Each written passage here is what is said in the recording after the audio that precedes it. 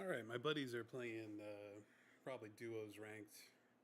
I'm gonna wait for them to get done with their match, and I'm gonna jump into a solo and see if I can get some crossbow or work on my crossbow skills if I can actually find a crossbow. That's been like my challenge lately is to just try and find the crossbow. Doesn't seem to be something that spawns regularly anymore.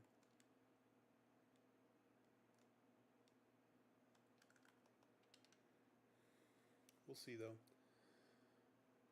Welcome in everybody. Happy 5th of July. Still still amazes me all these years later that we're one of the few nations that celebrate our independence on the day that we declared it instead of on the day that we earned it, which would be like October 19th, I think. 18th or 19th, somewhere in there. Anyway, we have this huge monument just outside of Washington, D.C., in a little place called Yorktown. And in Yorktown, there's this huge monument we have that celebrates the spot where the English or the British redcoats surrendered to us. And on there, it has the placards that state, when that all went down. And it was like in the middle of October. So I still kind of find that funny how we don't celebrate with a huge fireworks show on that day too. We should have 3 holidays, right? Four holidays that we celebrate with gigantic fireworks shows. 4th of July, um, our true Independence Day, New Year's, and then Juneteenth. I think Juneteenth should be celebrated this big as well.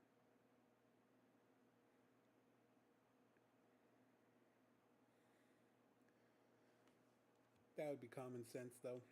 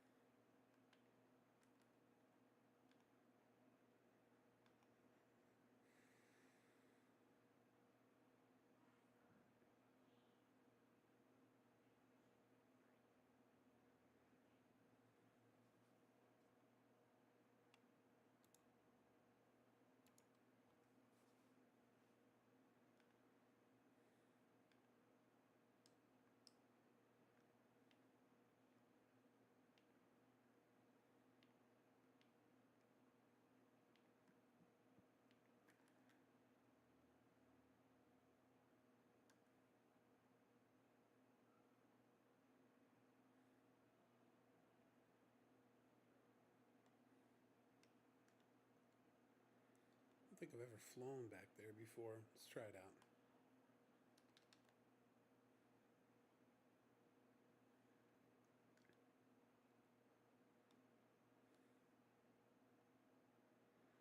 A couple of people did jump. All right. Oh, it looks like a gas station. Okay. Some other buildings. All right.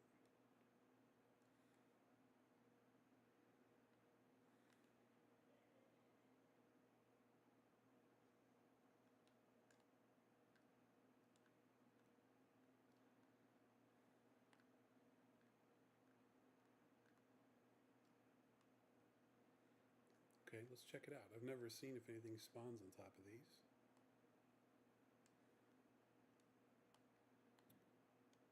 Okay, nothing up there.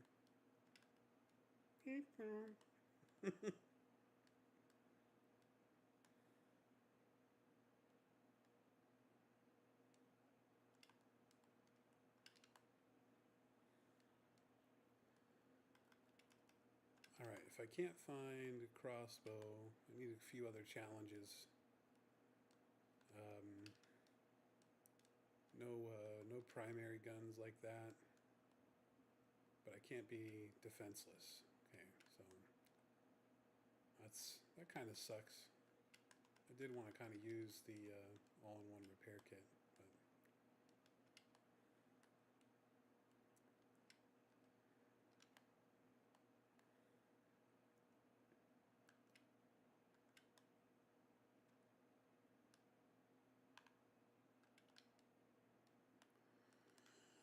so crossbow, um, Panzerfausts, and VSS. Um, I want to get better with the VSS. I don't feel that I'm all that great with it. I have a couple of friends that are really, really good with it.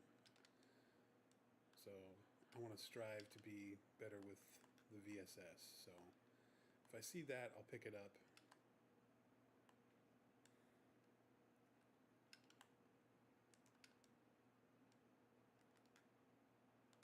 Oh, there's a roof.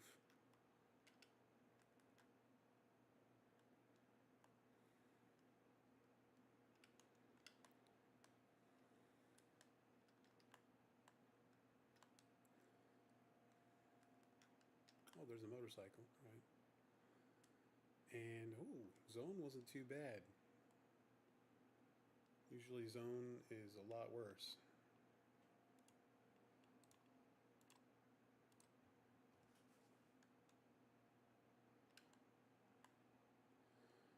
Whoa, that's not normal.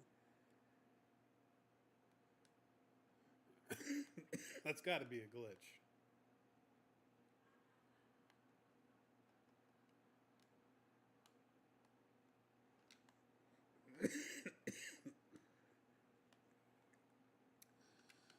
Yeah, I should definitely pick up frags too. Frags just are not my friend in this game. When I get into the real matches, frags just seem to be fluffy, feathery pillows that I throw at the bad men, and they absorb all the damage. So I'd like to work on getting better with frags as well.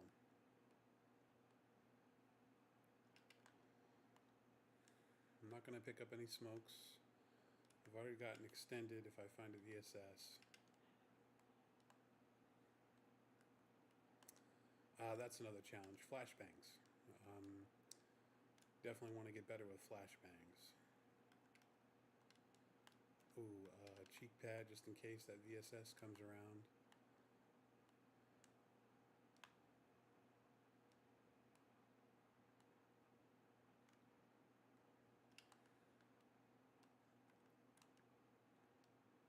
Good on that. Is that a flashbang? No, it's a foregrip. Okay. 7 drinks already? I'm okay.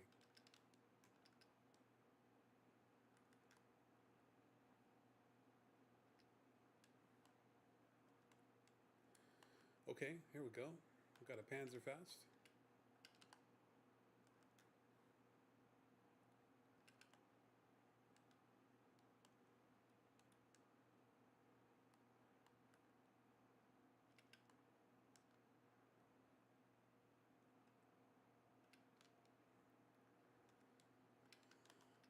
Now, I have found secret some secret sauce with this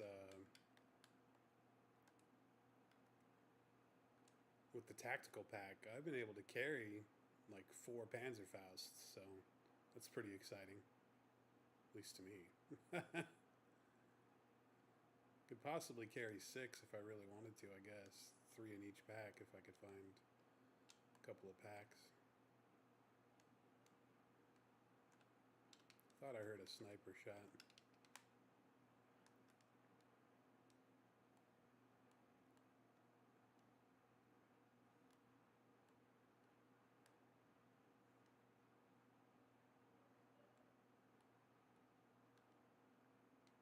Ooh, all right. I'll take that.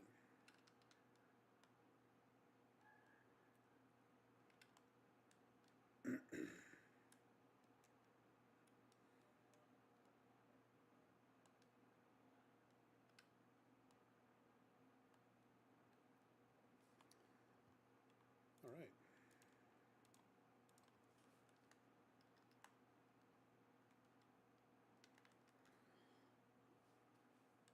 You guys are already done? Were you playing ranked or just regular? No, were you? Were you playing ranked or regular? Cool.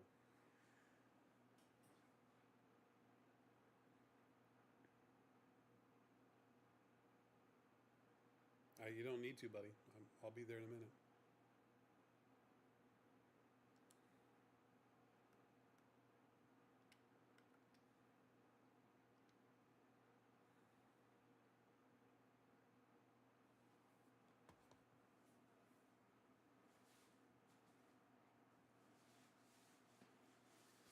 That's what I do every night. What do you?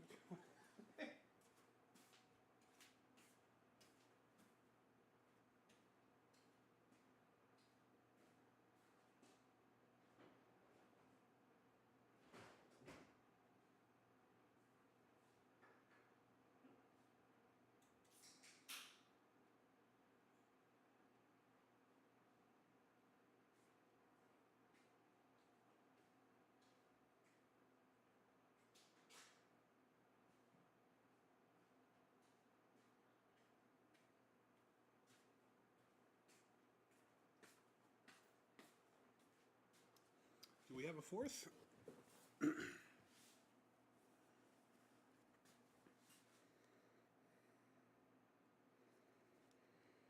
What the fuck's going on? Why don't we have a fourth? It's fucking Friday night.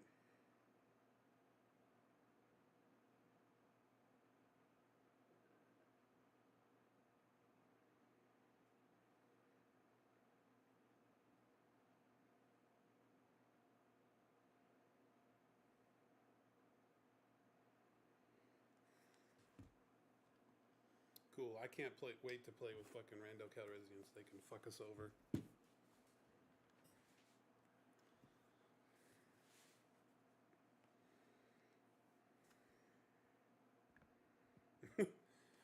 What time did you wake up from sleeping today, Vin, or did you even go to bed? Dude, you should have slept until like 2, bro. What, were people like on your side of the bed going, wake up, Vinny, wake up, wake up? Why? That's stupid. I wouldn't do that. That's stupid. What a waste of time.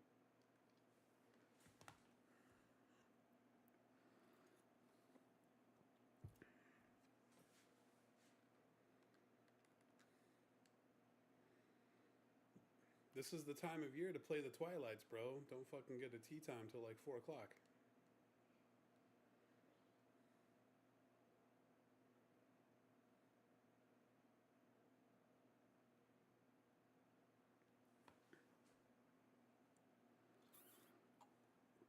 That sounds pretty good, man. That sounds pretty good.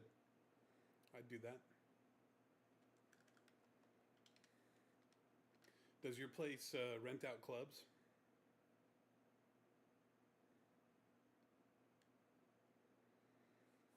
I got to call up the. With my season pass to Disney, it allows me to go play at the golf course. My green fees are covered.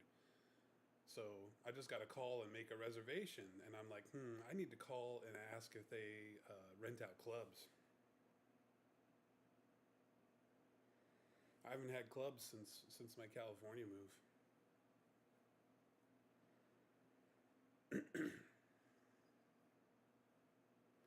Yeah. Yeah, yeah. And they're like pro. They're pro fucking courses too.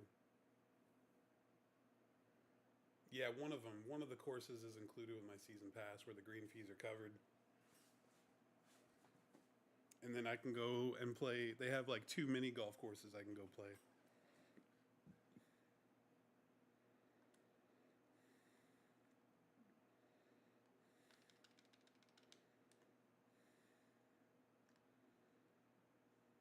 Fucking people jumping with us. Get the fuck out of here.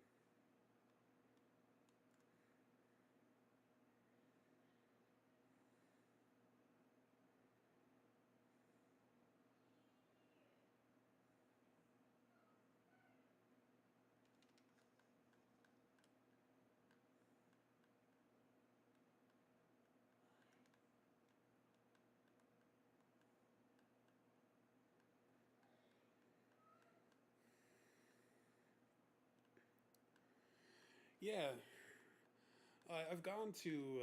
Is it really? I've never looked to see what the price of renting really is.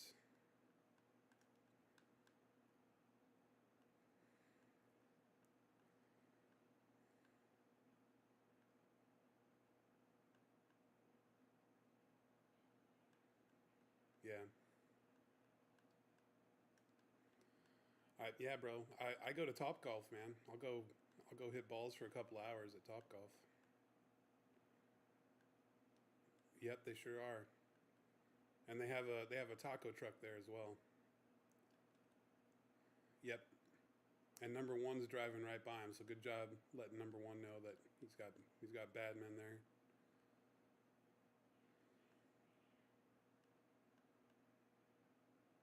Okay, I see those guys cross. No, they're shooting at us. Move, move, move, move, move, move.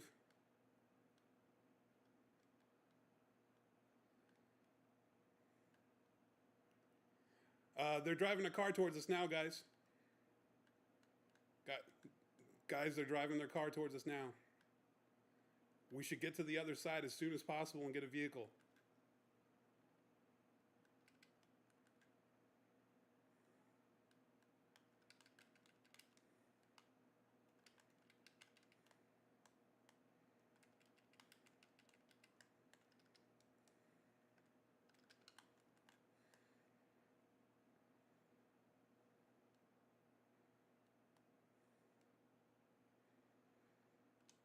You tell me, buddy. I didn't stick around to find out.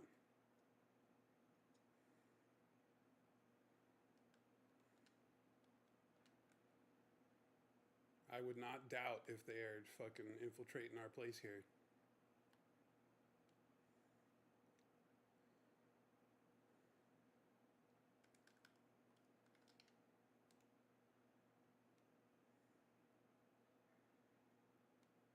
Our rando is here with us. There are no fucking vehicles back here, dude. Yeah, I'm here with you, bud.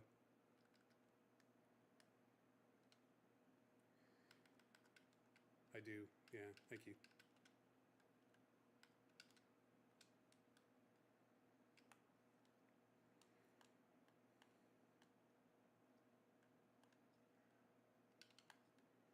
Well, we can dip out here and go to Walsong, or we can press our luck and try to keep looting here, which I'm not a fan of.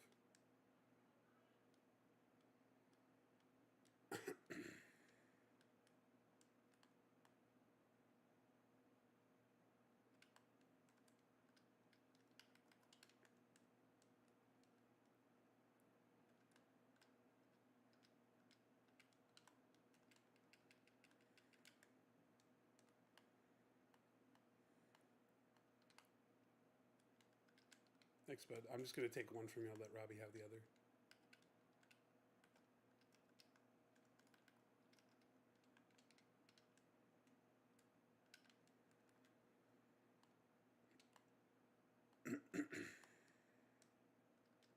Go ahead, bud. I'm good, man.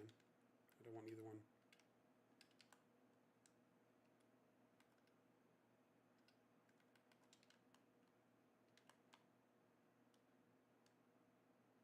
Yeah, we don't know if these guys jumped out and they're just kind of shoulder peeking us. I'm not letting my guard down. Yeah.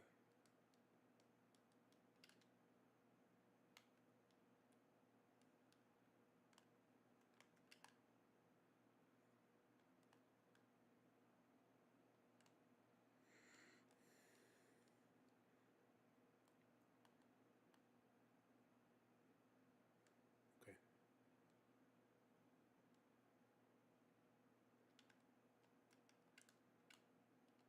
Thanks, bud.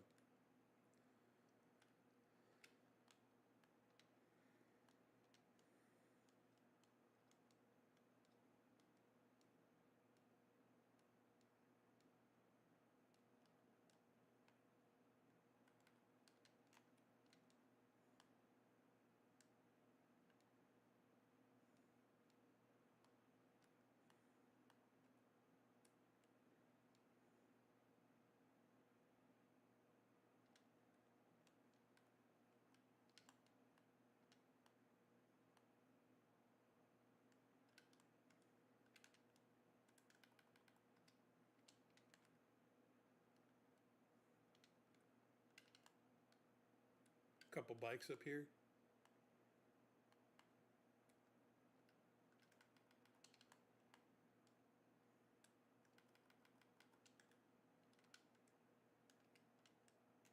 setting one up. There was another one over by Robbie. As I was running in, I ran by one.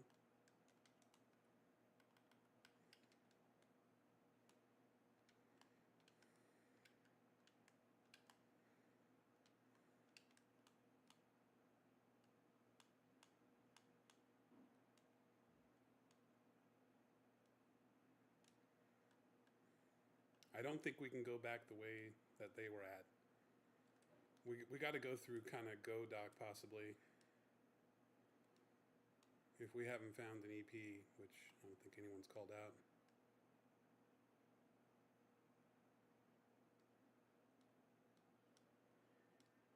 It's almost like an EP, except it's not.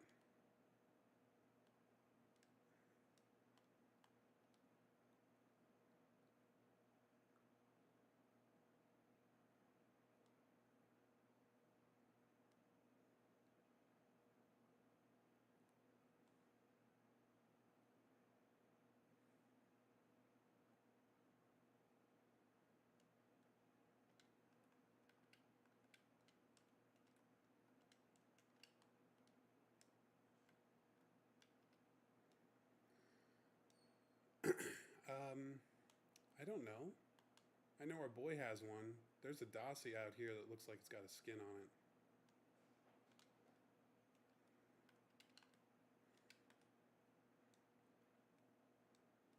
I mean, he's trying to hang with us, so.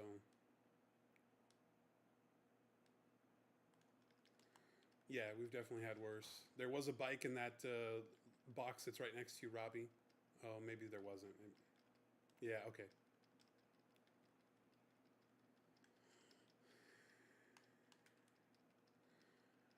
I'm going to take a northern approach, boys, so let's go towards ship.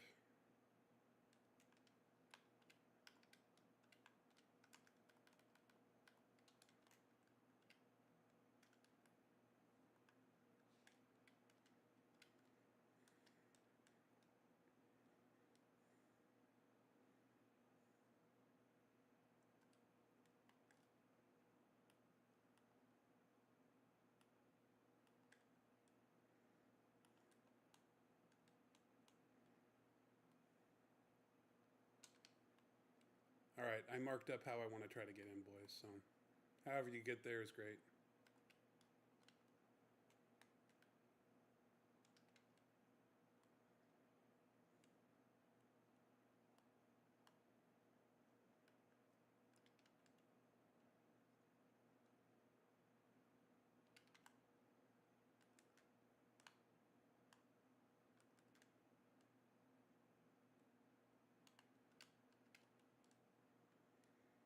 Yeah, I thought about it. I might.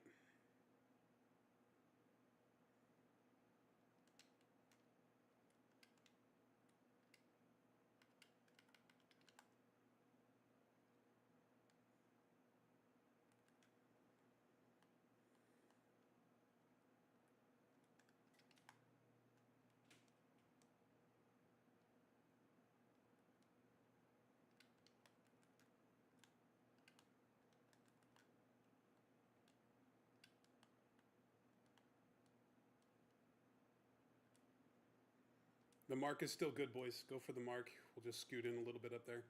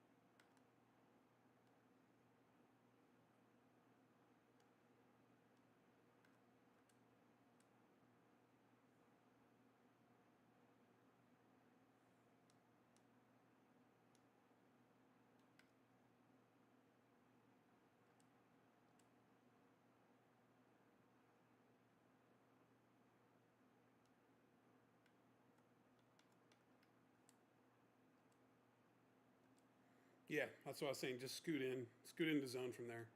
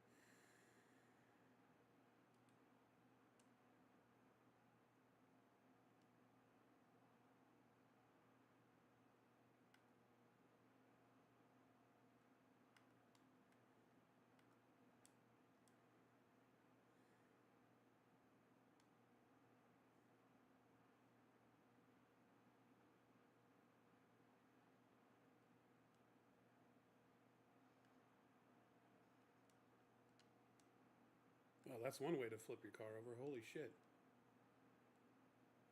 Okay, nice. Zone was still nice to us, but looks like we'll have to cross the river.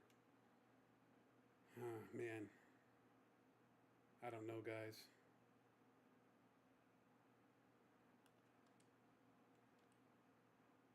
It's too late. Let's just drive over, but we need to cross now. We need to go now. Yeah, I got this motorcycle.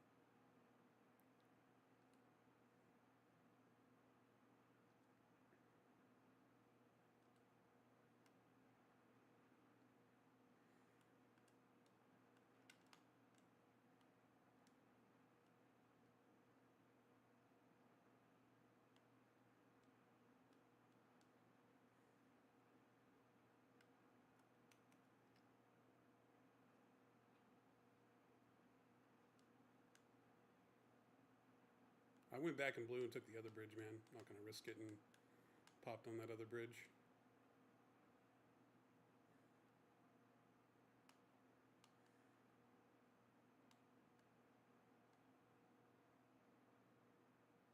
I was gonna try to do something else, but we don't need to get fancy. We can take that ridge.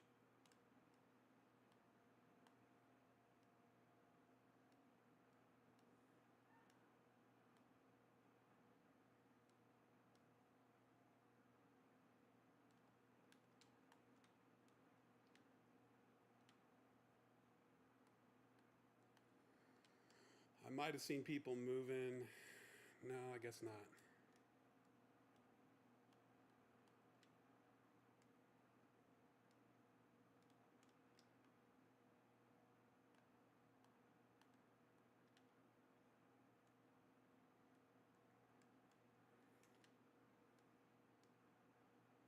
That sounds nice. 160.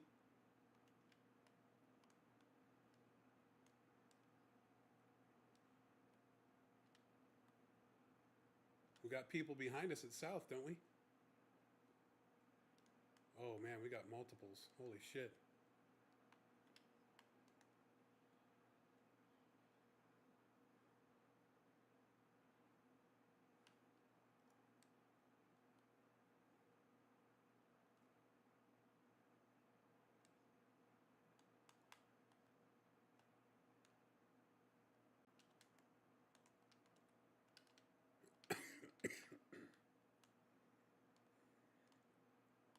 Man, there's people coming up behind us where we were.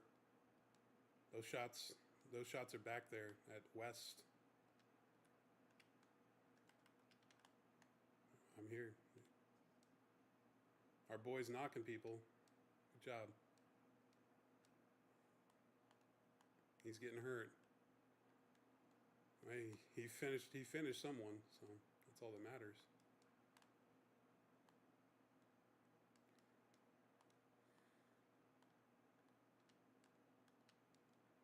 Okay, we might have to either cross the street for better cover instead of going face first into the Vinnie's mark. We got a nice dip over there, depending on what zone does.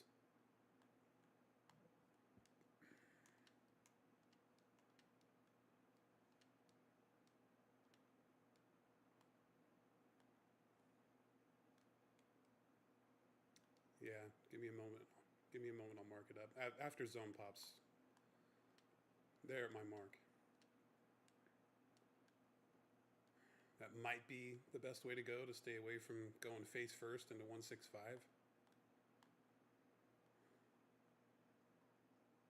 It's wide open, yeah.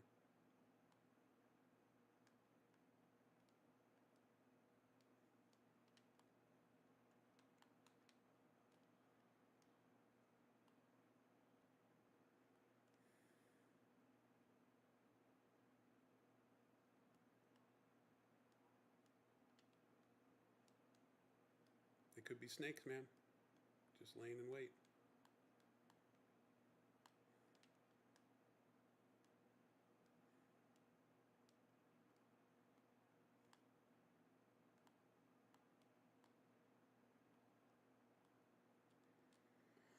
He's out of bounds though. He's not in zone.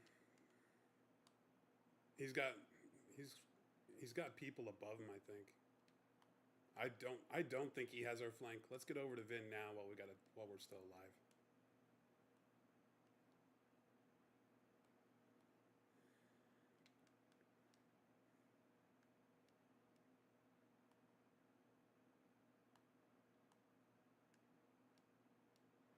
He's got 2 kills, man. Good job, Saucy. He's finishing off people.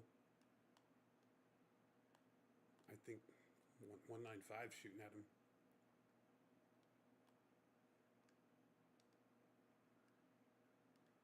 He's in zone. That's all that matters. There was so much fighting over there by him, bro. He only got 1 kill. Fuck.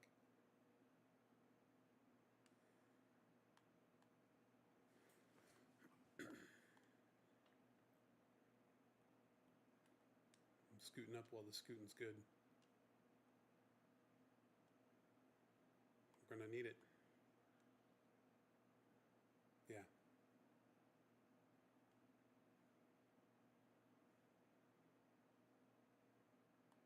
Always a possibility. It's at 120. We don't have to go much further than this.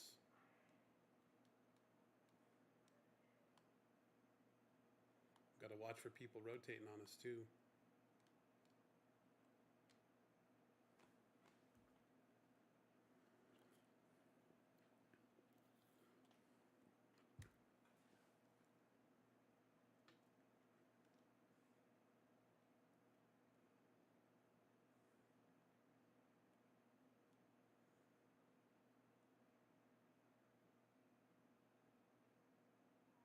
There is. Yeah, right in front of us? Yeah. You didn't hear those shots earlier?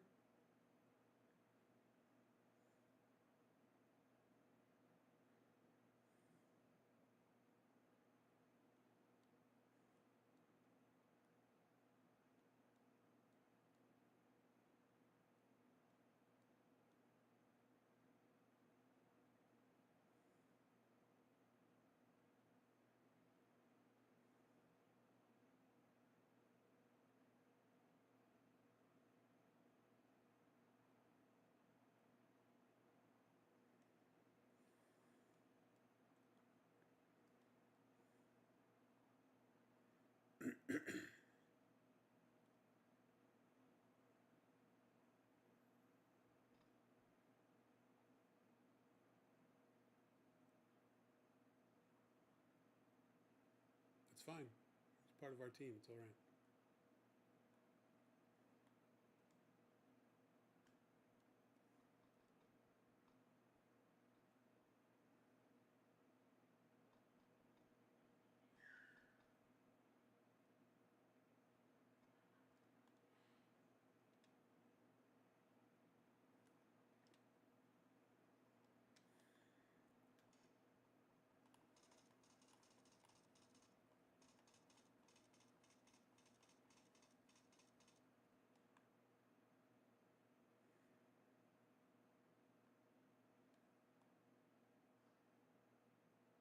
Yeah. 100. Yeah.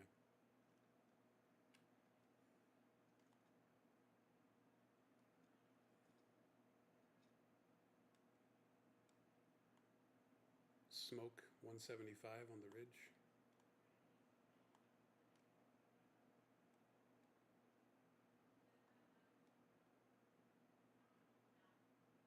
Yep.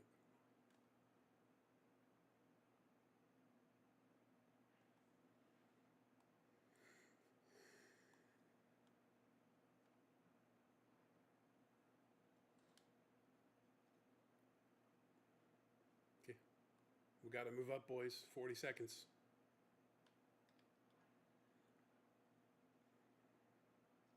All right, well, do we have much choice? I mean, we could take a ride, but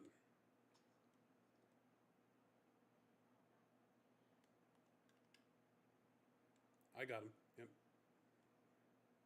Yep.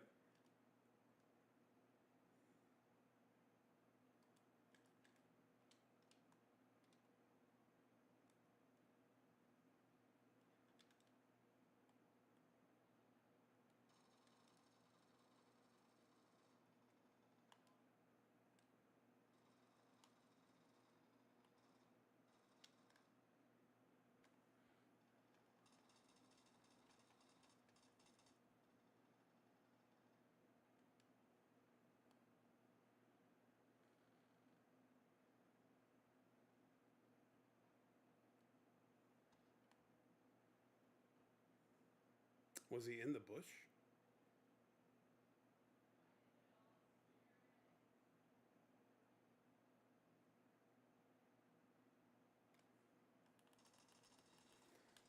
Come on, I had the guy.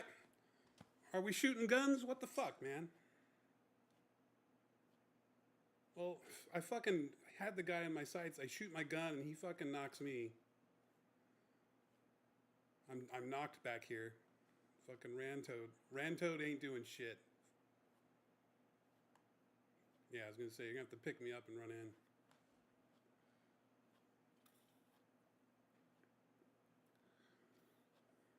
Do what you gotta do.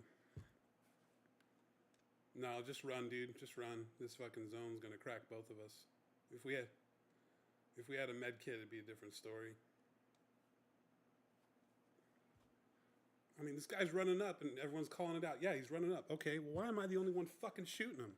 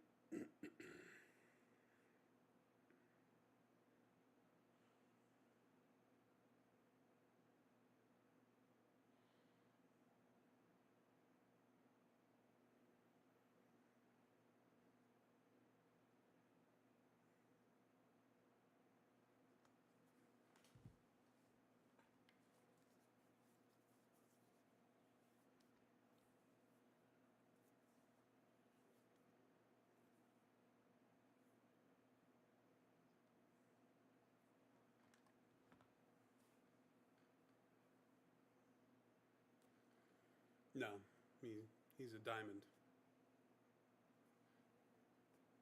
Which one do you think says master, Vinny? Which one do you think? Left, right, middle? No, bro, that's diamond.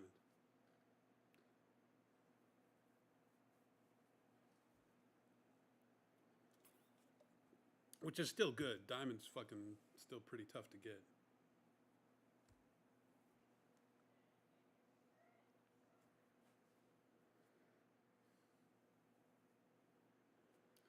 I never played rank until I met you guys.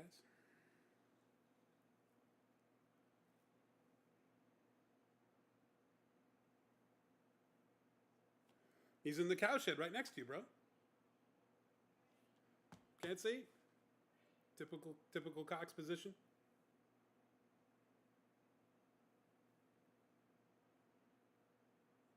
Can't see from my position? Okay, have you considered moving? Nope, can't do it.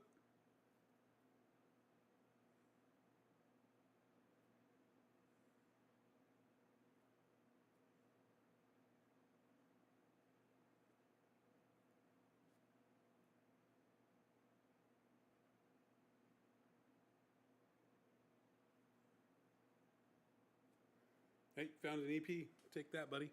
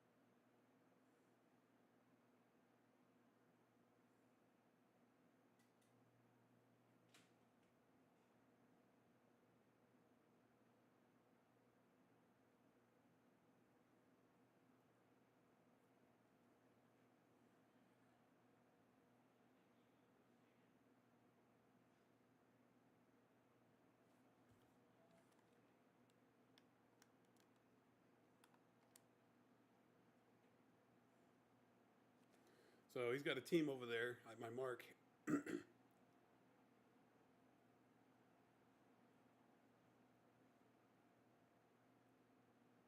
There's another guy on that wall.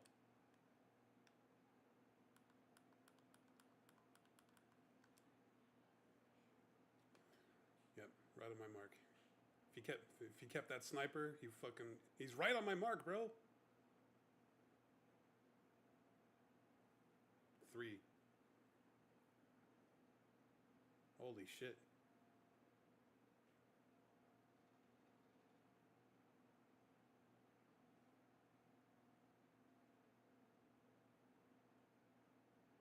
He's dead.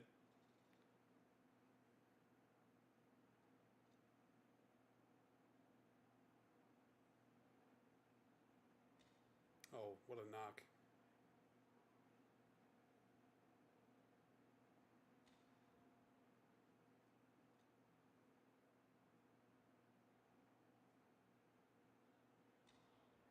Nice. That other guy's still alive in there, I think. Yeah, he's still alive in there.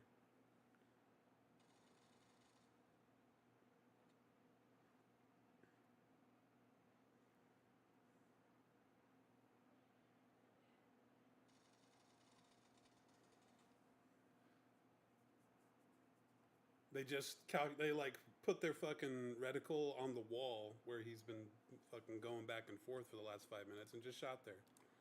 So fucking lucky. Good job though, Sassy.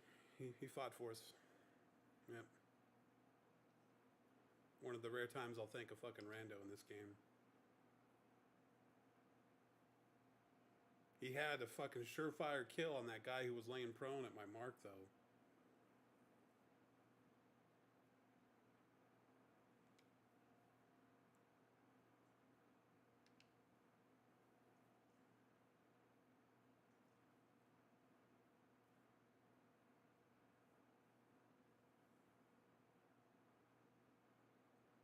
Feels good to have a buffer, right?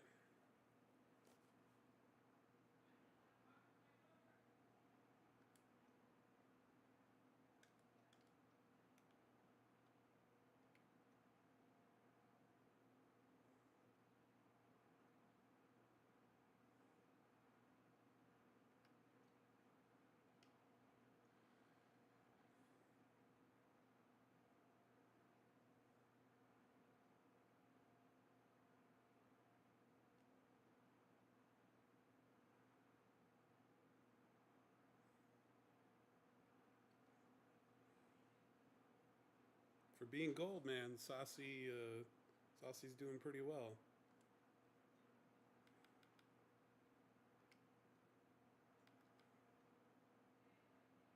I invited him. Yeah, I'm trying to invite him to the party.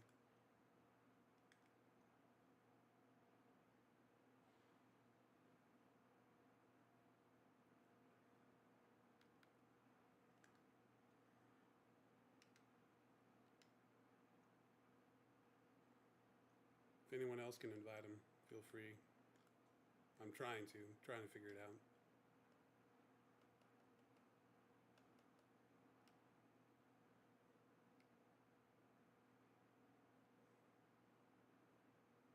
Yeah, how do you view their profiles, Rob?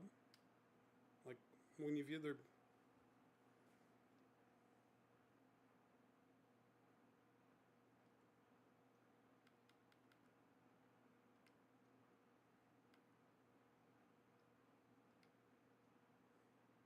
He's not PlayStation. He's Xbox.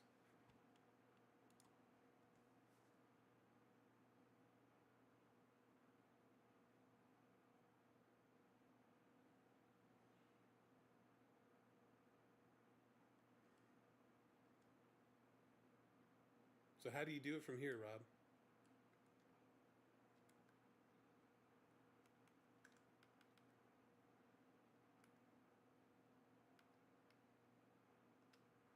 Okay, that one's easy. I don't know why it's not that easy in the other lobby.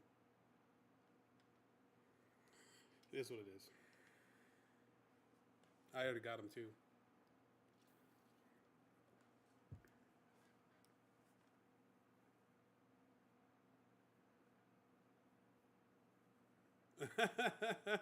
he realized, hey man, that zone's gonna fucking crush me.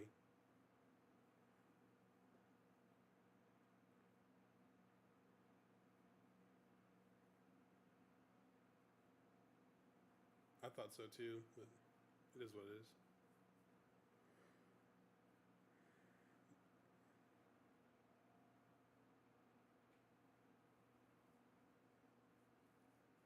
I'd rather have him on my team than against him. I've definitely seen his name around before.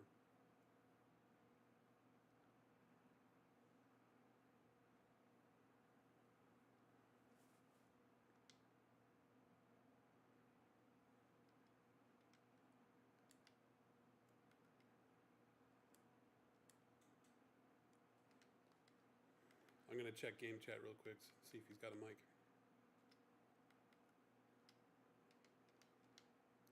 Saucy, are you there, buddy?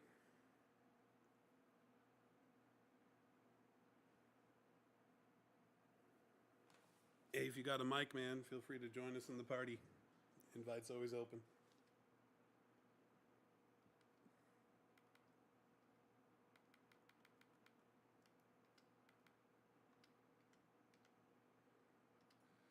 Hey, there's Saucy. Welcome in.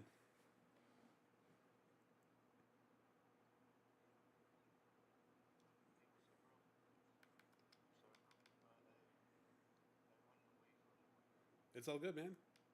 Hey, good match last time. Yeah, good job.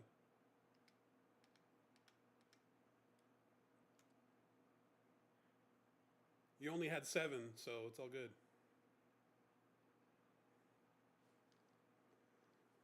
I pick up 3 of them and I need a fucking pizza in order to fucking walk in the game.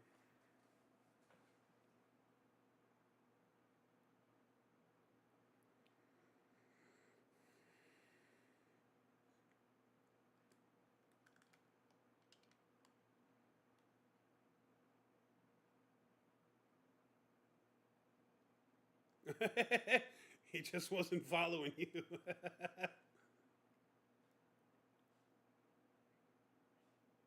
Heard? Yeah.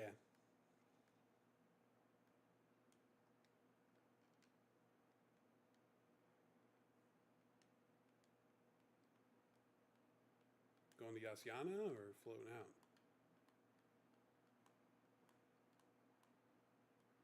Yeah, Brad, they're floating on parachutes. Thanks for letting me know, Vinny. That was great.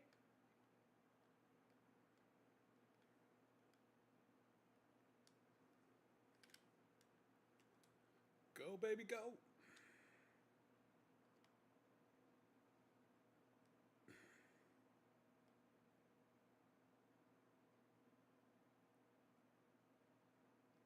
Yep, typical Cox position, other side of the map.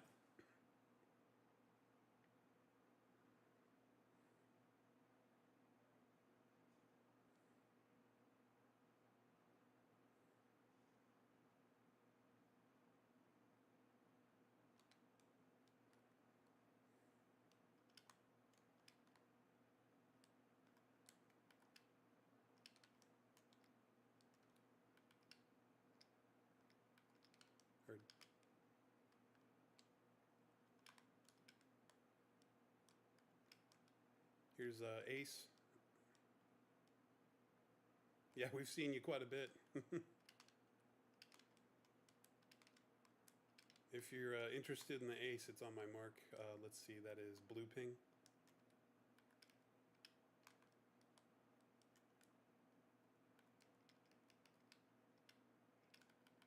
I've seen Saucy had it last game, so I figured that gun might be his jam.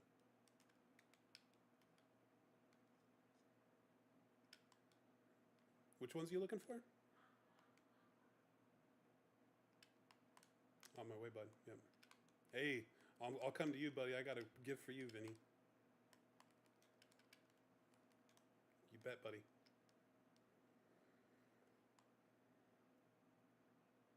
starts with PP and rhymes with Andre Rison.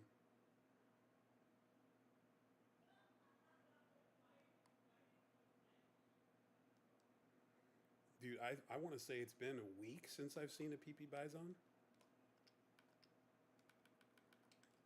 But did you pick it up, though?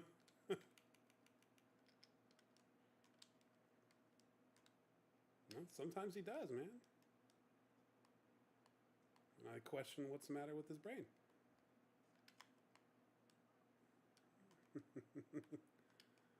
I got a DMR suppressor to give and an AR extended. Right here by the truck. Extended AR is there as well.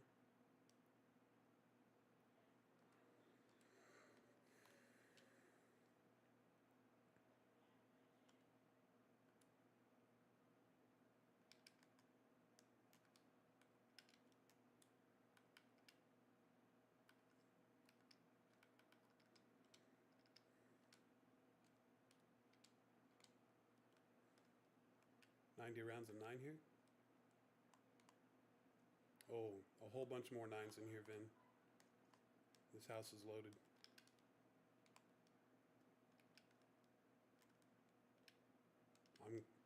I'm leaving a drink in that house for you too. You just got to look around for it.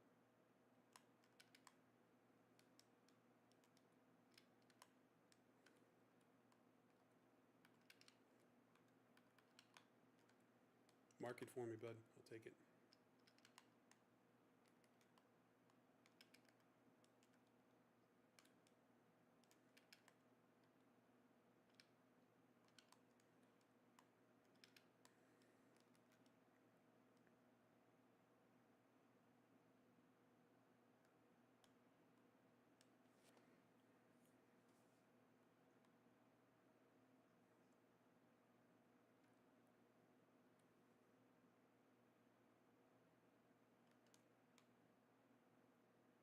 It's in here.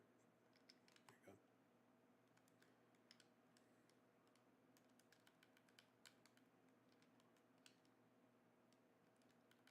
Here's sauce if you need this.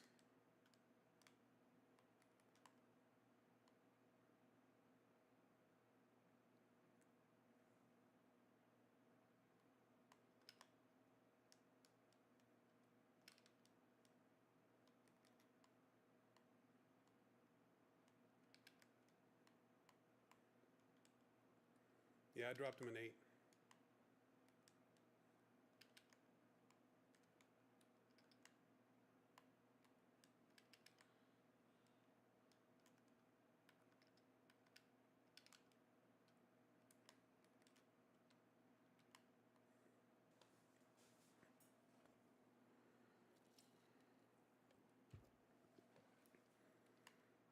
Hey, man, it's more than what I got.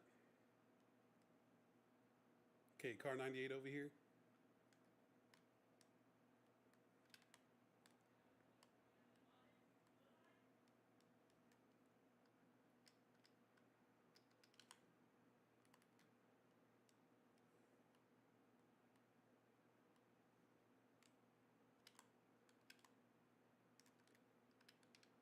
Another 8 scope here.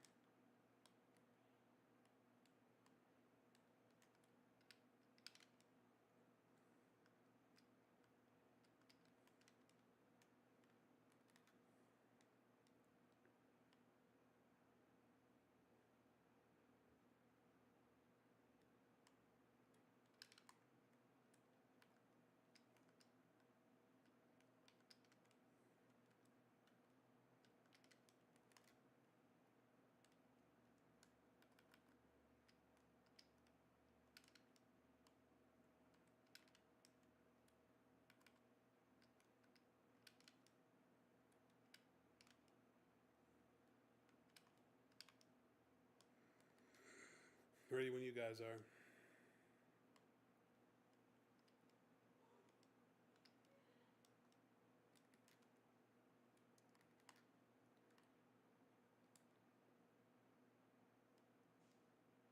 Come pick me up, buddy. The other four-seaters right here.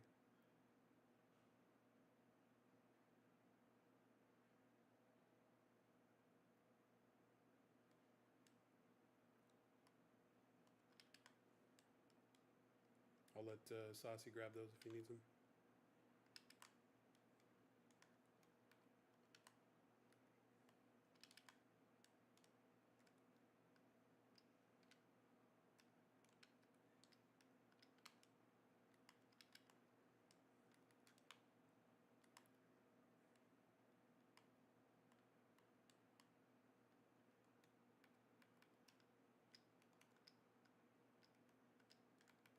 Yeah, heard.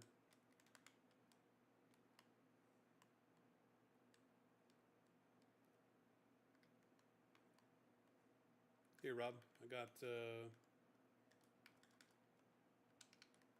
rounds for you, bud.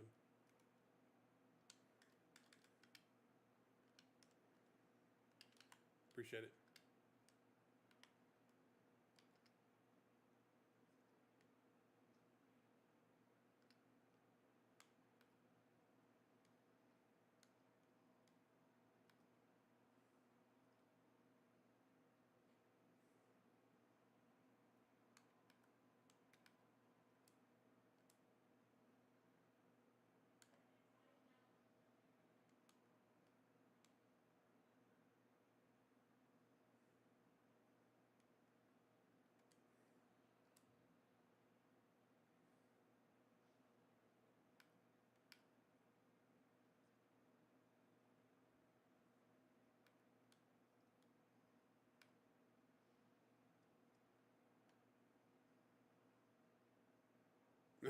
I'm already out.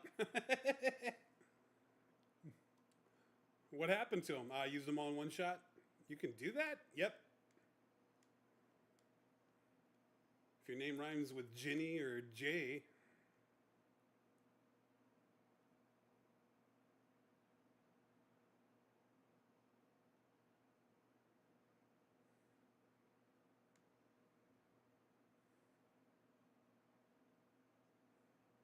Heard.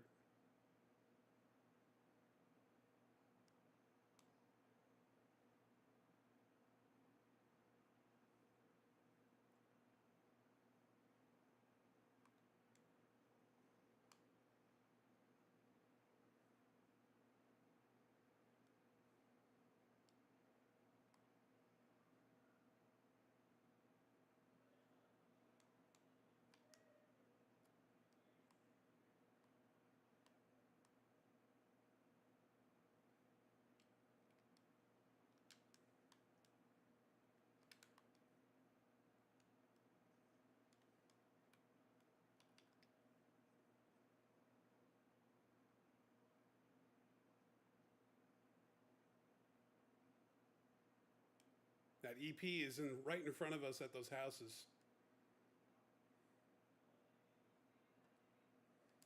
Going North Georgia, heard?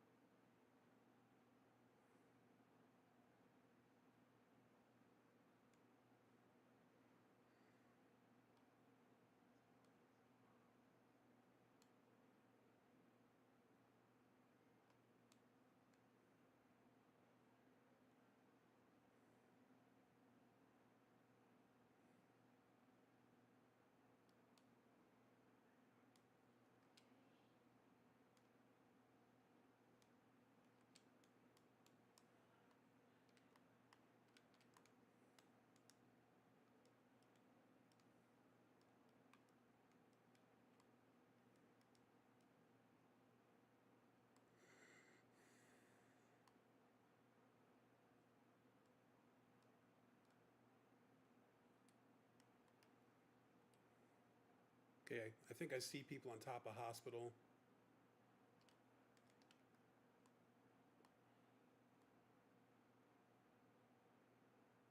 That we might need that. Who knows?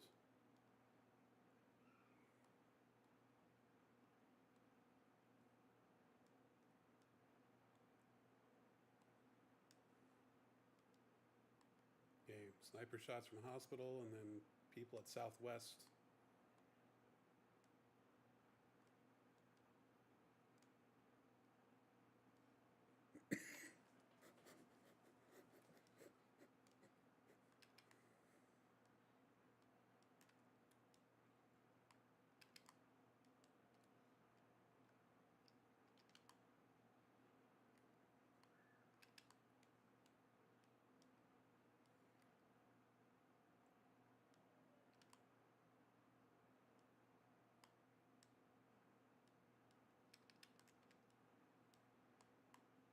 Yeah, these doors are open.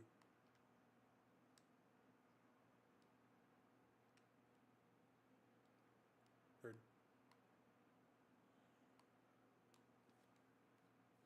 Well, might need that EP depending on what circle does.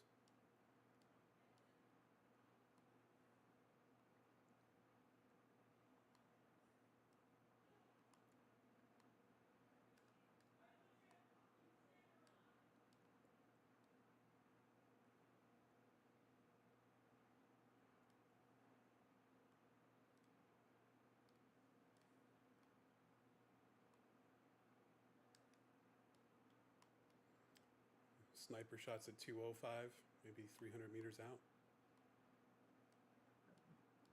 They have that hill. So if we use that EP, this spot back here might work. Do we have a roof?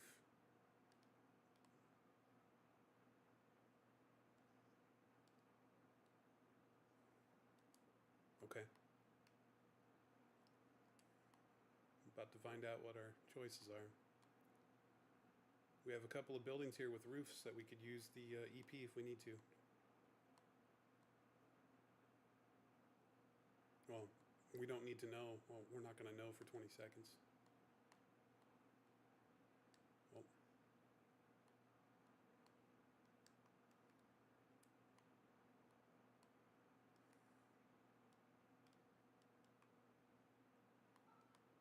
is that EP upstairs, Rob, on the roof?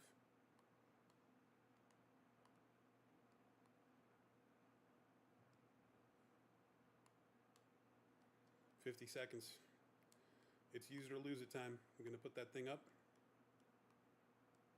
If we're not putting it up, then we can take vehicles and good luck. Okay. All right. Vehicles it is. Let's go. Set up the EP and make it look like a distraction, bud.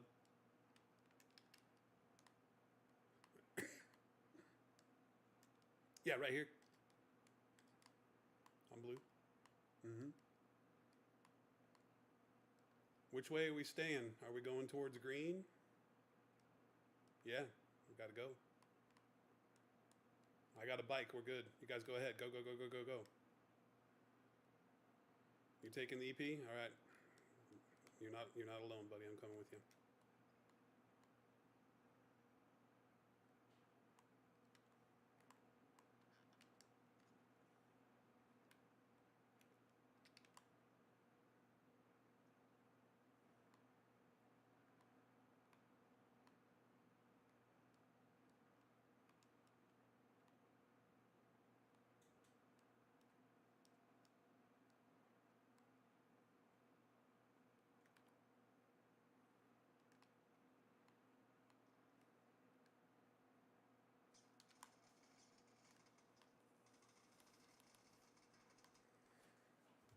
Were you watching the door or what?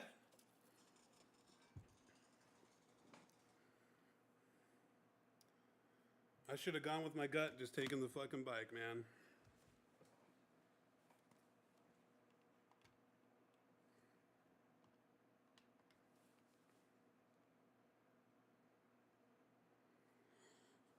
We had a whole, I don't know how many people got up on us, but somehow they got to the door in the 3-story building and shot us before we could get on the EP. was great.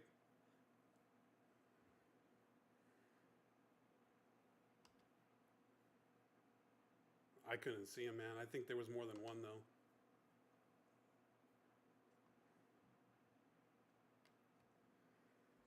All right, run it back. Take a drink. Move on to the next. Oh, bye, Vin. Oh, bye, Saucy. Oh, Saucy's out of here. Okay, bye, Saucy.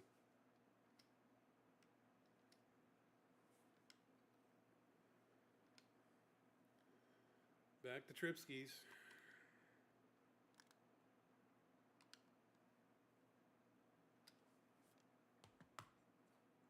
What the fuck? Okay.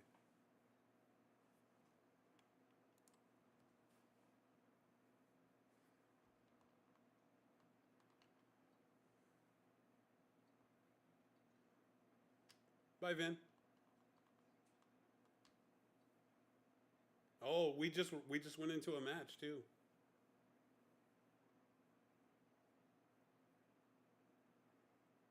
The hell did you do, Vinny?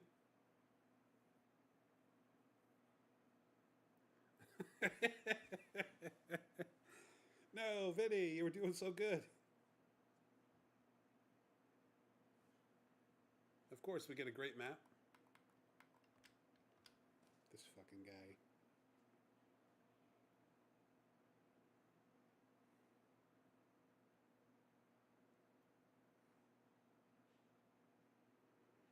I thought you were watching the doorway. That's why I didn't pay attention to it.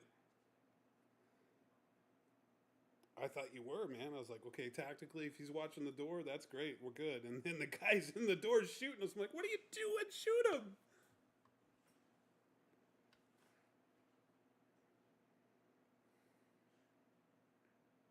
I put 56 damage on him, and that was it. Yeah, they ran from where Saucy had marked them. They came over as soon as the EP was going up. We should have just taken the bike and dipped out, bro.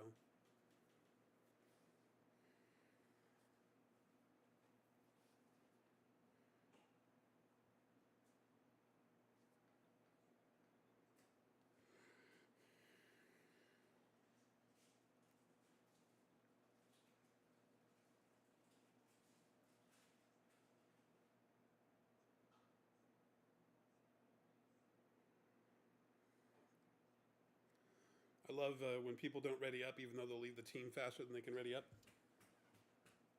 No, you're not. Your checkmark is gray.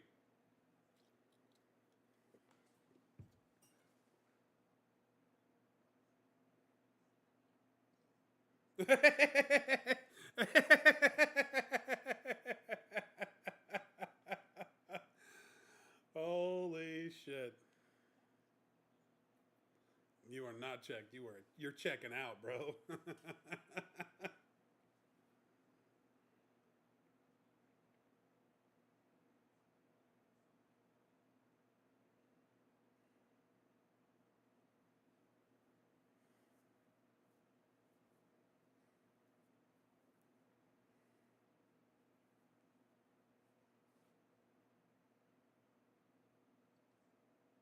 Welcome back, buddy.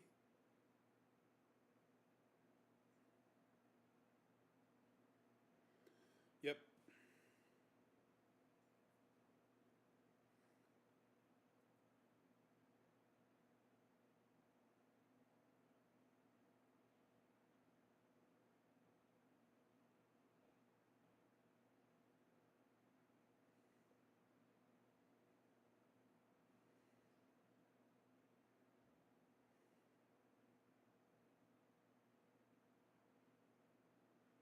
Hey, all right. I'll take it.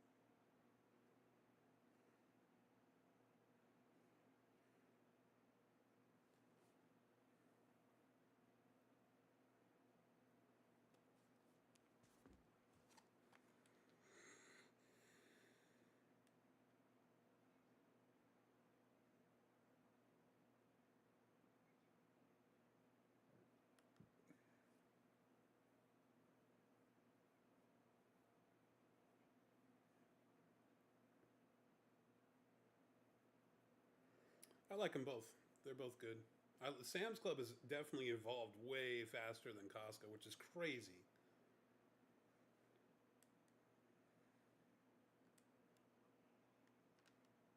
Yeah, Sam's Club is part of Walmart.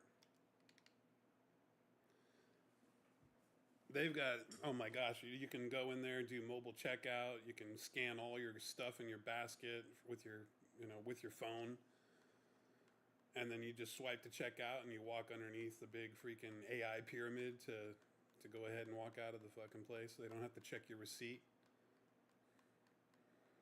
Costco, Costco, you still got to go and go through a regular checkout, and then after they scan all your stuff, then you got to go and they have to look through all your basket items to make sure you didn't steal shit. We got these guys beat. Their ribs, Sam's ribs are pretty good though. Yeah, man.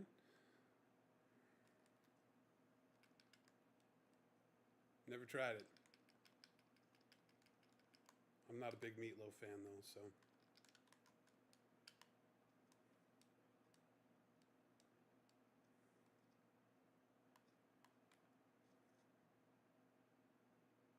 These guys are close. He's here. At the shack.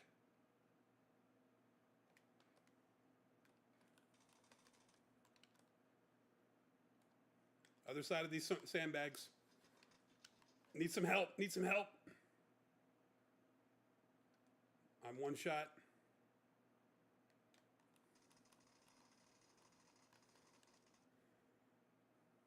He's here. He's at these sandbags.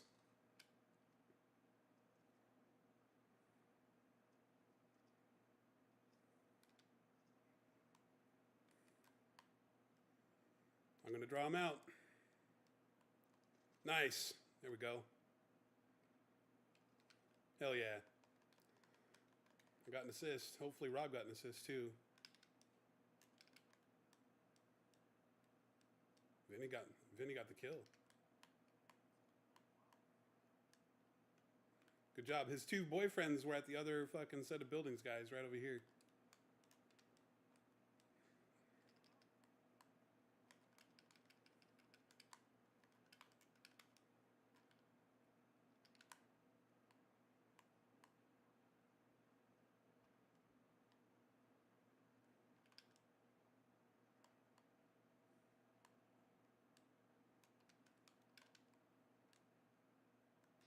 Oh, shit.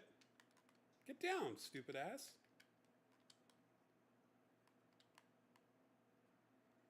Rob, I might have their attention here, bud, so you might be able to get a flank on them.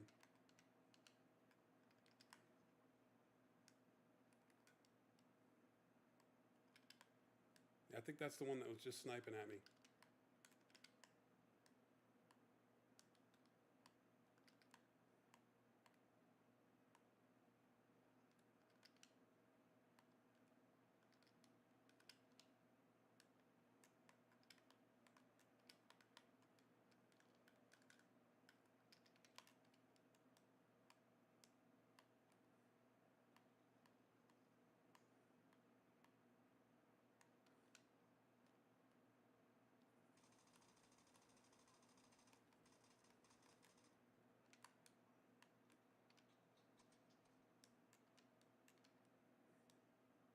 I don't have any fucking ammo.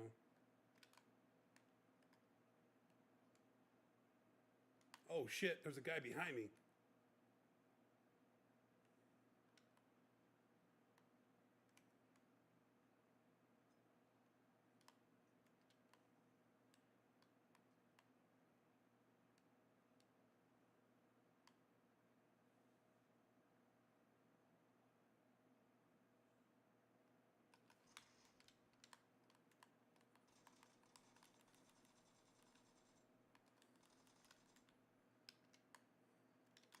He panned me. Fuck, he got me good. He panned me. He threw a pan at me and got me. What a shot. God, I couldn't find any fucking ammo for the pig.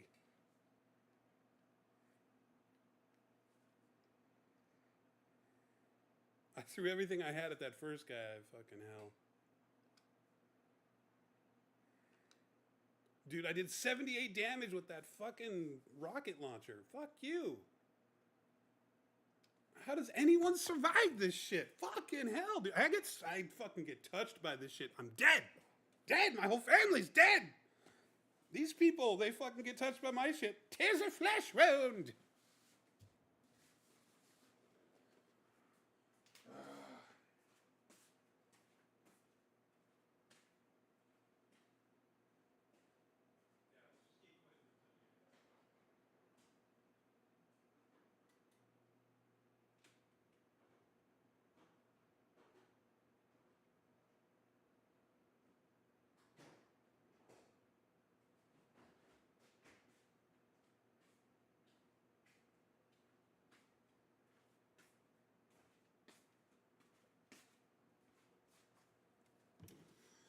Well, we are officially closer to the year 2050 than we are the year 2000.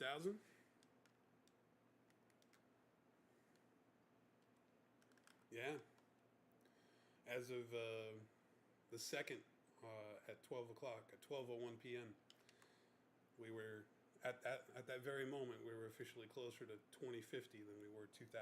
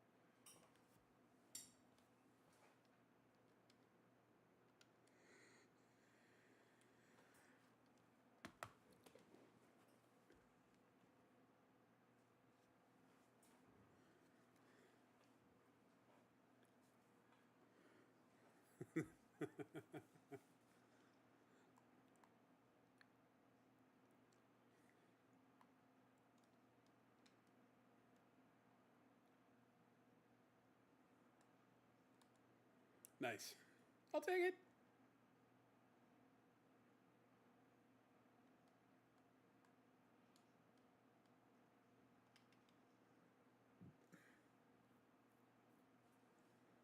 Guy's name is Mick Weiner.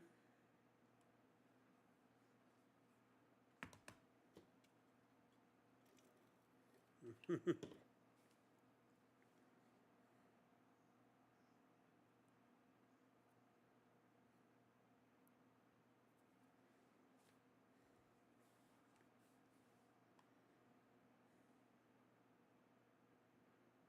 should just pay attention to the road, Vinny. This is why you're not allowed to drive, man. Yeah. That's why you're not allowed to drive, bro.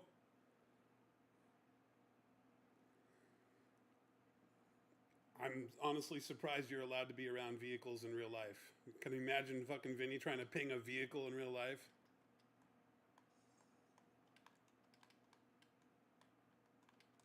Not even a car.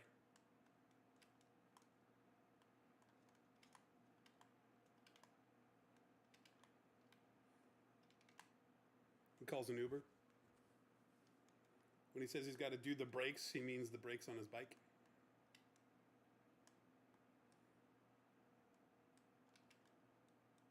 Yeah, no shit.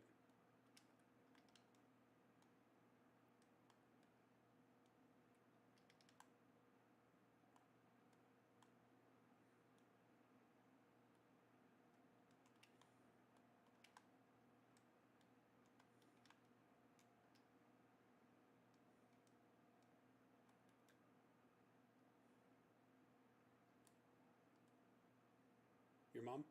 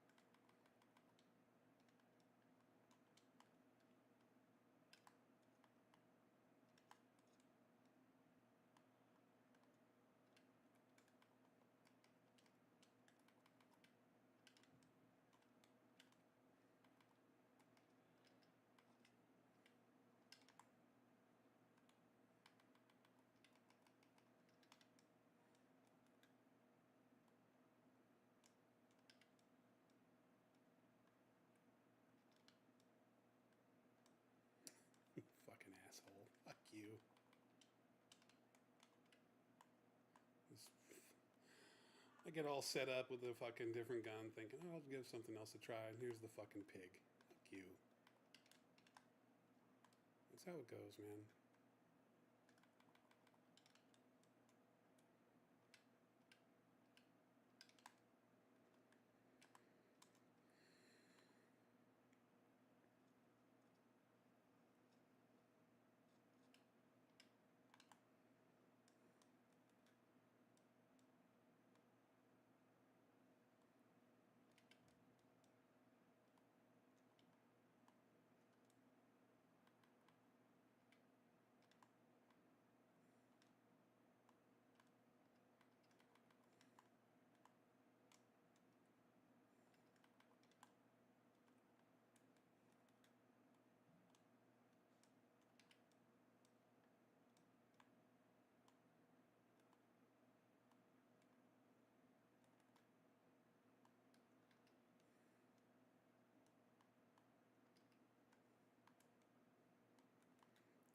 I'll take the 8 scope, buddy.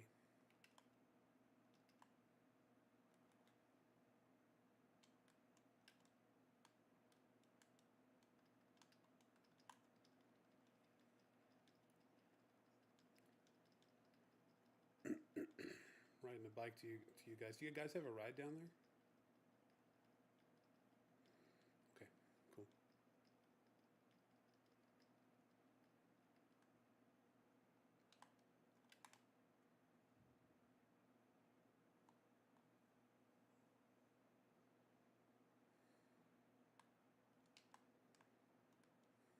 You're good, man. You got that 8 scope? Thanks.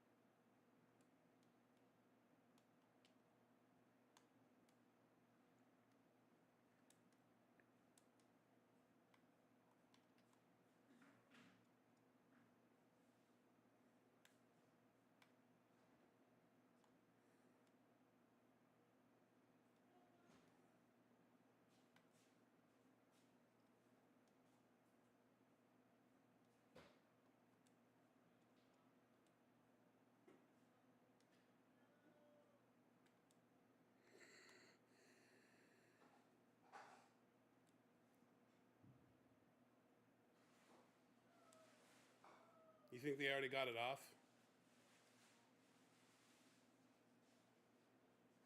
Somebody's using it, or they have used it.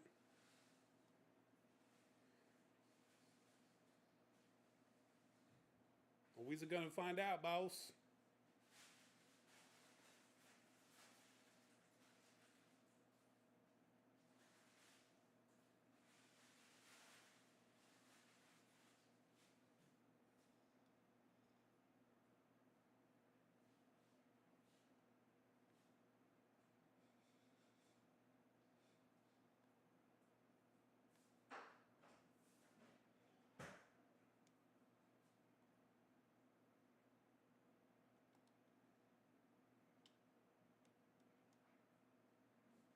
Okay, we're gonna be on their coattails here.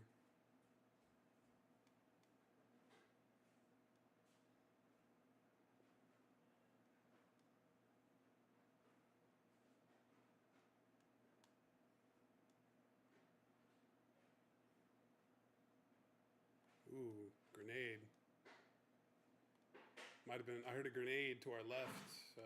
295.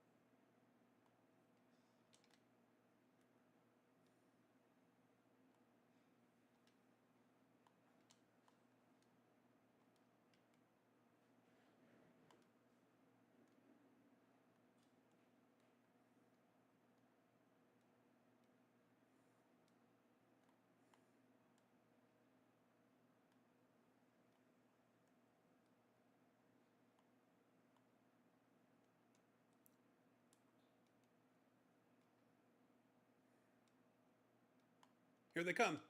West.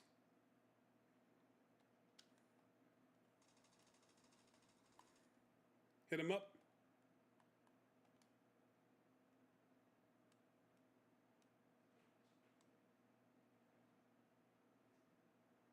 Look out, Robbie. 345, bud.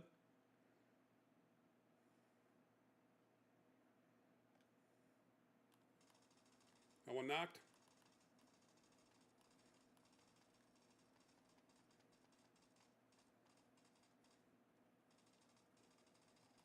Guy right on top of me, boys.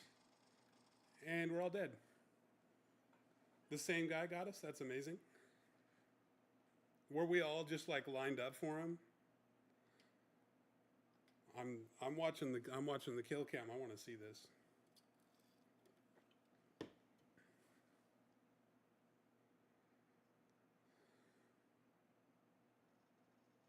Okay, I got that guy really quick. This guy came up here on the other side of the hill.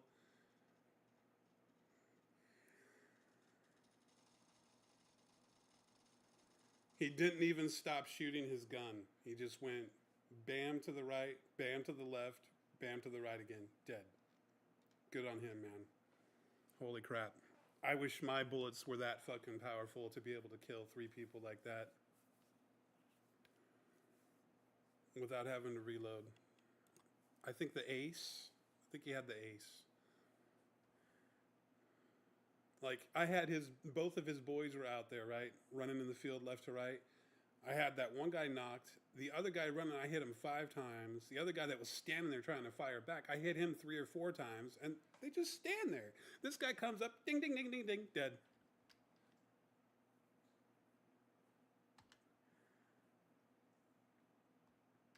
Oh, hey, Yabatna's on.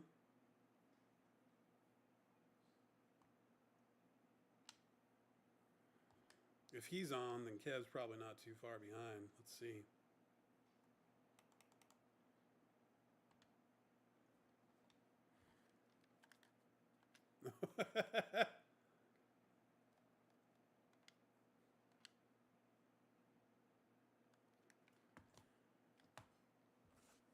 Good old Yabba Junk.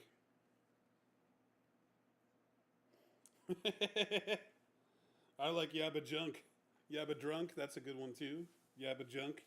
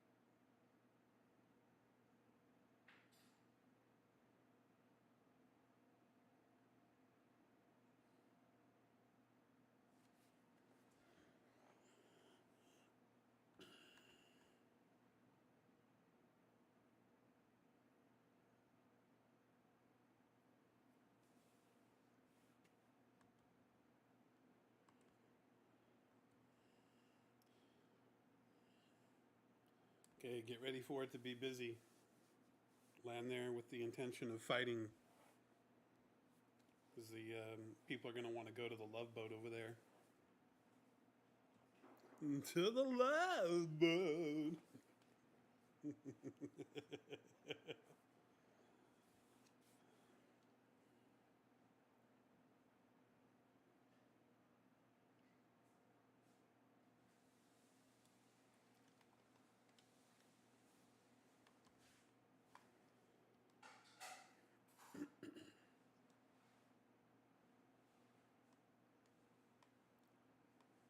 At least 2 teams with us.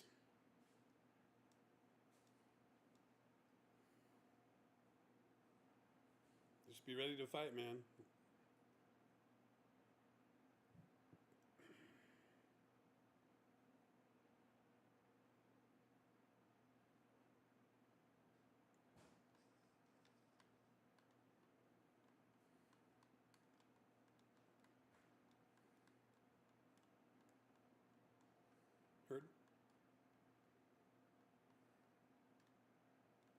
I don't see any. Well, this guy is going right in here with us.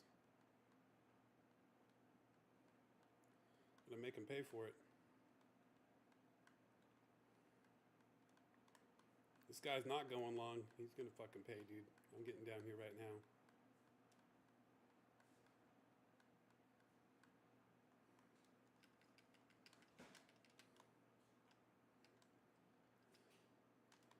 Landed right about here. He's in this building. He's looting. Got him knocked. Right here. Not finishing. Didn't see any of his other boys.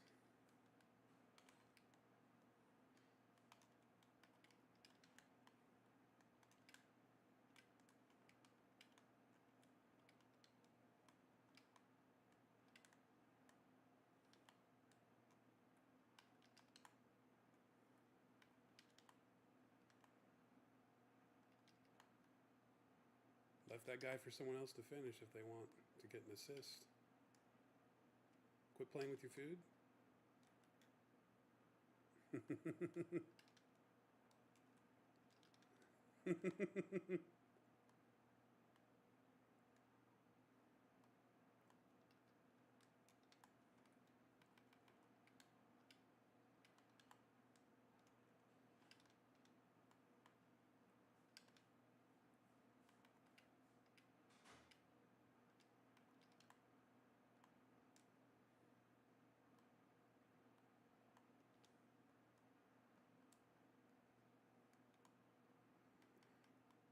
Okay, I got mortars going up.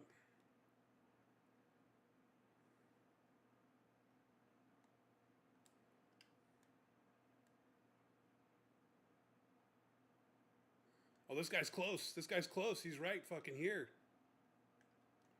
On this building.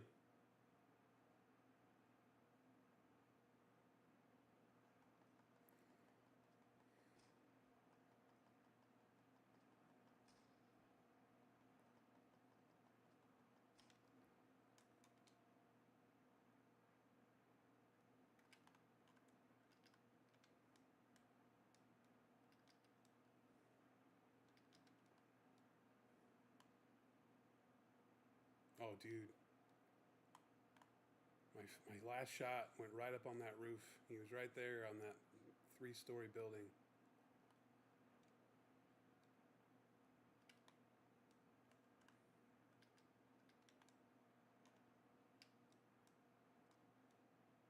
Guy's name is I Eat Rice.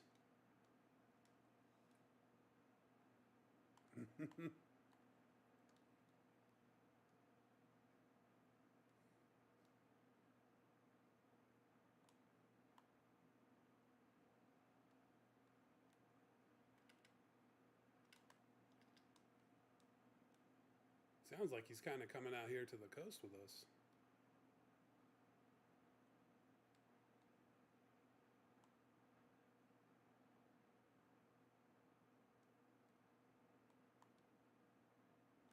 This guy's close with this vehicle.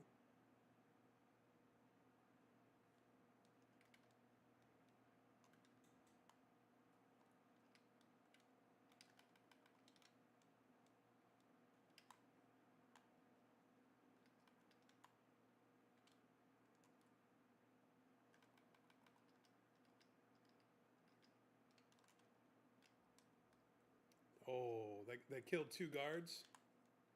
They're over there hitting the guard shack.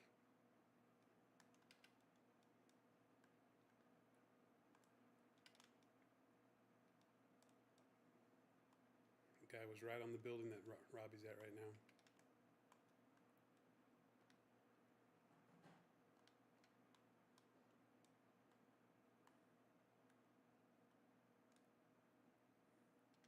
I got 2 EPs right here, guys. Literally, right next to each other. You guys want to take one and just get out of here?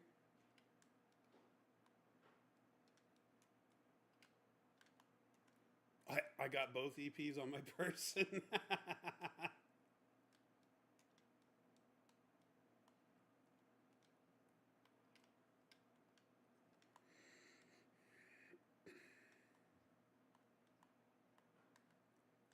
think I want to try this building here for setting it off.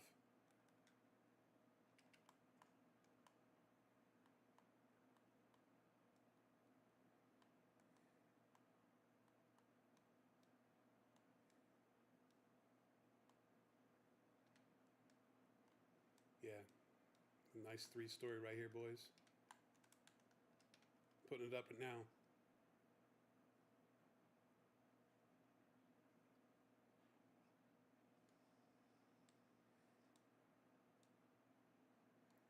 Oh, shnikes.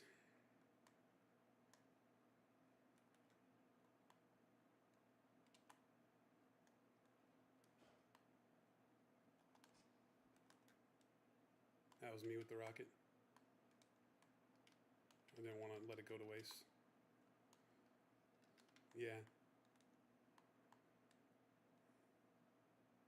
I see my crossbow, so I couldn't fucking pass that up.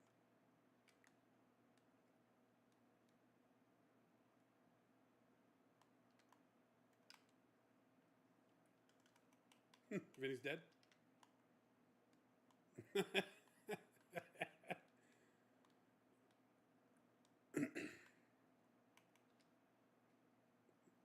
You don't want to know.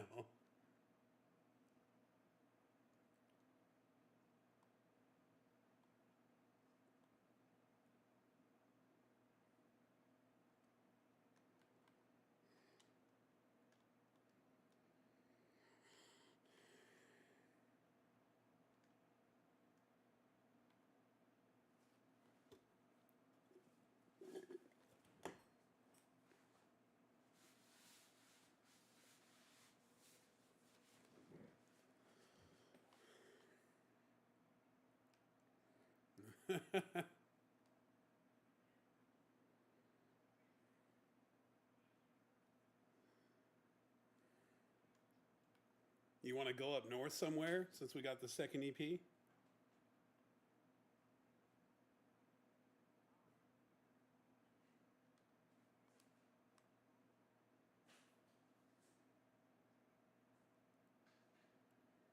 That might not be the middle though. After next zone. Think we can make that? You guys want to try for that?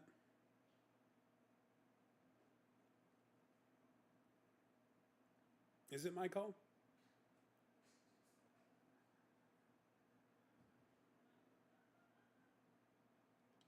Okay. I was going to say, I don't think it's my call, guys. Okay. And you got to follow me and you got to do as I say, not as I do. And then Kev with the, so when it's your turn to pick, are you in charge for the whole match?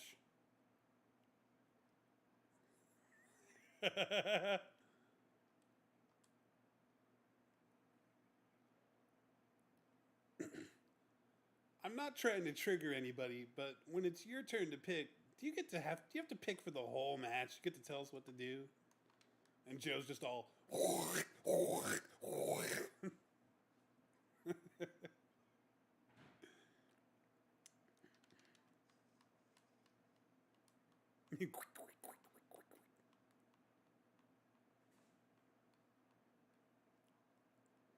That is a hell of a float. We're going to need a vehicle. Heard. Oh. Turning. I'm going for this shit right here.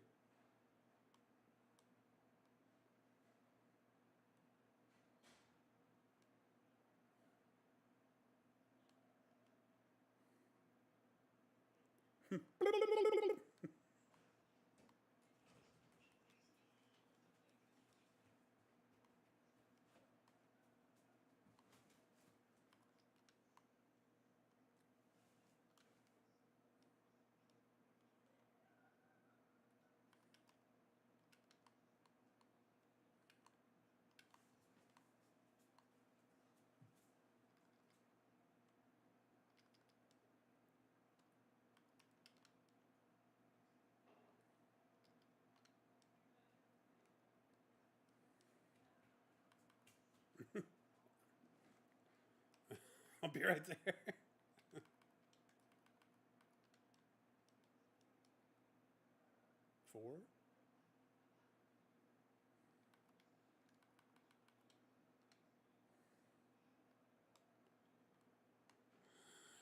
Turned out to be a heavy stock. I thought I had your. Yep, sure is. Let's go for it.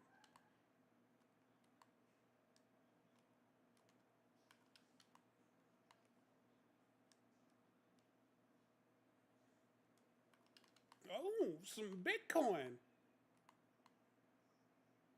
Oh, shit. Vinny's at the wrong spot. We're going to put this thing up. Vinny's going to be screwed. Yeah.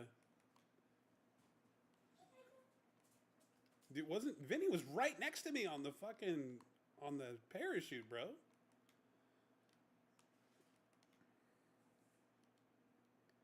Dude, Vinny was right next to me on the parachute too, bro. He was like, "Where do we go?" Ooh.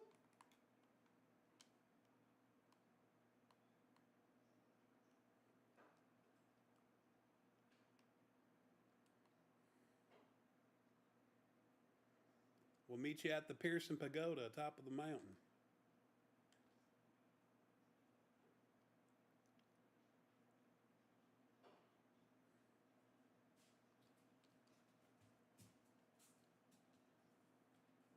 I need a pizza.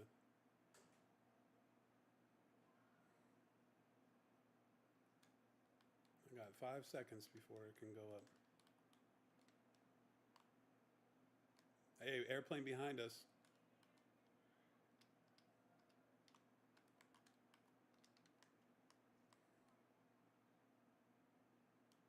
Do it. He just took off.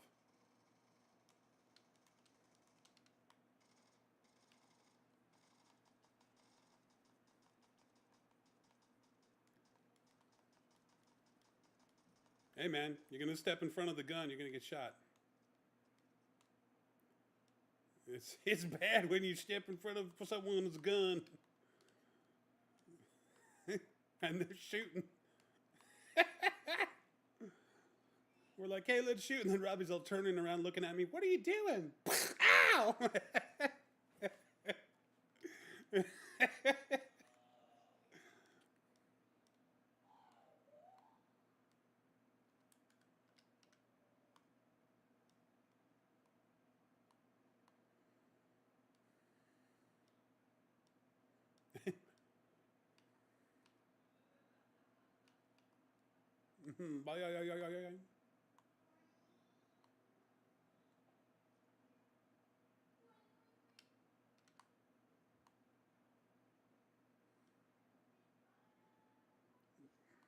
Oh, Robbie. Robbie, what did you do? You got to record that, Robbie. It's now fucking, the counter's reset. 0 days since the last EP incident with Robbie. We got a squad landing on our titty here. It's not going to work.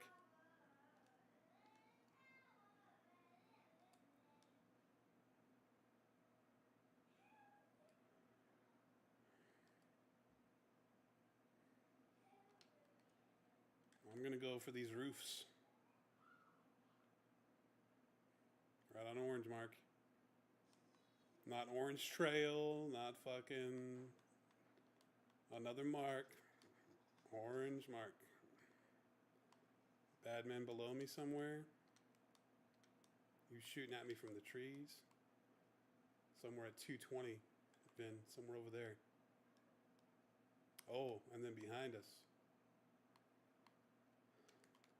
You heard?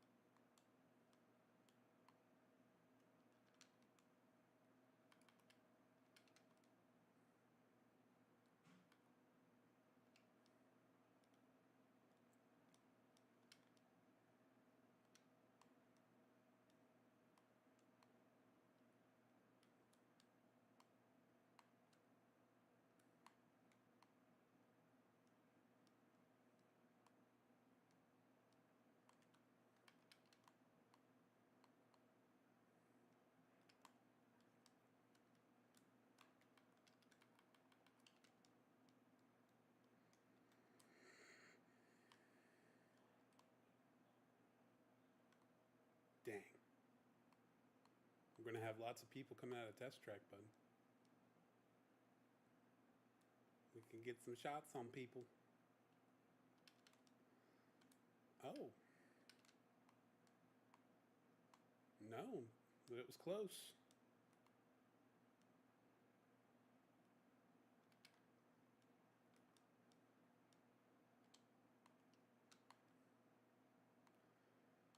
Okay, we've got tangos at these buildings up here, orange mark.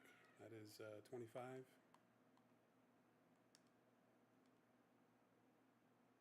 Robbie's coming up on a vehicle from 300 west now.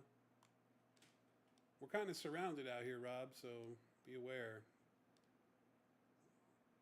We got lots of shots to the east. We got a team up at 25 shooting big guns, and then guys coming out of test track.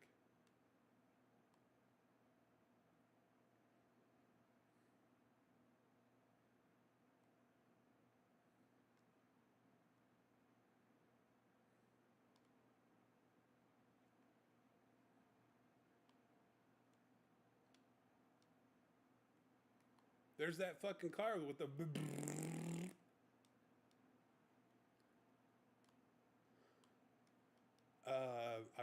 Okay, it's the fucking. What the fuck? I don't know what it is, man. It looked like the two-seater with like a fucking Studebaker Volkswagen fucking engine. It's the bug. It's the slug bug.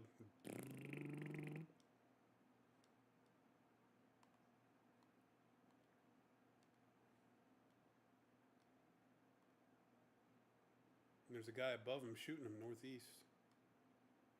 Somewhere in them trees.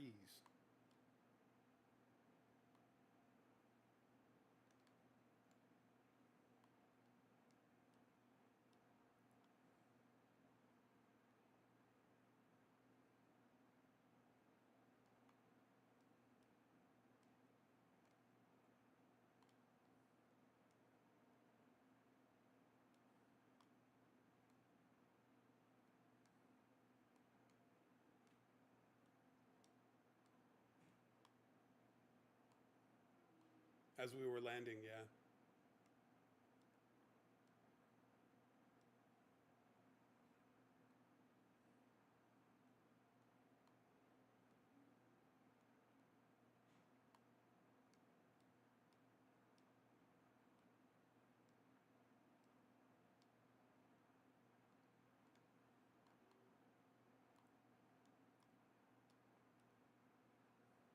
Okay, Tango's on foot, 265. He went over the hill away from us, so not a threat.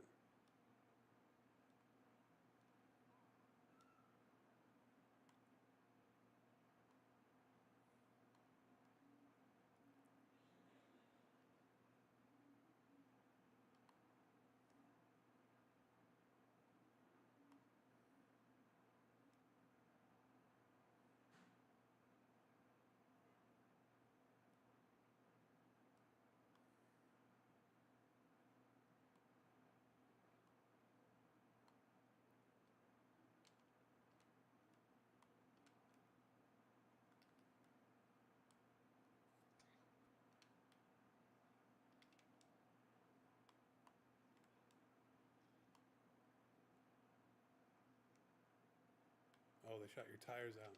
I'm like, what the fuck is going on? These guys at Blue Mark are shooting tires out and stuff, so.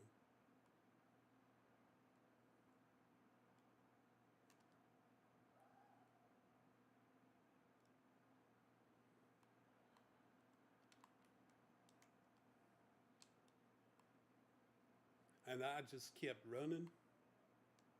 I think they got involved with another fucking fight over there, boys. Oh, somebody else is running the fucking crossbow, bro. I think he knocked the guy first, though, with a regular gun.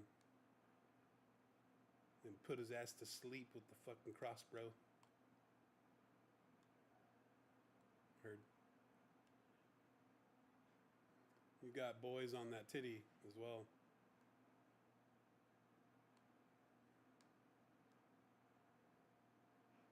They've got to come down.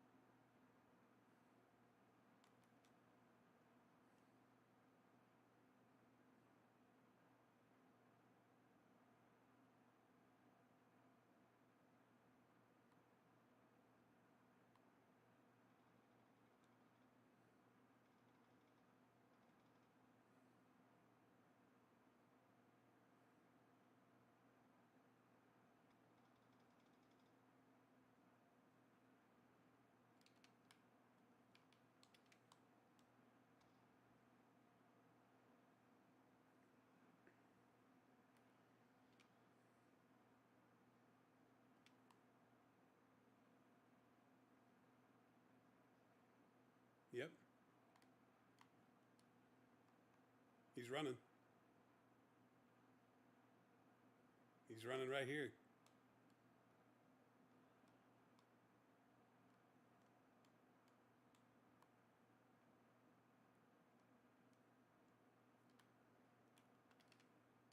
I didn't see where he went. Can you give me a number?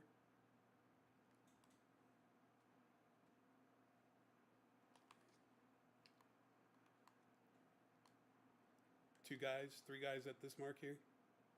275.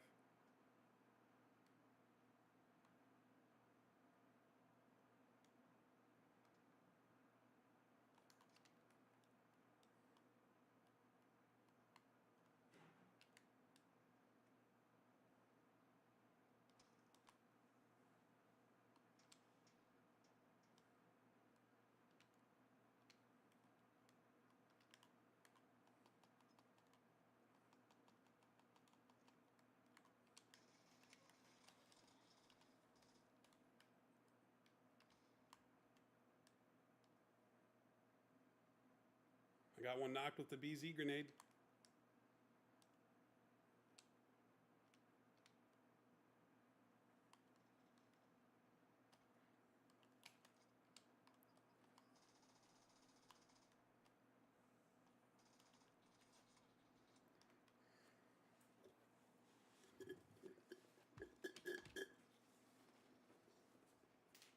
Nice, bro. Oh, I should have gotten an assist on that, bro.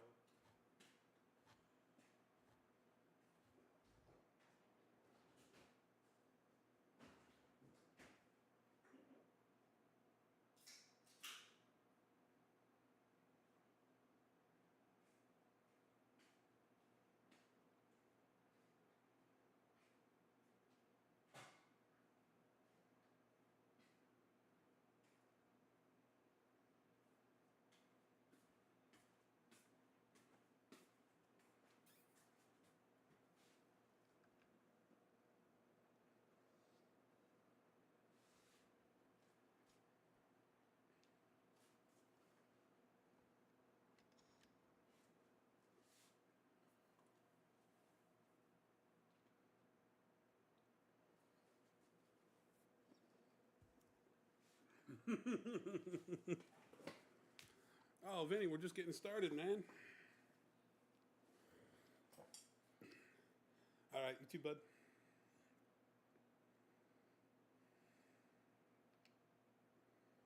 Oh, we got second. Fucking A. Good job, Robbie.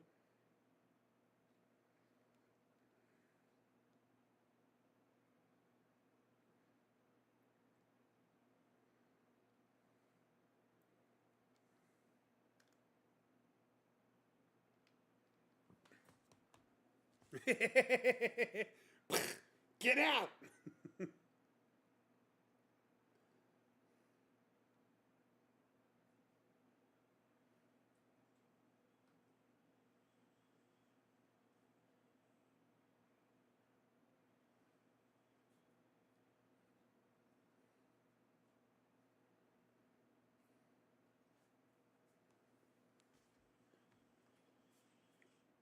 Hell yes. Duos, man. Fuck yeah. I think this has been like the fucking this has been the new girl on the block, bro. Everybody wants to just play duos. So when we get a third, it's like, boo, go back to sleep. We'll do your taxes or something. We're trying to do duos. Boo.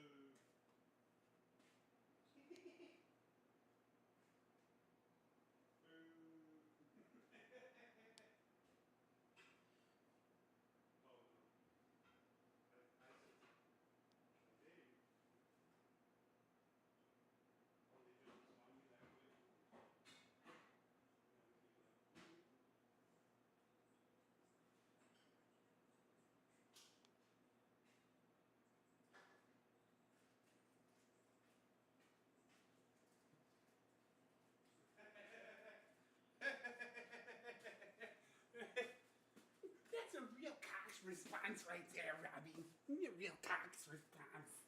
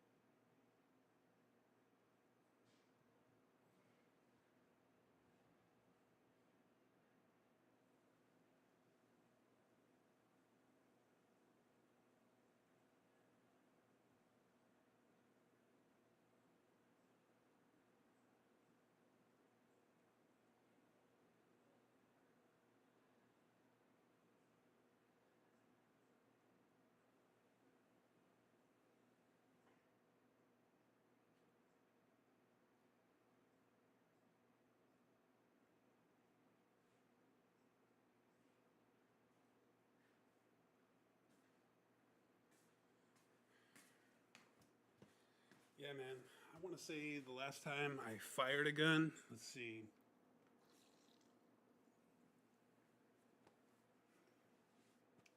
maybe maybe 2016. Um,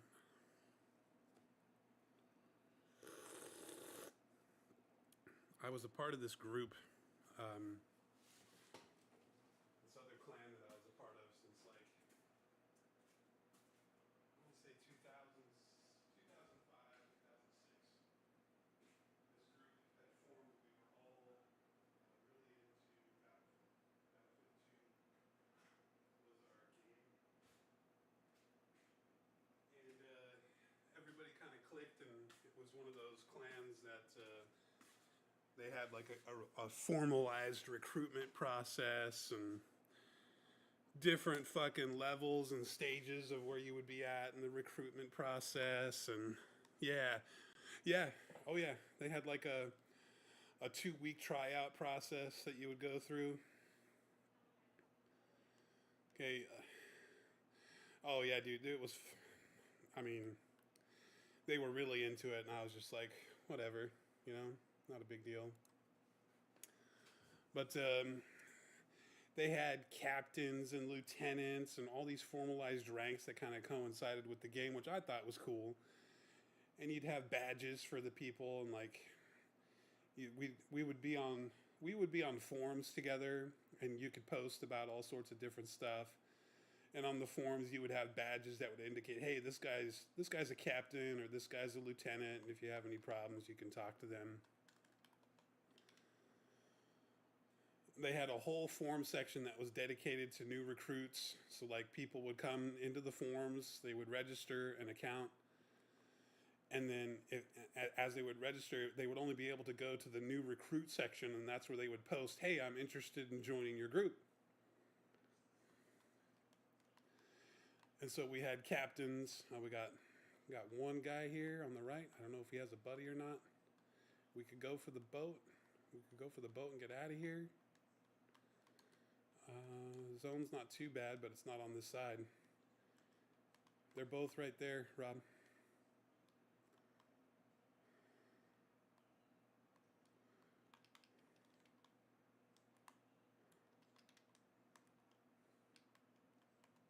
This is ranked. Yeah, man. That's why I'm saying we should go for the boat. Just get out of here.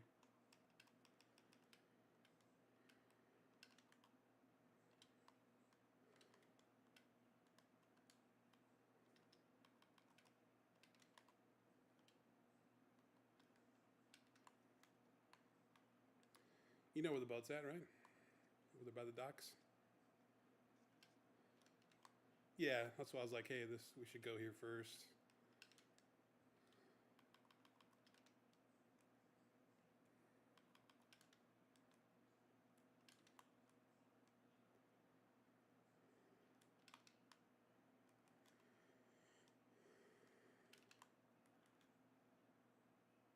I've got that story's on pause for right now, bud.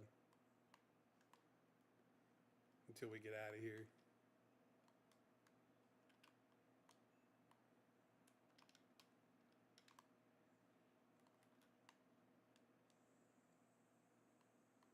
Love boat showing up.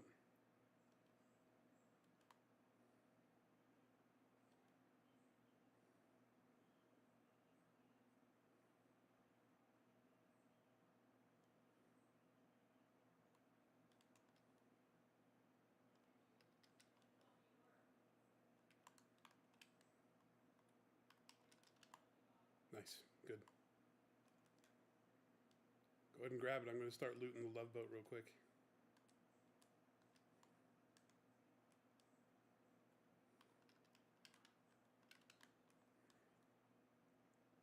I'm going to jump off the love boat and come to you.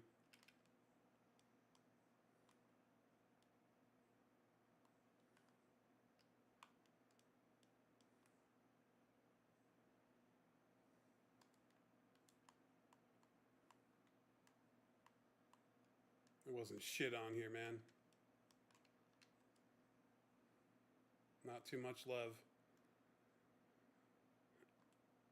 Oh shit, we got a red zone? Fuck. You might have to come out here and pick me up, buddy.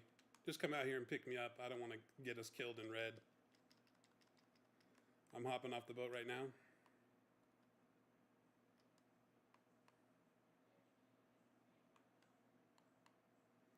Hey, take us up to Lipovka if you can, please.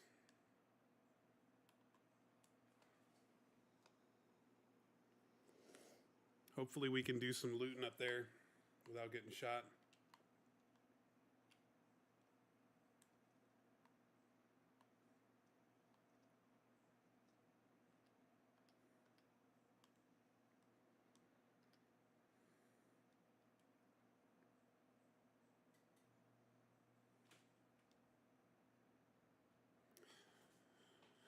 All right, so yeah, this group that I was a part of, man, it was the BFS guys, and they were serious, man.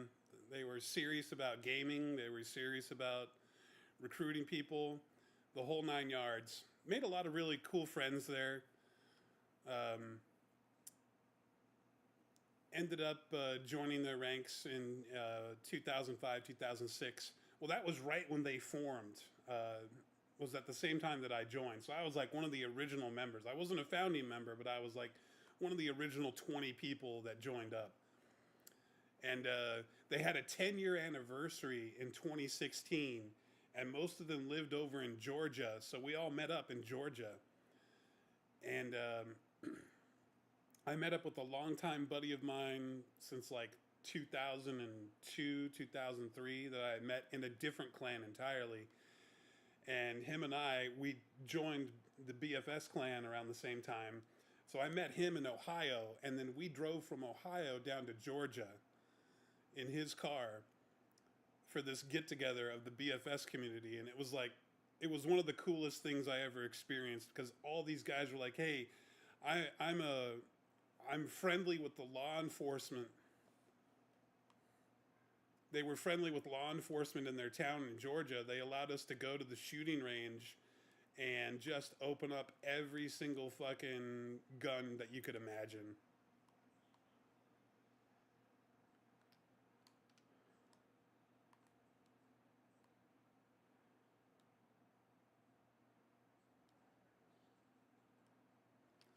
So I got to shoot the AK. They had an AK-47.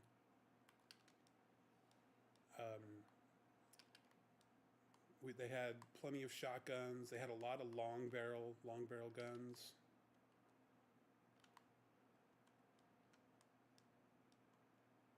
The they had an old gun from the fucking World War II.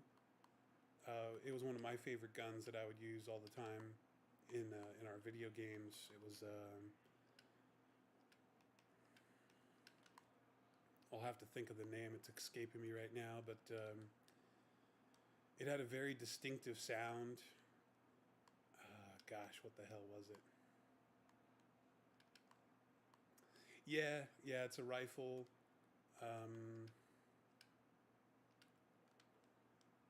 It's kind of like the Mini 14. Like, it looks like the Mini 14.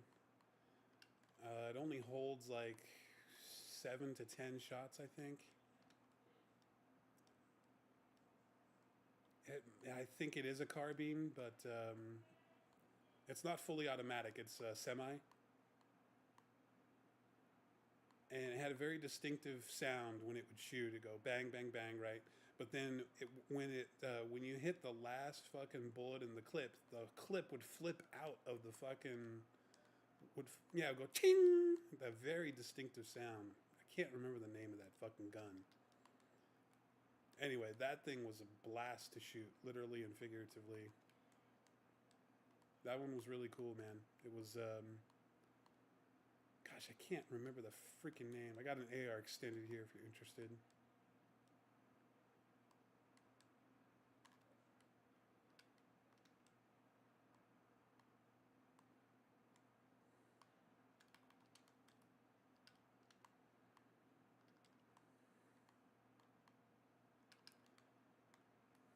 That's it. Yeah, that's it. The M1 Grand. That was the gun, bro. That thing was the shit.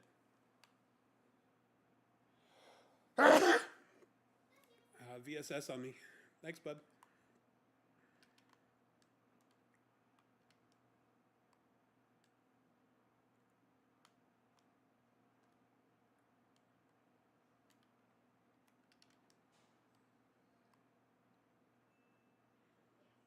Ooh, yeah.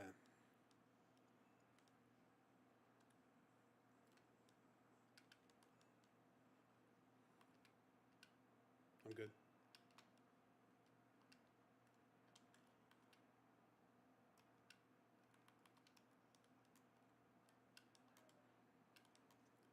Are you really?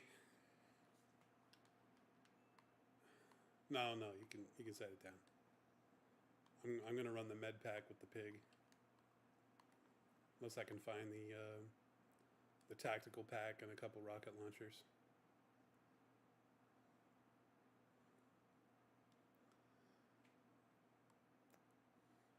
Yeah. So like they brought the M1 Grand. Here's 90 rounds of 9 mil. What mag are you looking for? Okay. The M1 Grand, they brought it and they brought the bayonet. They had the bayonet attachment on it. And no, no, I would not. That's a jammer pack on my mark, buddy.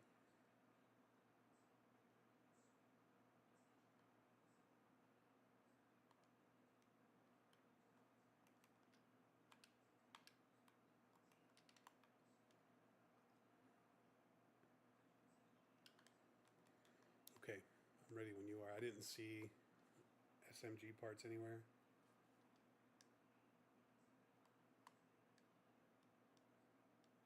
Okay, good. Good, good, good.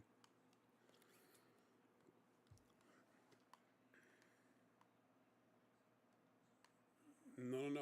I was making sure if you're not going to take it, I will. I'm not going to let it go to waste.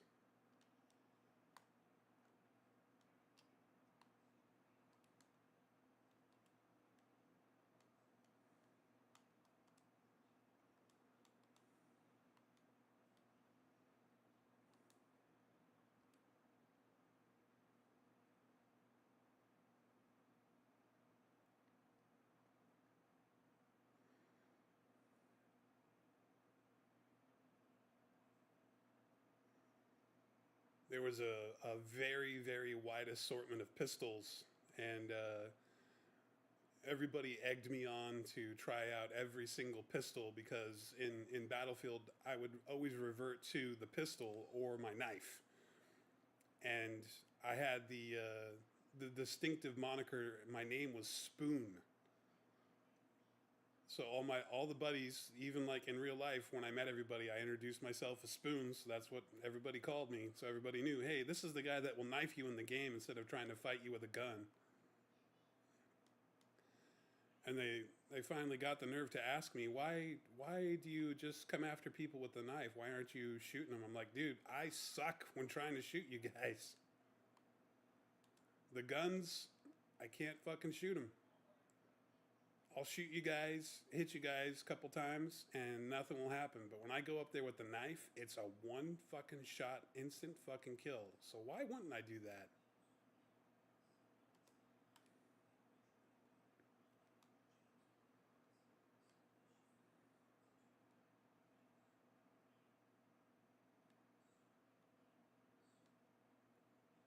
Hey, unless you see something better, or if you want to go somewhere else,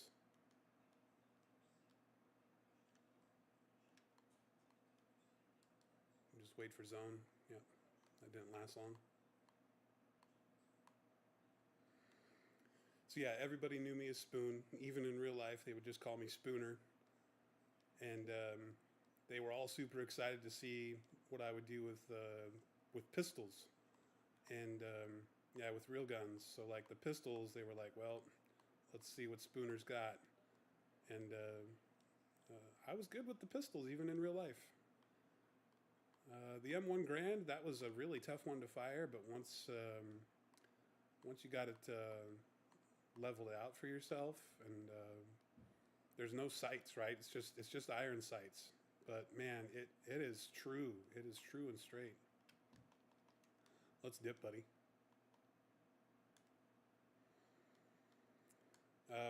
I would play around with the long guns that they had, but I wasn't. Sniping was a secondary thing for me. You want to take this bike?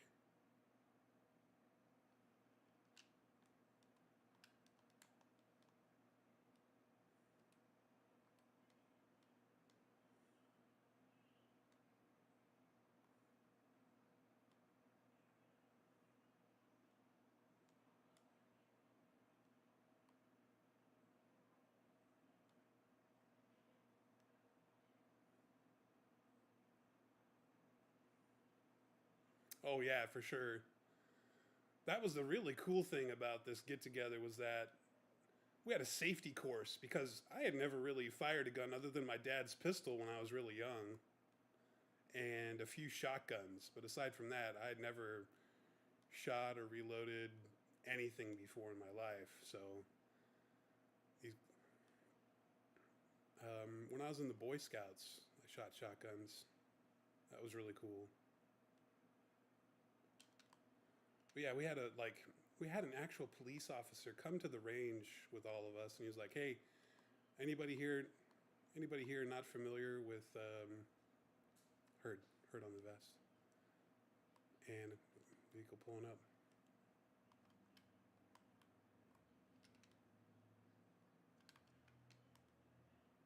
Heard.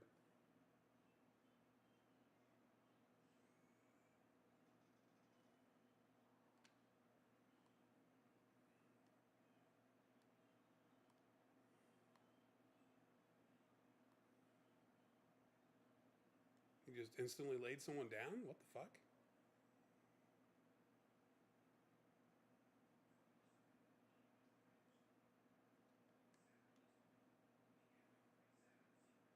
Are they in the building?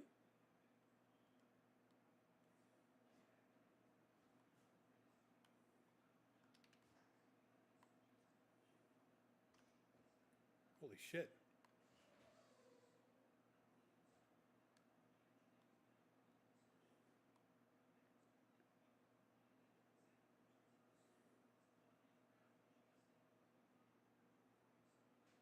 Yep, I'm watching back here.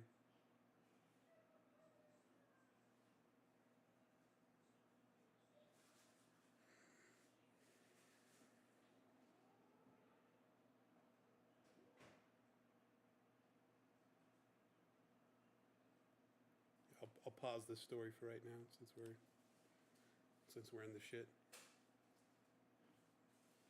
We're gonna have people coming from Rosehawk and school, bud.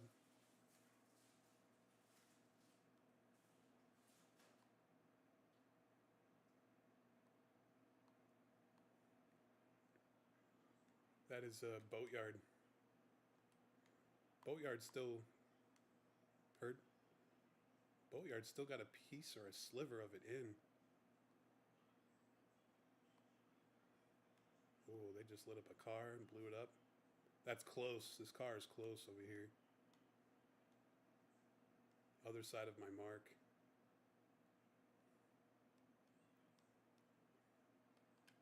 He threw a blue zone on the left building.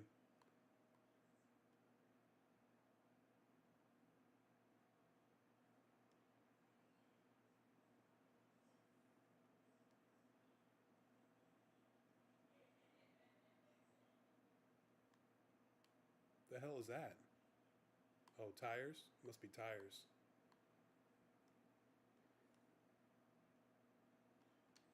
I'm watching right side. Oh, someone's shooting at me. Oh, nice. Dead, dead.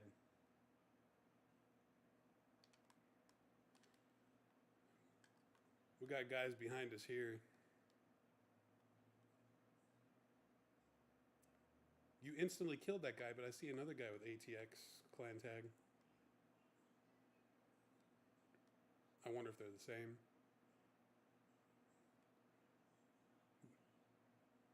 Yeah, maybe. So Badman on my mark, he was shooting in here. Two guys going right to left of my mark. They're going into a buzz saw over by Boatyard. Oh, I heard that glass. I heard the glass. I heard the glass next to you, buddy. Oh no, I heard the glass break.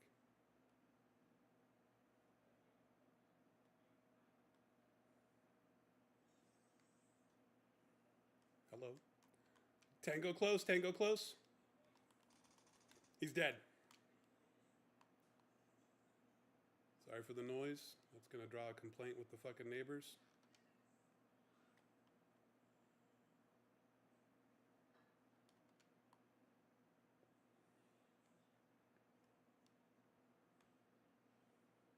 Heard. I'm not sticking out for that.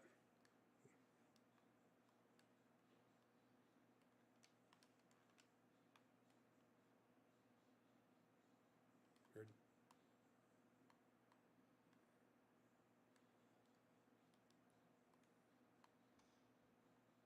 I think he just killed himself with a grenade.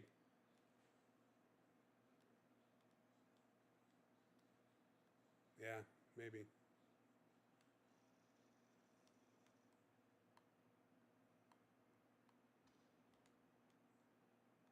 The inside or outside? Scene.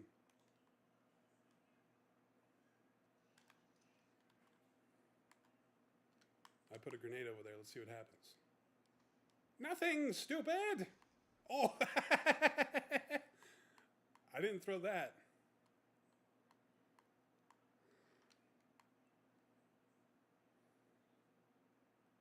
They're still in.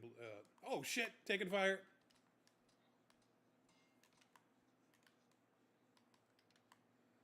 Taking fire from 295, 300 ish.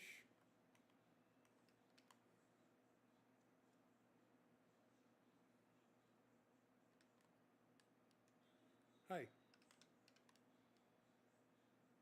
Yep.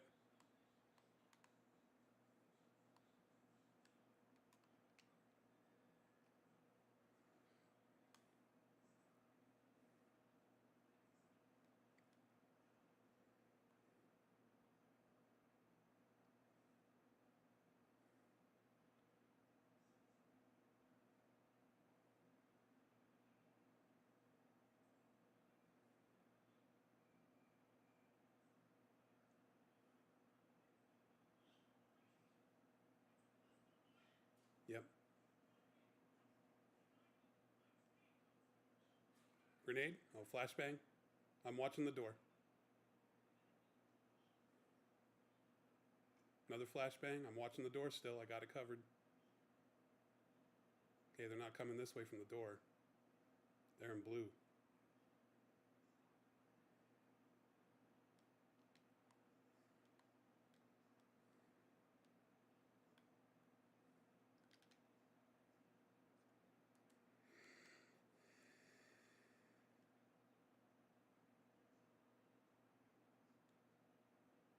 $40. We got our bike.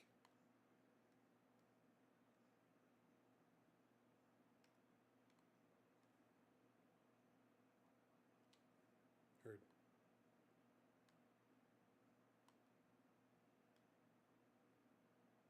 Yep, heard.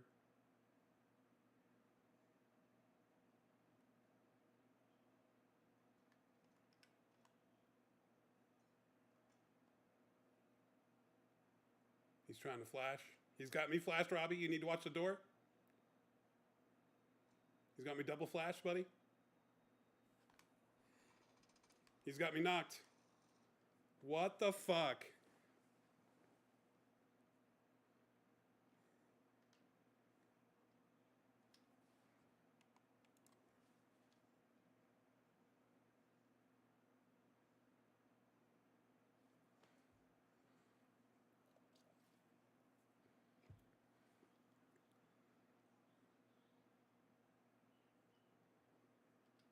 Got 24.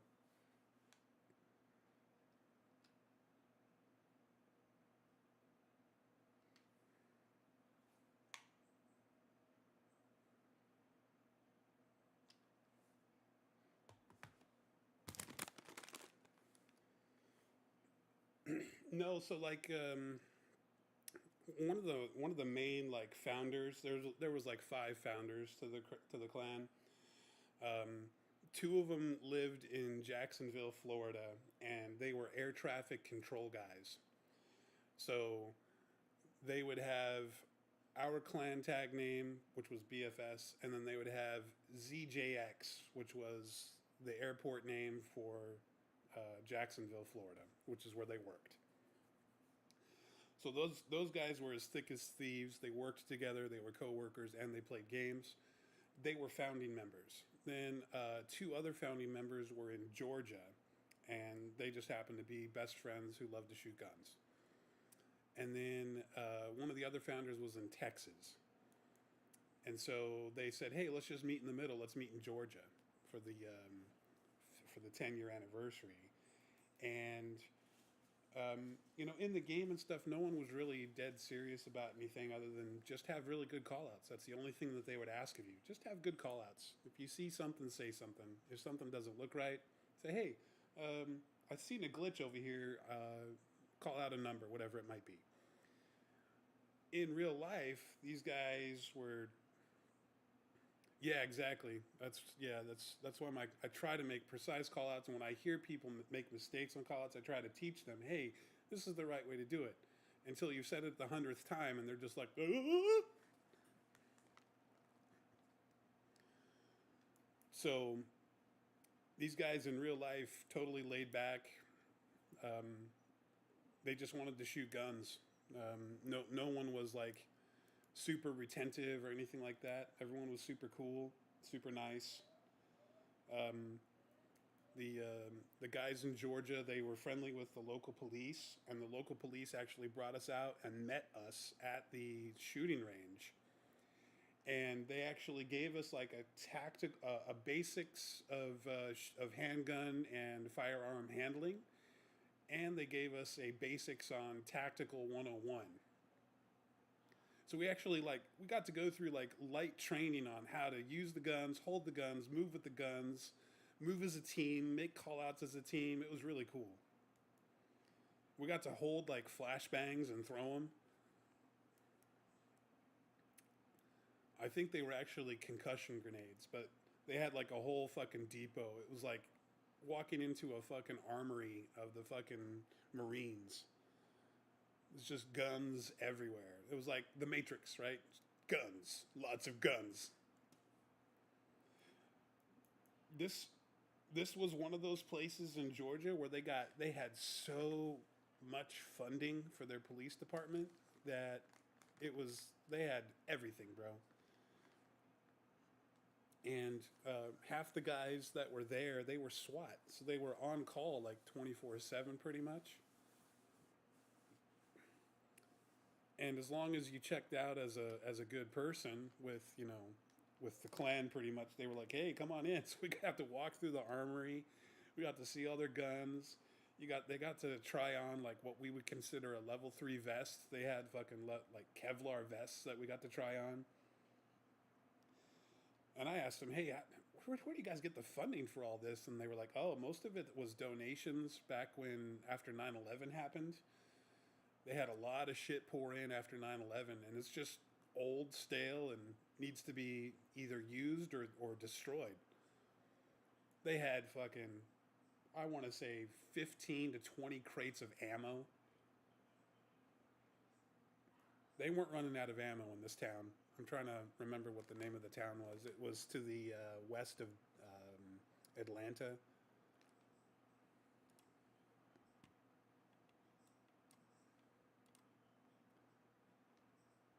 And man, the training ground that they had was authentic. It was just like what we see in this game, bro. It was.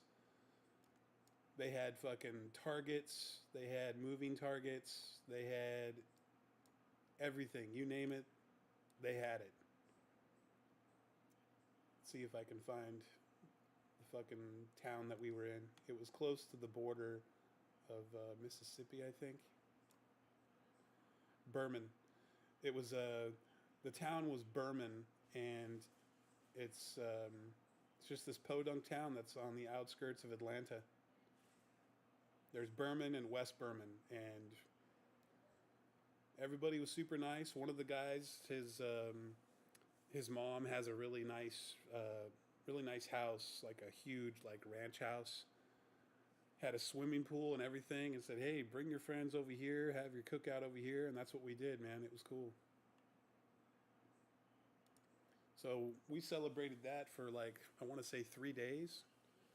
We stayed there for about 3 days,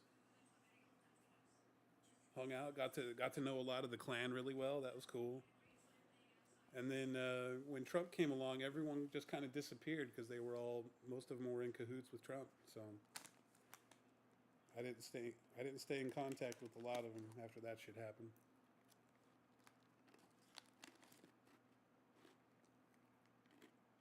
A lot of them had like kids, right? And their kids are still cool with me, but they tell me, "Oh, my dad's still a fucking Trumper." Well, can't hang out with him.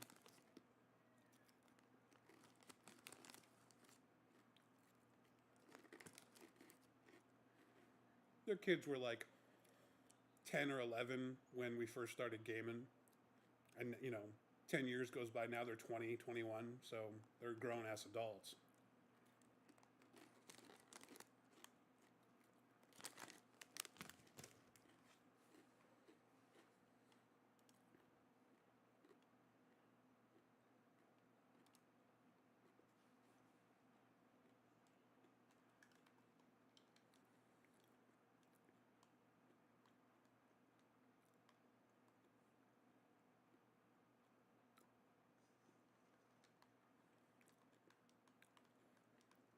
It was very much a safety first type of situation. Like no one was jumping down your throat about it, but everybody was like, "Hey, make sure you handle this right. This is how you handle that. Don't ever swing your gun around like a retard or reject or anything like that. Just handle your business the right way, and we won't have any problems."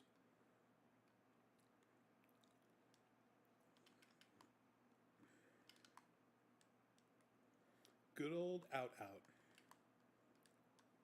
He is out out.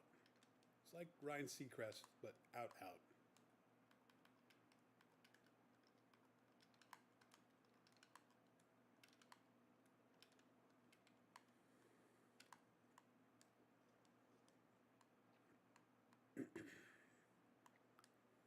Yeah, I mean, also you got to take into consideration times were fucking different then. When 2016 hit, holy shit, man, people lost their fucking minds with this guy. These people were really cool, down to earth. Like the whole Southern charm thing really applied to all of these guys. They were really nice people. They didn't have a fucking bad bone in their body. They were what I would identify as great people, right? I have an EP on me, and time had passed. We made it to that 10-year anniversary, and we had over 100 people in the clan. And at that 10-year anniversary, I want to say maybe 35 people showed up. So it was a pretty big fucking deal.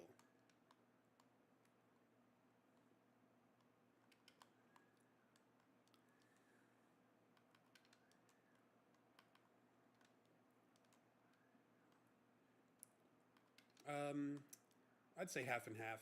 I'd say like most of the founders, they were like I said, there were two in Jacksonville. They were already friends from years past, and they were coworkers. So they already had a system. They already knew each other. All that good stuff. The there was this big enclave within the clan that developed over the first 5 or 6 years. The guy in Texas who was one of the original founders, he was like actively recruiting people that he knew. Hey, join this clan, join this clan, join this clan. And so there was just this huge swath of people from Texas that were in the clan, and I didn't have any problems with them. But it was like you could almost have a sub clan with these people. That's how many people there were just from Texas alone. Surprisingly, there was only two founding members from Georgia, and we only had like three people from Georgia in total from the clan, which kind of surprised me. I figured it, you got the guys from Georgia and the guys from Florida. They're going to be recruiting the living shit out of everyone that they can, like these guys from Texas. Nope, they wanted nothing of it. California. Yeah, yeah. So I had known my buddy Matthias, known him since 2002, 2003, and he was like, "Dude, I want to go," and I was like, "Fuck yeah, I want to go. You want to make it a road trip? Do you want to drive?" He's like, "Fuck yeah, I want to drive." I was like, "Okay, me and my wife, we're gonna fly over to you, buddy. You're gonna drive." And he's like, "Okay, you tell me when and where." So I told him, "Hey, we'll be up in Columbus on this date. You pick us up." And so he came to the airport and he was holding a sign that said spoon.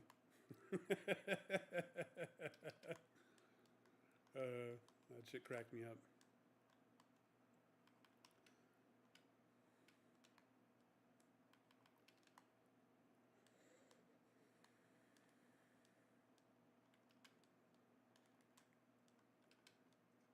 Just the pig, buddy.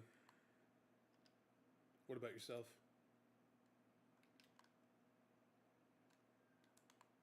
Yeah, heard. I'm keeping an eye out for you. Were you ever a part or a member of any other groups or clans of online gamers?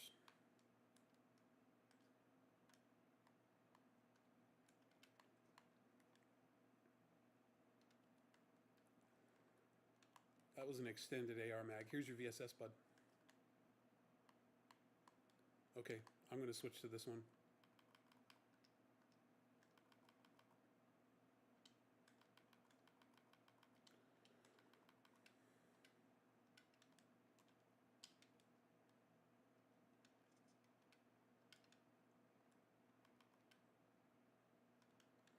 Looking for a cheek pad. Yeah, the group that I was in before BFS was called the Ghost Clan. That was my first clan that I ever joined of online people. Um, they were they were run by a couple of Canadians. The whole clan was just centralized around these two Canadian guys. They ran the show. It was what they say goes, and that's it. No one else had any input or anything. Um, they had a third guy who was an American. He was part of their founding team, if you will, and he was a fucking dick. No one liked him. He was, dude. He was a fucking dick. His name was G Man, and he was not that cool. He was very rude. I was surprised that these guys from Canada were playing with him. I mean, the Canada guys were as nice as Canadians could be. They're very very nice folks. No problems. But man, they were playing with this G Man guy. Holy shit! It's like, how did you get stuck with this fucking piece of work? So like, I joined their group, and I have this EP. We can go anytime you want, or if you want to stick around and loot, I'm cool with that too. You know me, I'm just looking for the pig, man, but I'm not having any fucking luck.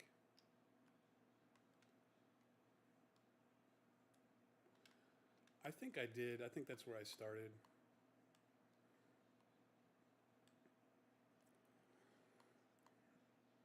Yeah, this is all PC. Yep. Hey, I got a cheek pad. All right, I'll just have to live with what I've got here, pal. I'm coming to you with it.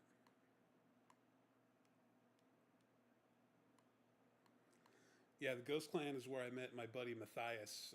He lives up in Ohio, and our the game that we really enjoyed playing was you'll like this Rainbow Six. This was the. Is that a car? Oh, it's a fucking airplane. Okay, I'm not trying to mess with him. He's flying. He's going. Get the fuck out of here. So the game that we played was Rainbow Six Raven Shield, and um, that is where I learned my mastery of the pistol. Once again, I wasn't any good with the real guns, but the pistols, holy shit! So I could play really well with the pistols. The founders were like, "Hey, I want to 1v1 you with pistols." They accused me of hacking, and then I didn't care for that too much. I was like, "Hey, I mean, what do I got to do to prove to you I'm not hacking?" Because I'm not. I'm not that type of player. And they're like, "Well, let me get my best friend that I know who is really good with guns and see if you can, take him out." And sure enough, I take him out. I take out randos online all the time with just pistols, nothing else. Oh yeah, I see it. And so they were like, okay, we had a third party basically come in and evaluate me, and they're like, no, he's not hacking. He's just really good, fucking good with the pistol. And so that was that. Um, that clan fucking imploded upon itself. The two Canadian guys that were running the show, they didn't want anybody else's input. They didn't want nothing else to do with anybody. They didn't want to play any other games whatsoever. So that one just kind of, with the way of the dodo bird. I think that lasted, I think 3.5 years I was involved with them. They were cool guys, but man, they really kept to themselves. They were very fucking paranoid. They were very paranoid. Oh, I don't want to tell you my real name. Oh, I'll just say I live in Canada. Well, do you really live in Canada? Oh, I don't know. Maybe. What kind of fucking answer is that?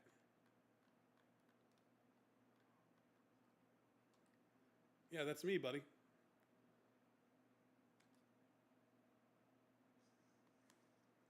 I'm trying to get down here at 150. Oh, there's a care package out here. FML. I didn't want to be close to a care package, but oh well. Going for these houses here, pal. Good luck.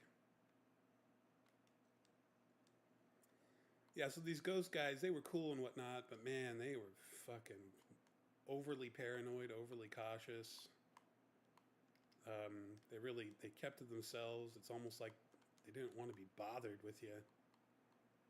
It's like you were like me and Matt would start playing, and then they would get online, and we'd be in our team chat together, and they would join up, and they're just like, "Oh, you guys are here." Like, yeah, we're fucking here. You can play with us too. I mean, that's why we're in a clan together, dumbass. Okay, I'm. They were really serious. They had like a very very strict policy of trying to bring new people in. I think in the 3.5 years I was with those guys, we brought in maybe 4 people, maybe. So it was a smaller group. I would say it was maybe 10 or 12 people. You got people there? Oh, okay.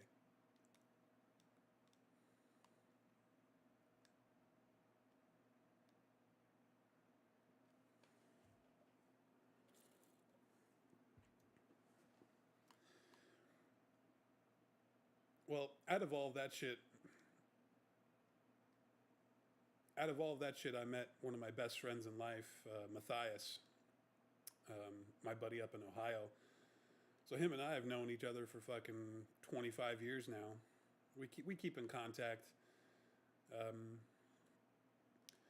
there was a time there where when I moved up to Pennsylvania, I was really close to him. It was maybe a 2-hour drive to his place, but it never did come to fruition. We thought about it a couple times, but hell, I watched his kids grow up, and he's watched my kids grow up. So that's been pretty amazing. His kids were, you know, 7 or 8 years old when I met him, and now they're both in the fucking Navy and the Marines. So that's pretty cool. He did, yeah. He was in the Army and he worked on tanks. He was a tank, not an engineer, but he would fix the tanks. Mechanic, yeah. He was a mechanic. That's it. He was a cool guy. He still is a cool guy. He had, so he is not a Trumper, so that's why he's still my friend. But he was so nuts over guns, Robbie. He would make his own fucking ammo, bro. He still makes his own ammo.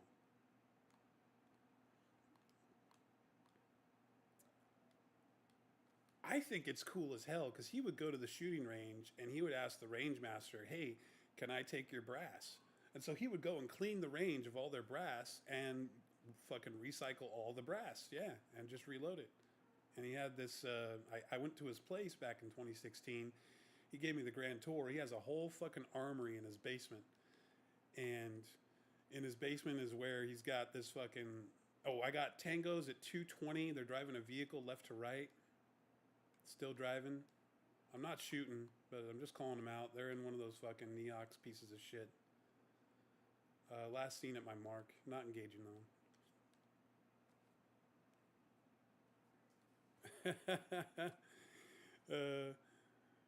TikTok says that Drayton Nay just joined my live. I doubt it. I highly doubt Drayton Nay joined my live. You ever heard of that guy? Drayton Nay is one of these. He's one of these political guys. He's a hardliner on the left, and he was he was such a hardliner that he was guaranteeing that Kamala was going to win, and he would go on to he'd go on to TikTok lives and be like, "Oh, it's guaranteed. There's no way that she's going to lose. She's got this going for her, that going for her," and well, now we know. Now we know what's happened with that. That sniper shot was close. East.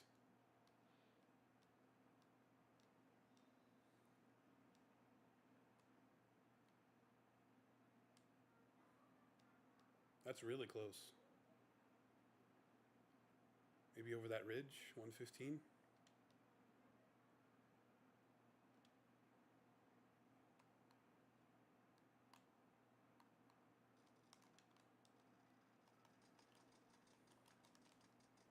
Finish him, Rob. Finish him, Rob. Finish him, Rob.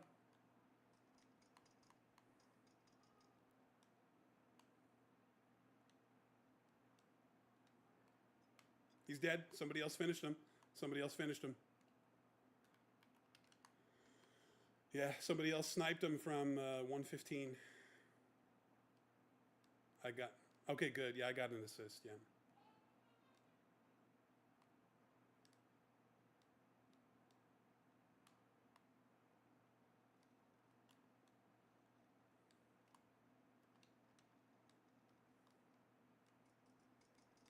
Oh, nice, Robbie.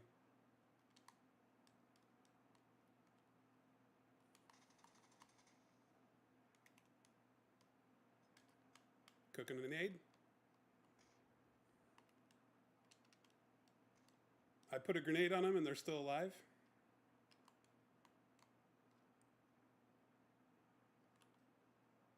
Grenade.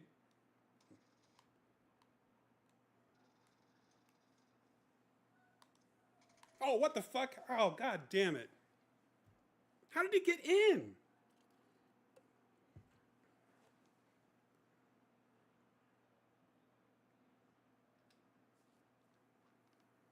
Fucking hell. Dude, I threw a frag at that guy. I cooked it and everything. And once again, pillow fucking feathers. Pillow fucking feathers, bro. Stupid. Still got points out of that shit show somehow. Oh, dude, it is. 13th place with just an assist. You had an assist and a kill. You should have gotten like 25 points, right? Oh, fucking hell. I got 19. That's fucking amazing. See, fuck that. All of these dickheads can go to bed and stay to bed, you fucking losers. The Yeah, the math is math in on duos. You can actually like tickle someone's fanny. Hey, that's points.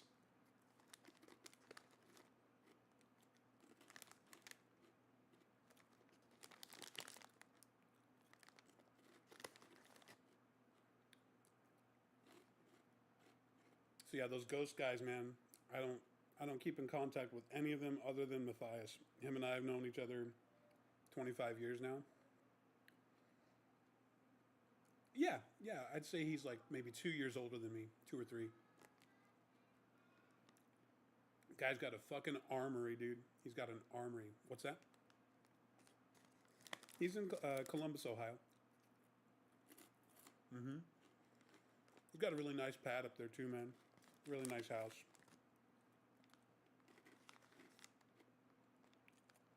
We drove down from his place in 2016. His car was it was a Volkswagen Golf. So my fat ass fit in there, and then my wife, we threw her in the back. It was oh yeah, she's fine. I think it was a 10-hour drive, maybe 8. We did it all in one day, no problem.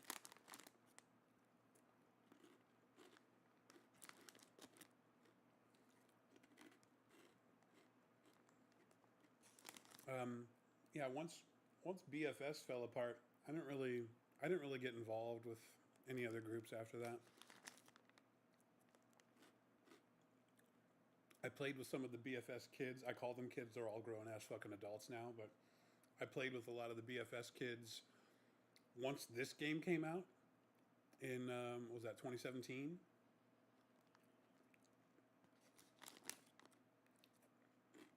I played with the BFS guys. I met a bunch of guys playing Destiny. You ever heard of the game Destiny? I met a bunch of guys playing Destiny, and we all became really good friends. Not a clan, just a group of friends. So we never got into the clan stuff, but we had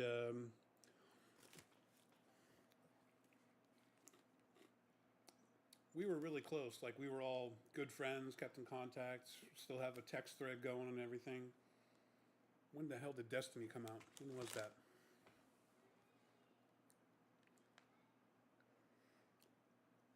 Yeah, just like I dropped out of BFS. I didn't want to be a part of a bunch of MAGA stuff. That was in 16, or yeah, was that 16? No, yeah.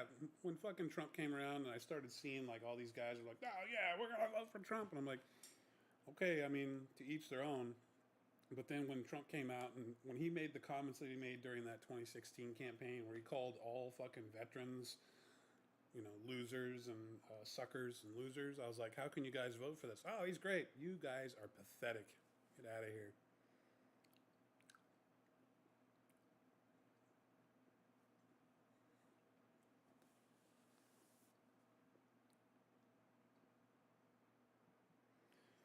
So yeah, I left the clan, and I haven't really done a clan thing up until we all got together and decided to make this the Cox clan.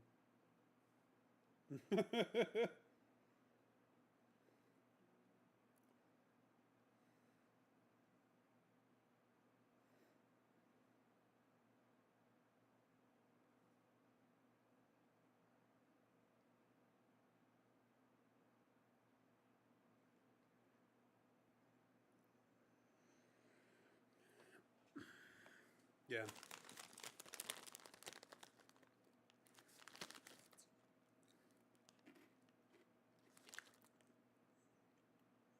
So Destiny 1 came out in 2014, and I was playing that with Matthias.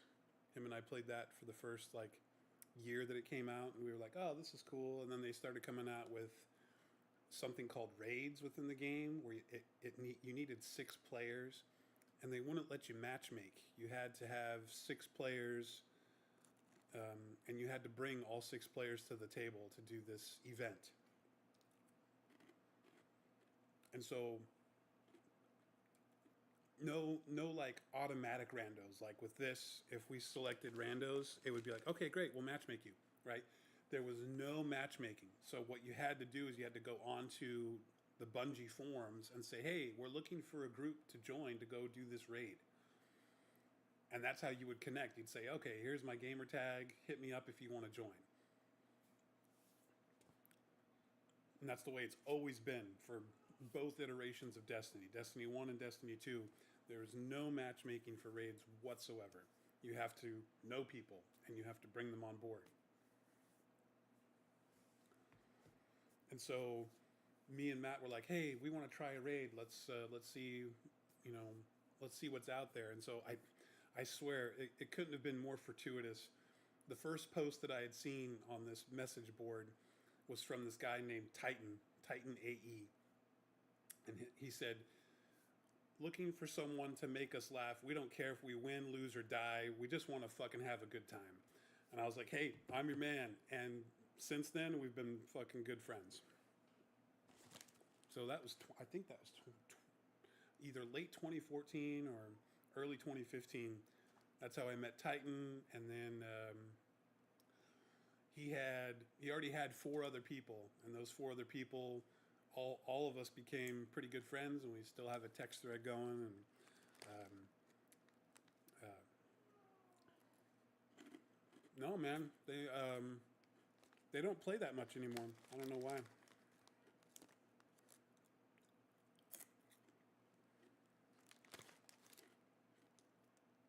Yeah.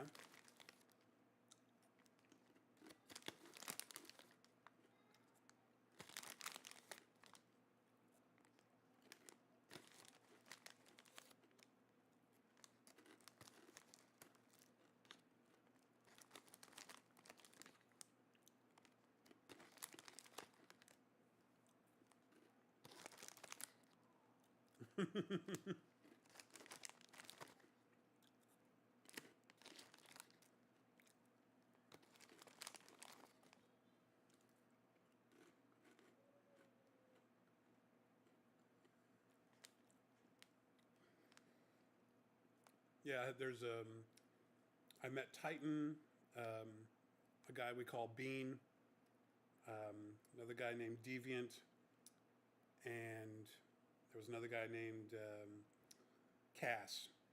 And Bean and Cass were brothers, and they lived in Colorado.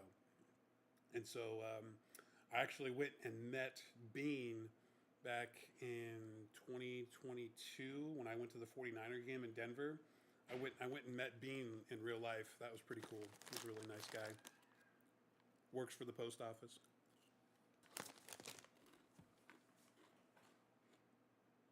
Yeah, man. You know where I'm going. I'm going here.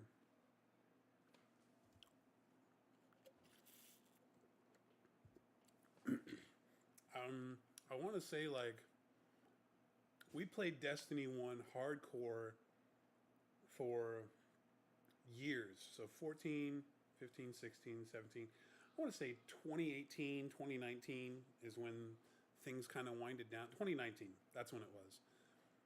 Like things started to wind down with Destiny. Destiny 2 came out, and we were like, kind of burnt out with Destiny. Been playing it for so long.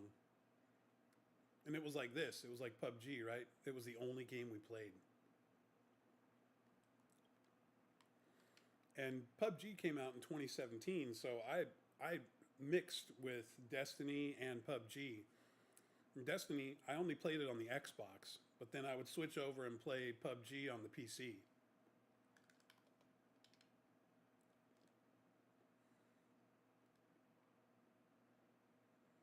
Okay. I got a vehicle here at this Southwest.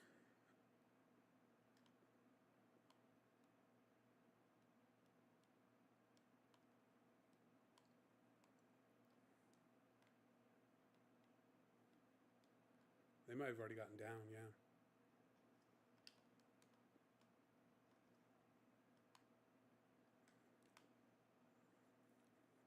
Those guys are going like way the fuck up there.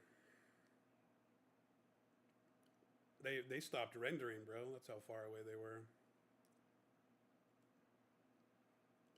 I wonder. I'm wondering if they know of like a vehicle that hard spawns out there in one of those fucking villages. Got to be careful. Zone's in typical Cox position, so I don't think they're going to be fucking pushing us. I mean, I wouldn't.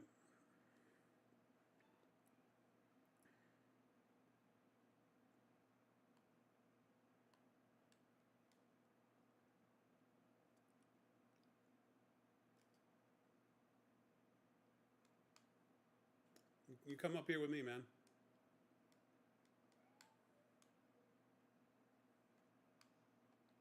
Home sweet home.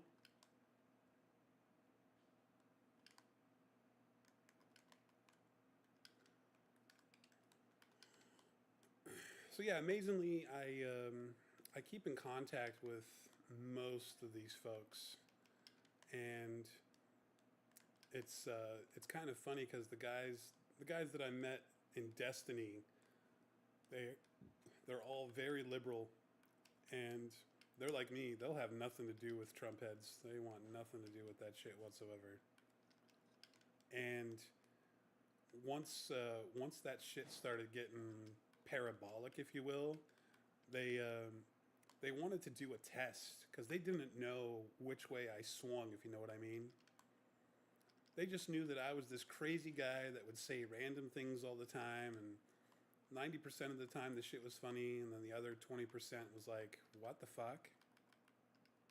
Is this guy for real? Why would he say so? Is he stupid? He's stupid, isn't he? So they did a test. They tested me to see which way I leaned, and they're like, the test was, okay, everybody, you can no longer hide behind the veil of, oh, I don't talk about politics, because it's now to the point where if you don't talk about politics, it means that you're a retard looking. There's an AR suppressor right here I left for you, bud. So yeah, they were like, if you don't talk about politics, if you don't come out and say it, then we're just going to assume that you're a retard looking, and that you're voting, you're complicit in this, and that you're voting for Trump and his agenda. And I surprised all of them by saying, "Oh fuck that guy! I want nothing to do with that piece of shit. I'm voting for fucking Hillary all the way. There's no way I would vote for a scumbag like fucking Trump. I mean, who wants to fucking be led by a guy with 750 fucking bankruptcies to his name? What a fucking record, right?" And all of them had this deep fucking breath of relief. They're like, "Oh, thank God. We had no idea which way you were going to go. You're so crazy and shit." And I'm just like, "Really? You guys think I'm crazy?" They're like, "Dude, you say the most off the wall, out of fucking left field bullshit all the time." And I'm like, "So? Who cares? I'm on here to have fun. If you guys think that, the shit that I'm saying is crazy and off the wall, fuck. Wait till you meet me in real life. I don't say anything." Yeah. Oh, yeah. And it's funny because, their standard kind of stuck with me. I was like, oh shit, now I've got to do that with anybody I meet in real life. I got to ask the first question, hey, who did you vote for? And if they can't answer, then it's like, well, then I can't trust you. You voted for the wrong person. I want fucking nothing to do with you, pal. If you can't say one way or the other, you can't be definitive about it, then you have to assume the worst. And it really sucks that it's gotten to that point where you have to be like that with people, just so that you don't get in with the wrong person, you know?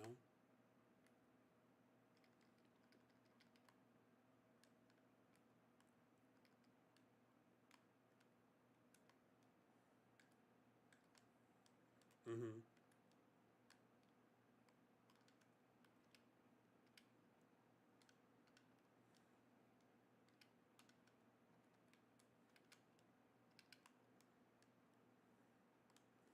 Gotcha. Uh, I don't I don't reserve shit. I'll be upfront and heavy with it. I'll be like, look, uh, I'm not going to vote blue, but at the same time, I ain't fucking voting for fucking dump. If you voted for dump, fucking no thanks, pal. Moving on. I, as one of our close friends would say, I got better things to do.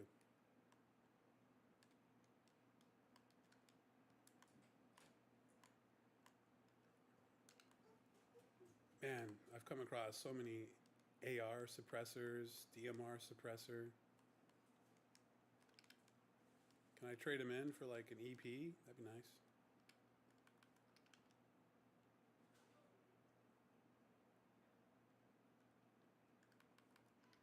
Yep, that's the truth.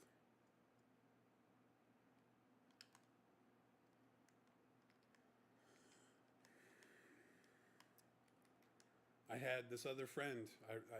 I've told you about him. His name is, ironically, Joe. He was a lifelong friend of mine for a very, very long time. Since fucking 1994.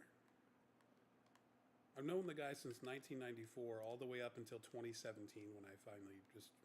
Was it 2017? No, maybe not. It was sometime after Trump got fucking elected.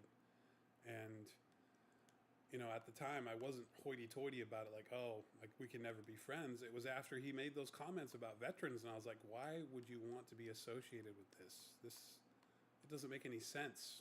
Why? Why? Yeah, that's not what he said. Are you kidding me? That's not what he said? Let's fucking replay the tape. Those losers and suckers. Oh, okay, how do you defend that?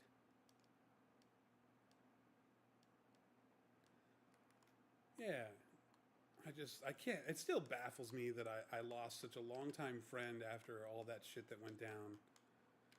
After how many years we've known each other? Fucking, let's see, about 20. We were friends for 20 plus fucking years. And he was a neighborhood friend. Like, I met him in my neighborhood when I was a kid. I was, 14 or 15 when I met him. And we had another mutual friend who was also like a next door neighbor, literally. And that other next door neighbor was just like, when shit started going down with dumping all this shit, he was like, nope, no thank you, sir. I do not swing that way. That's a shit show. I was like, well, thank God, at least some of us have some brains. I told him about our friend Joe, and he was like, what? Why? I was like, I don't know, man. And the reason why we were so astounded by it was because he's a veteran. He served our country. He fought for our country in the Navy. And this guy calls our fucking veterans losers and suckers. And you're like, oh, it's cool. He didn't mean it that way.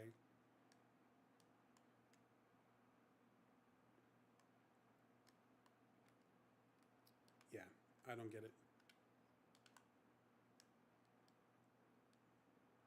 I'm with you there. I don't fathom it either. After, especially for how long we had known each other, all the shit that we had been through, like any natural friendship, we had ups and downs. It wasn't, always perfect rainbows and unicorns and shit. But what we did have was fucking amazing compared to other friendships that you would see out there. Like, we would hang out all the time. We would be at each other's house, hanging out. Um, I literally helped raise his kids. I knew him before he had kids. He knew me before I had kids. And we knew each other's wives, and everybody was friendly. There was no animosity. There was no inclination either, as far as like, oh, you're Republican. Well, why are you Republican? Oh, you're a Democrat or you're independent. Why are you why do you swing that way? There was nothing like that whatsoever in the 20 plus years that we knew each other until fucking Trump. Well, I'm not finding an EP, bud, so I think it's time to fucking hightail it, which sucks. We're driving again. Get a fast car, man, because this shit's fucking stupid. Oh, I got an EP. I got an EP. See, we got to go play the lottery, bro. We got to go play the lottery. I got to go up to the gas station and be like, look, You need to get me a winning lottery ticket right now. Right now.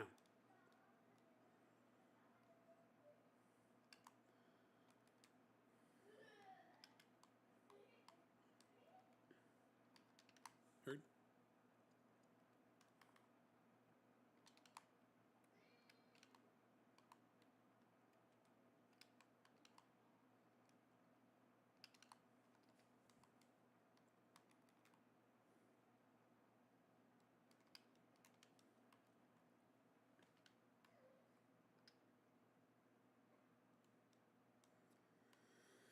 Yeah, man. So it was just so bizarre how that all went down. How friendships turned so sour so quick. And how other friends that I thought, were just cool people, they were like wondering about me. They were thinking, this guy could totally be a fucking Trumper. And all they had to do was ask. I wouldn't have been offended if they asked me, hey, Brad, who did you vote for? Or do you support Trump? And I would have been like, hell fucking no, man. No way.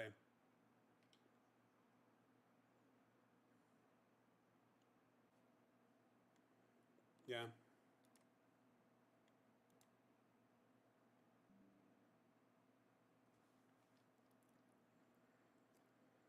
And my wife and I were both talking about it, and she was like, and that's, in order to avoid that trap that you just talked about, you have to come out firing with that first question so that you don't get disappointed. You got to figure it out right away. It's now a matter of when you meet someone in real life, asking them, hey, who did you vote for? You're an American, right? Who did you vote for? Oh, I voted for Trump. Okay, did you vote for him all three times, or what? I guess it doesn't matter at this point. Did you vote for him? Who did you vote for in the last election? That's the way it should be phrased. Truck stop is kind of like truck stop is truck stop. You want to go for the sombrero, or is that too much of a shit show? I'm gonna try for something back here then. Let's see what we got.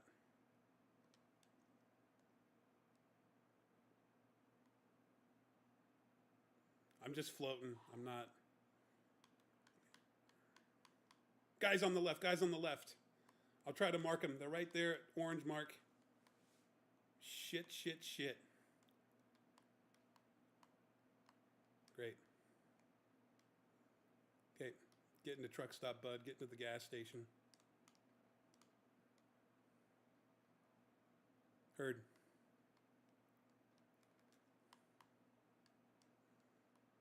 Yep.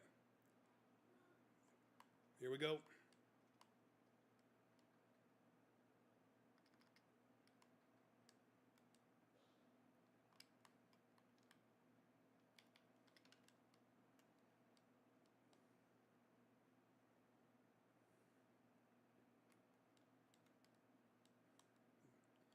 I'm not counting that we're alone in here, just so you know. We should pop out the back and get out of here, man.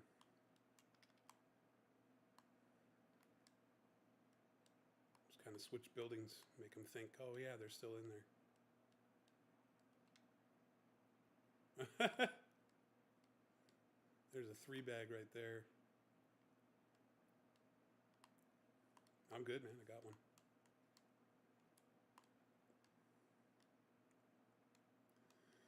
But yeah, man, I had these neighborhood friends of 20 plus years. One of them I found out was like a family member. He was related to me by marriage.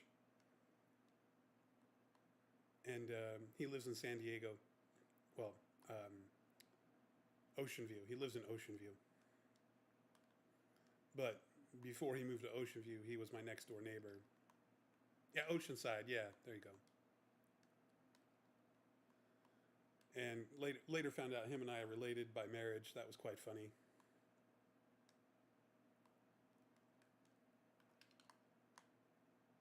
Yeah, we always called each other brother anyway. Now we're like, oh, we're actually, when we figured it out, oh, we're cousins. Cool. What's up, cousin?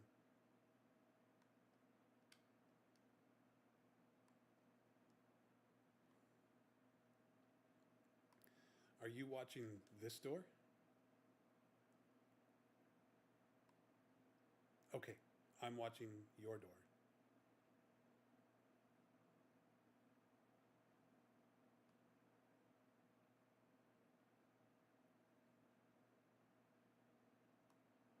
Heard.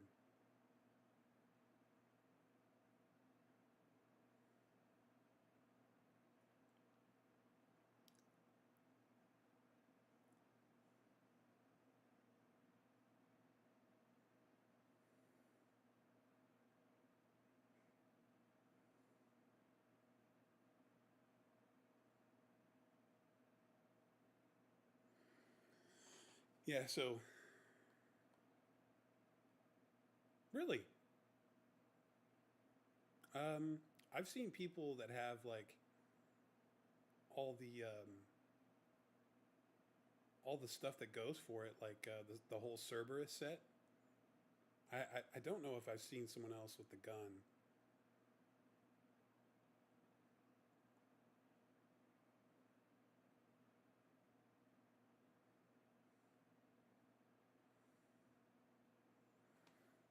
So I'll continue talking about my buddy Jay after we end this match.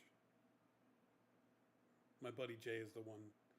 My buddy Jay is the one who moved down to Oceanside or Ocean View. Oceanside. God damn it. Beautiful, beautiful area. Oh my gosh.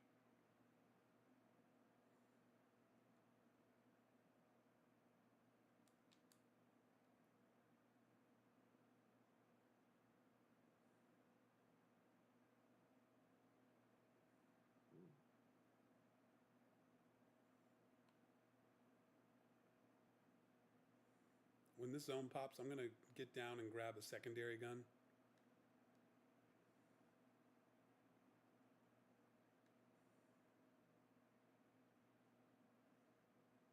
Okay. Uh, I've got ammo for this, so this will do. It's the M16 piece of shit.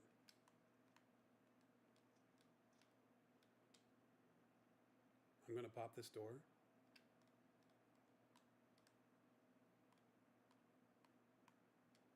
Clear. Okay, this is a little better. I'm gonna take the M4.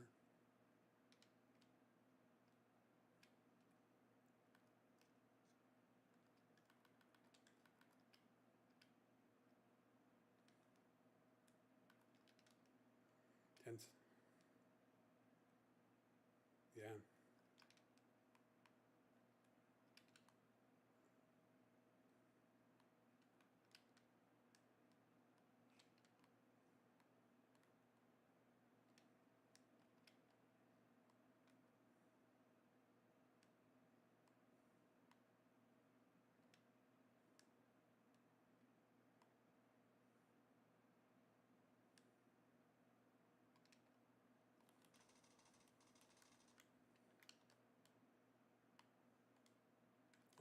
On this building.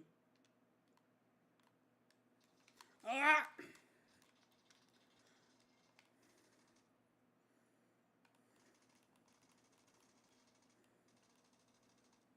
In that building. Medicating. He's gonna be getting res in there, Rob. If you can get a grenade. Yeah, that door right there, buddy, went to the left.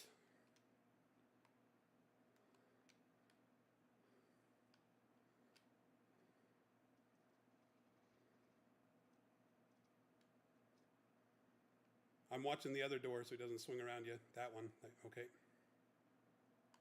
You watch this door, I got the back door. He ran to my door. Two guys. I only seen one run. He's got zone pushing him bad. Dead. That's a different guy though, bro. I think that the other guy is still knocked in there possibly. Medicating.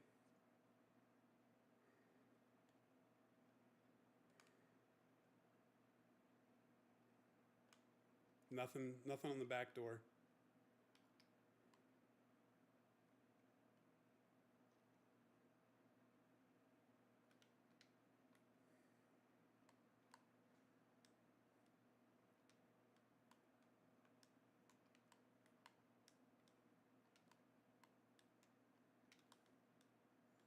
Nothing in that back lot. What the fuck?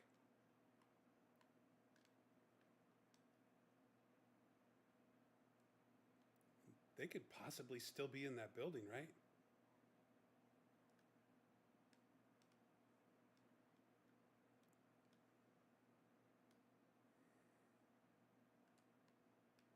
Yeah, Robbie, they could still be in that building, bro, unless they could be in that.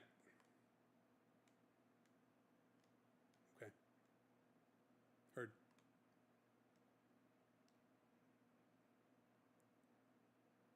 Seen, yeah.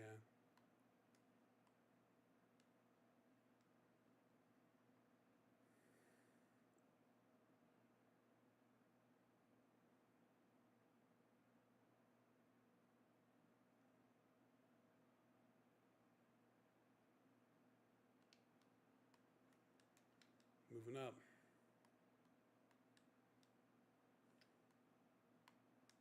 Clear up to me. And this is in. Watching your back.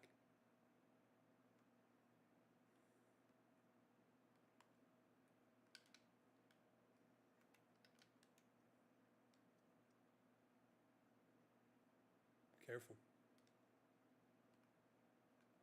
Deployed or? Okay.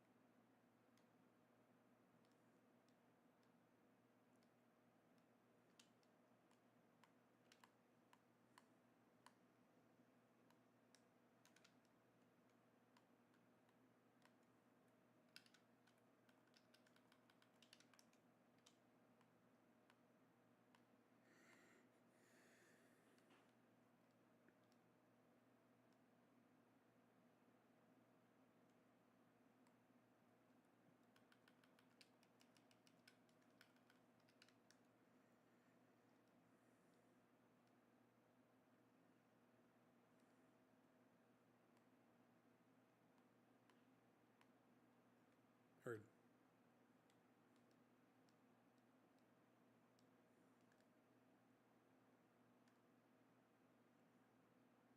Yeah.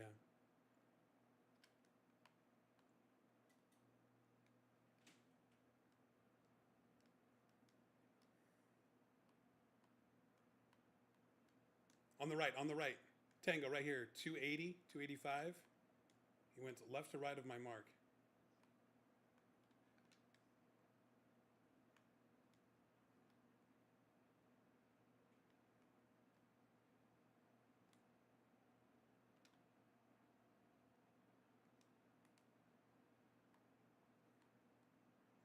Yeah.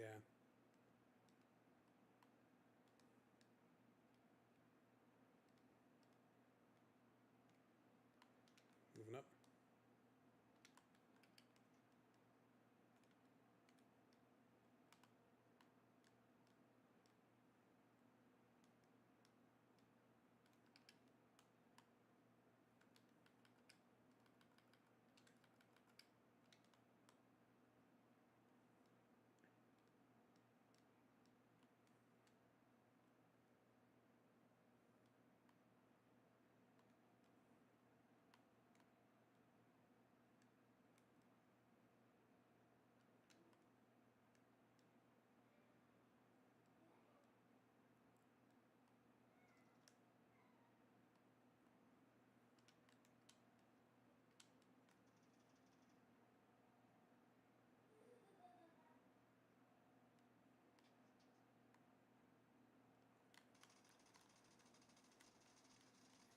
He's knocked. Someone else is taking him out. Oh, sorry, someone else took him out from 165. This guy was only a knock, and there's another guy suppressed in front of me. Oh, it's your original guy. He's right there.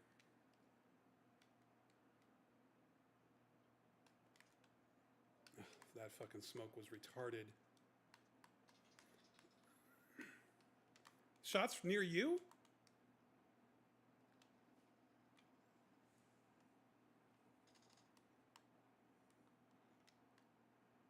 In here somewhere. Could have gone for the rock.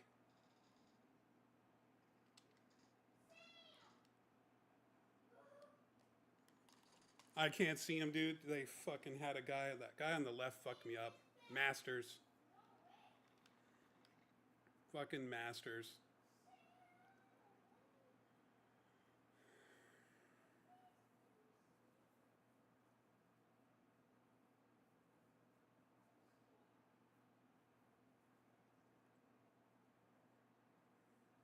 Got 35 this time.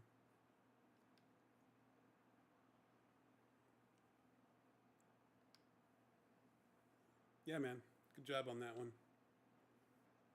I pushed right up there on that guy, the good shot guy on the right. Went right up there in his grill and just fucking let him have it.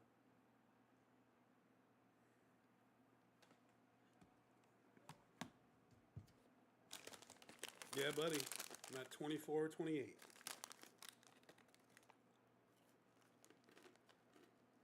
We're living the dream, man. I agree.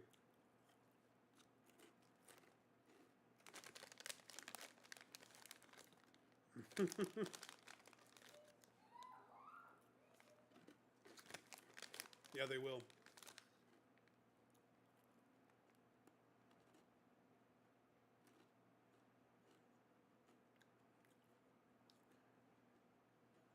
That's your next reward, buddy. If you hold Y, it'll show you your next reward. You'll get the asshole tokens.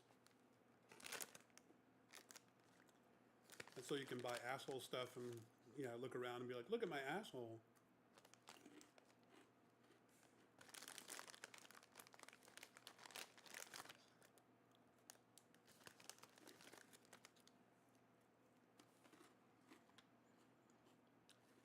I remember when I had 2 million, I was like, dude, I gotta do something with these, man.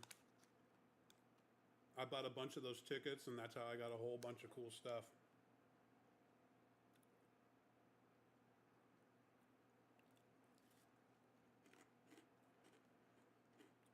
I'm at 894,897.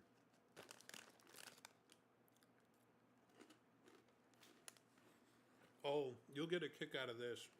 I know you're not a big Bitcoin guy, but back in 2011, this person bought 10,000 Bitcoins at 78 cents each.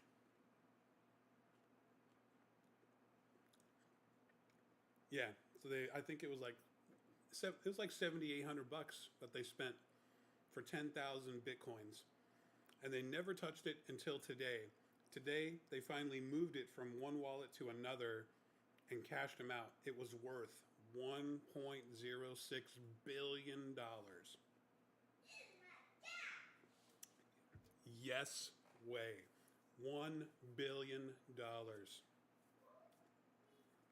Can you imagine being this person or persons and just be like, seeing the market from 2011 to 2015, Bitcoin went from pennies to $10 a coin. How did this person not lose their shit when it went to $10 a coin and they got 10,000 of them, right? From 2015 to 2017, it went up to $500 a coin. From 2015 to 2019, it went up to $25,000 a coin.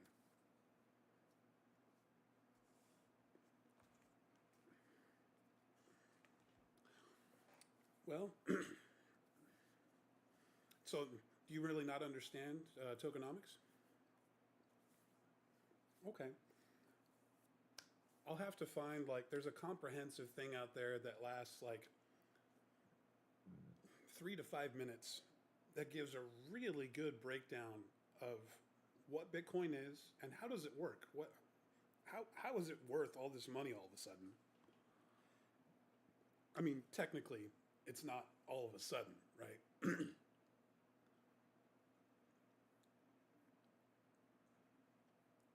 Yeah, yeah. If you bought 10,000 of them back in 2011,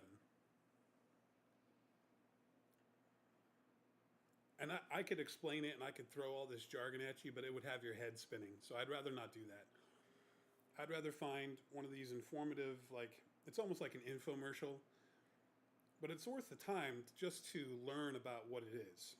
And the best way that I can explain it is that instead of it being a bank, it's one centralized bank where everybody knows what everybody else has. Like everybody knows, everybody can search a wallet and see, hey, this person has XYZ, but you don't know what the person's name is. It's all hidden. You just see a string of numbers and letters and symbols, and you're like, well, okay, whatever this wallet is, they're holding 1 Bitcoin. And Bitcoins are, um, you have to mine a Bitcoin using a computational algorithm on your computer. And essentially, in order to get a Bitcoin, you have to go to the Bitcoin mine. And in order to mine it, you have to solve math problems. And the more Bitcoins that get mined, the harder the math problems become. So it scales, the Bitcoin mine scales to how many people are figuring out the math problems. And each time you figure out a math problem, you get rewarded with a fraction of a Bitcoin. You solve enough of the puzzle pieces, enough of the math problems, and all of a sudden you'll have one whole Bitcoin. Well, nowadays it's very hard to mine a Bitcoin, and that's what makes it so rare because it's so difficult. It takes so much computational power from computers, and now there's even mining rigs out there that are specifically built with the special type of like graphics cards. You've heard of NVIDIA, right? NVIDIA makes graphics cards, and their graphics cards were found to be able to solve these computational problems really efficiently and really fast. And so that's why people were snagging up these graphics cards left and right and building computers with like 5 or 6 of these things plugged in all at one time so that they could mine a Bitcoin. And so there's this whole there's this whole like infomercial that I'll have to find and send it to you. It might do a better job of explaining it than the way that I'm explaining it without throwing too much jargon around and going from one side to the other.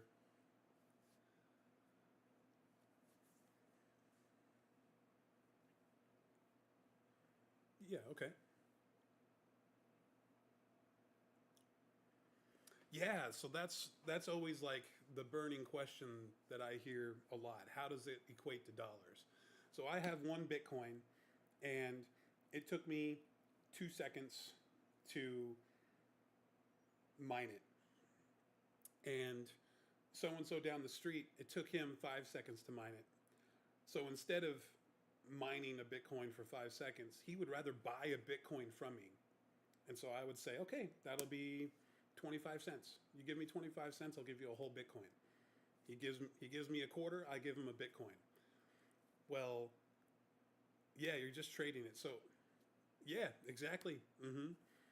And now Bitcoins have become more and more rare, and now it takes more and more money in order to get a coin. Or it takes more and more energy, power, and computational power in order to mine one yourself. You can still go out there and go mine Bitcoin if you wanted to. Is it worth it? I don't know. I mean, go ahead. At at this point in time, if you had just a regular gaming rig and you started mining Bitcoin, you could take the next 5 years and you still wouldn't have a full Bitcoin. That's why the price. Yeah, right now, like let me pull up my. I've got Coinbase here. Let me pull up Coinbase and see what the exact dollar amount for one Bitcoin is.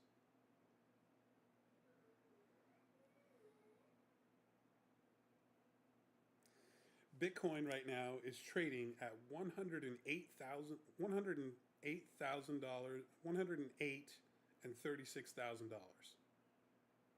Am I saying that right? Yeah, per coin. So one Bitcoin equals $108,000.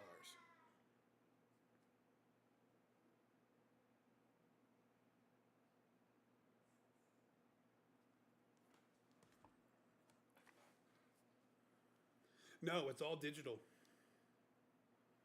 It's 100% digital. It's only on the computer. It's the only time that it would be physical is if you took the Bitcoins that you mined and or bought, took those coins and put them onto what is called a hard wallet. And a hard wallet is basically a USB stick or a USB flash drive. You take that hard wallet, and now your Bitcoin, you're literally holding your Bitcoin. That's the only time that Bitcoin ever becomes physical. Aside from that, it's completely 100% digital.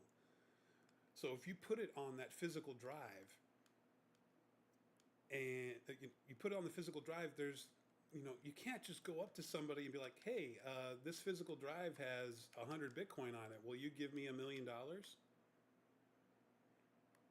9 times out of 10, people are gonna be like, get the fuck out of here. I'm not, just get away from me. You're retarded. That's not how this works. But there's that one chance that somebody would be like, oh, sure, let's verify that you have said Bitcoin, and I'll buy it off you. And so they would go through the verification process, meaning they would plug in the hard drive, verify that said Bitcoin are on that hard drive, and there you go. You've got yourself a transaction. Somebody who's willing to pay $1 million for 100 Bitcoin. But that's not how it works, right? It's all digital. And in order to um, trade it, we have these things that have been built up called exchanges. So when you hear me say, oh, let me go to Coinbase, Coinbase is an exchange where I can go and put my Bitcoin into a Coinbase wallet and then basically use Coinbase to sell my Bitcoin. And Coinbase will buy my Bitcoin from me at face value for a small fee. And when I say a small fee, it's like per $100, Bitcoin will take $1.75 off of that.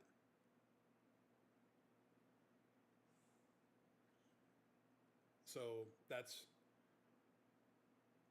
you can't touch it until you go to sell it. When you go to sell it, all of a sudden you've got cash in your hand.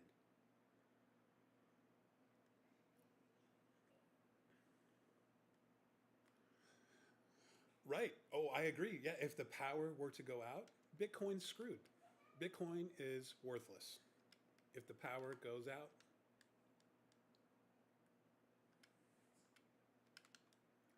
yeah, they would have zero net worth. Absolutely. Yep. You're absolutely right. There's there's no doubting that. And that's why it's a very highly volatile asset.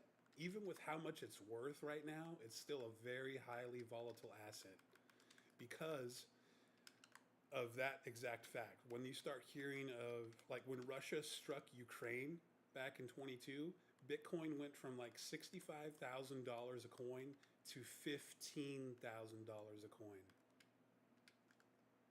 people went nuts. I didn't have anything. I wasn't in the market. And yeah, people, it dropped like a freaking, it dropped so fast, so hard, it was crazy. And then, oh, hey, there's an M249 up here if you want a pig, buddy. It's up here with that DMR extended mag I marked.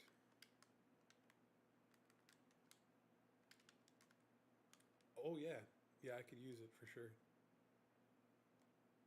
I'll stay put. So yeah, go ahead, yeah. When Russia struck Ukraine, it took a big dip, but then it rebounded. Like 3 months after that, it went right back up to like $60,000. And there's something else that came out of Bitcoin. They're called altcoins. And altcoins are basically alternatives to Bitcoin. And they carry the same basic principle. There's something called a blockchain that everybody, including Bitcoin, goes off of in order for you to mine.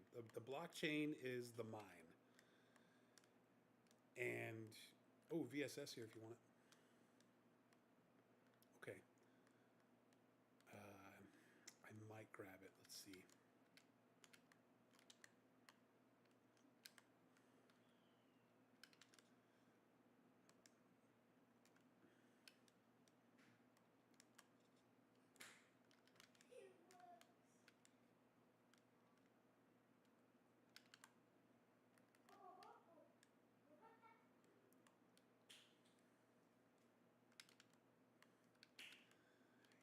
Yeah, and that's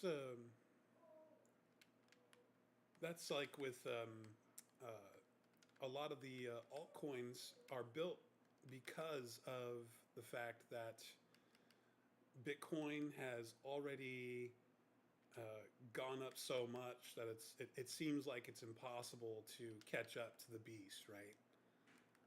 It's so big, it takes so much processing power in order to get a coin that it doesn't make sense to try to chase that bear anymore. So instead of chasing Bitcoin, I could go for an altcoin that only costs like case in point XRP. XRP is one of the it's like the second or third oldest coin out there on the market. It's the third oldest. Ethereum was the second oldest. Ethereum was built. Um, I won't get too far into the weeds with Ethereum, but it was built by another gentleman, and it still thrives. It's one of the best coins that you could try to invest in if you wanted to. However, XRP is the one that has always enthused me. I've always found it to be very attractive because last year in November, I had an extra $100, and I was like, okay, I'm going to invest into something. I'm going to look at altcoins and see what I can invest into. What would be a good idea? And I did my homework a little bit and seeing, hey, XRP, this looks like a good one. I'll give it a try. So I put $100 into XRP at 35 cents a coin. So I had like 350 coins or something to that effect. And it jumped within a month to $3.40 per coin. So my $100 turned into thousands overnight, pretty much. That's everybody's wet dream, is to be able to have that kind of, to have a coin do that for you, to just turn around like that and be like, holy shit, I just made, a couple grand off of a fake invisible internet coin. Yeah, right. Hey, swing by the gas station. Okay, you let me drive? Cool. Oh, I wanted to see if we have an EP sitting out there. There's a, never mind. There's a 3-bag here if you're interested.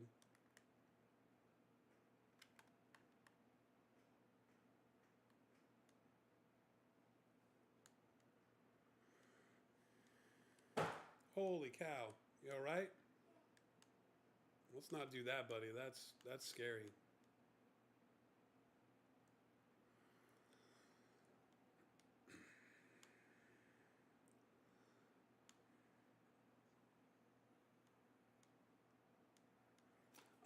You have to use an exchange in order to cash out. So Coinbase, another one's called Kraken. I know it's funny.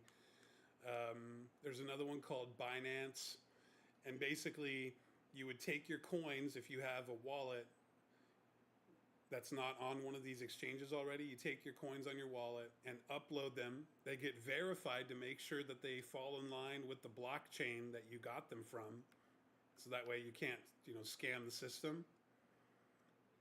So they verify it to make sure that it's a valid coin on the blockchain. And once it's verified, then your coins are on that exchange in the exchange wallet. And then from there, you say, all right, I would like to sell all of my Bitcoin. So if you have one Bitcoin, you could sell it at market value, which right now is $108,000.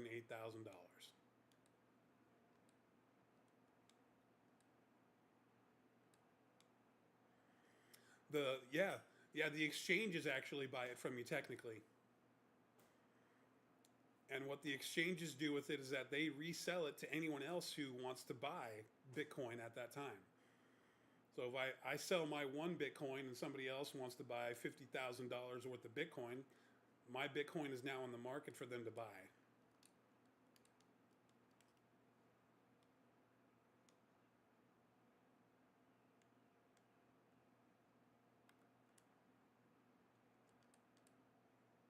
Right.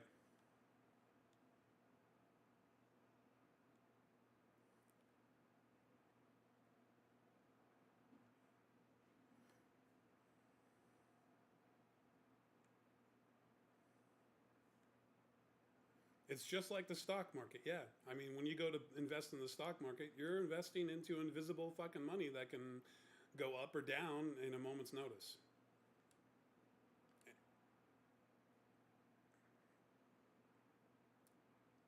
Right. You're not buying a company technically. You're not like with XRP, you are technically buying a company. You are buying into what the company's name is Ripple. Ripple created XRP. And so if Ripple makes news headlines, Tango's in front of a 65 on the road.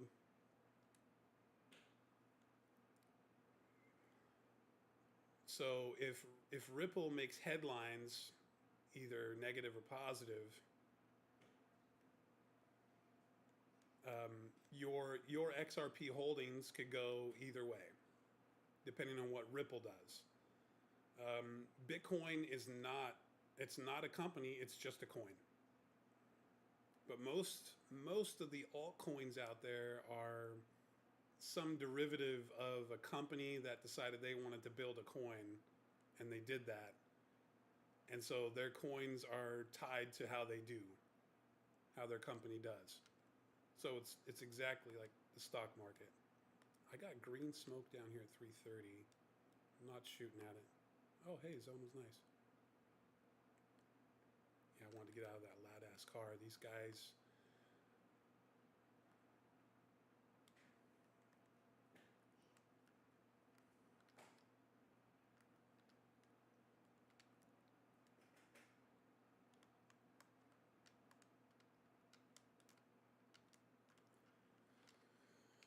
So yeah, like with Ethereum, Ethereum is not a company. It is a coin.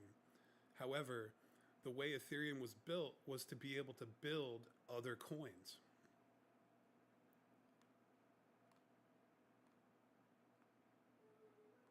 So just about all of the altcoins that are out there are built on what's called the Ethereum level 1 blockchain. And so what will happen with those altcoins is that if something good happens to Ethereum, the altcoins follow Ethereum and they go up with it. Something bad happens, same thing. Ethereum does the same thing with Bitcoin. They're all kind of tied together. So if Bitcoin does well, Ethereum does well, and vice versa. And that's what sets tokens like XRP different or apart from the rest is that, ooh, bike back here, 265, two guys on it.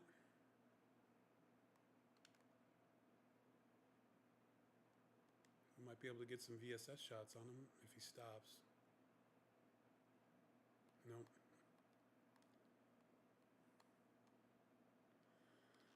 Is that XRP was built by a different company, but it was, well, they made friends. Oh shit. So not every token is like that. There's another token out there called Solana, and Solana is just like Ethereum, and people are going crazy with Solana because it's super cheap to make other coins with the Solana coin. It's much cheaper than using Ethereum. Oh, that guy's close. 175. Where is he?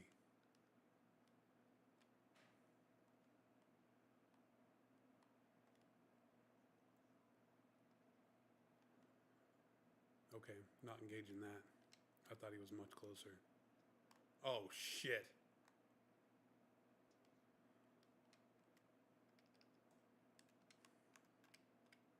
I'm getting you.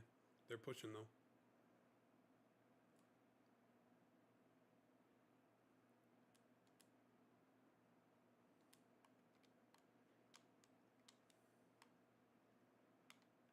One in the car. You got to take him on the left.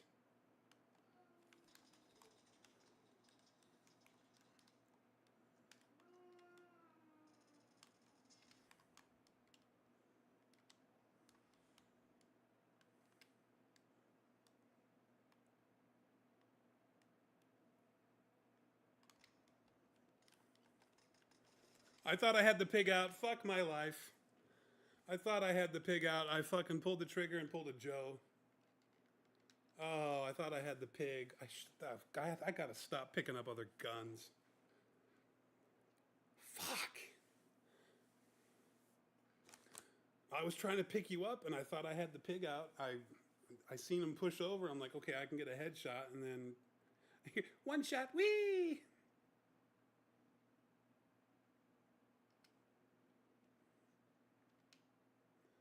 That was all with my frag grenade, with my feather pillow fucking frag grenade. Give me a break.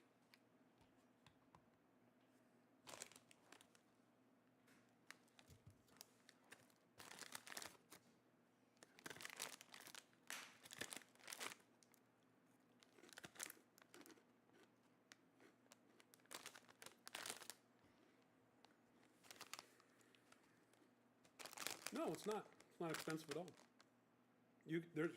Yeah, it depends on what coin you want to buy. There are now thousands of coins out there that you can put a few bucks into, and all of a sudden you've got $100 or $200, and you can pull it right out.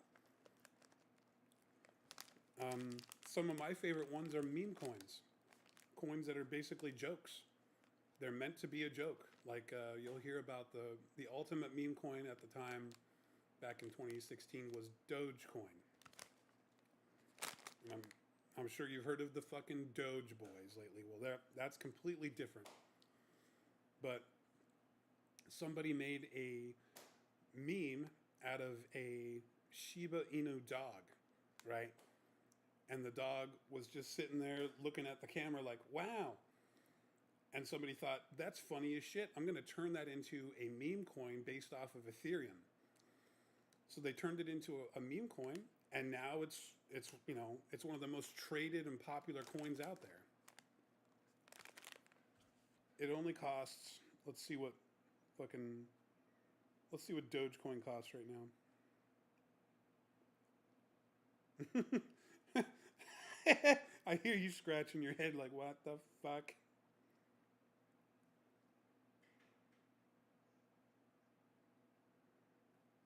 Dogecoin right now is 16 cents. And by market cap, it has a market cap of $25 billion.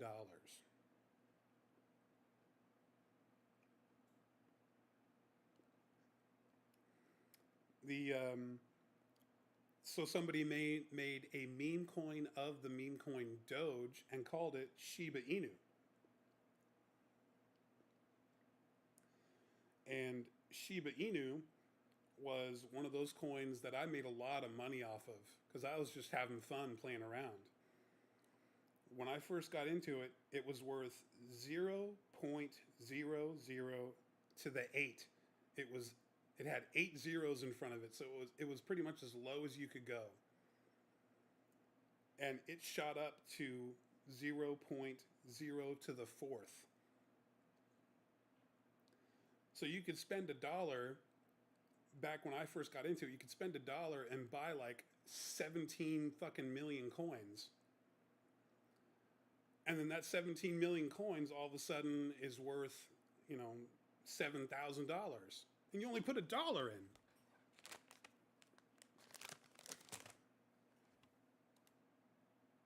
Yep. Hey, I'm one of those crazy people, but I'm not like, oh, I've got thousands of dollars. I put $100 in here and there just to see what happens.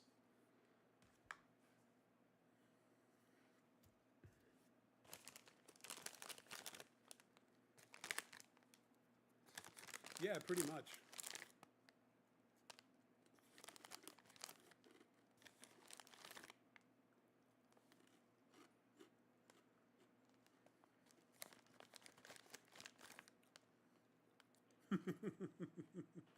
Yeah, it's really not.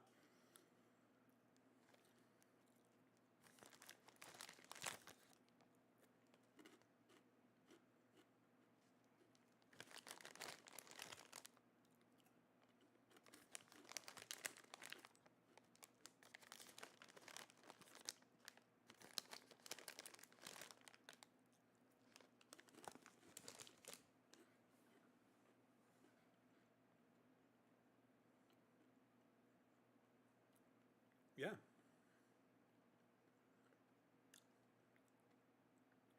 Yeah. Yeah, pretty much.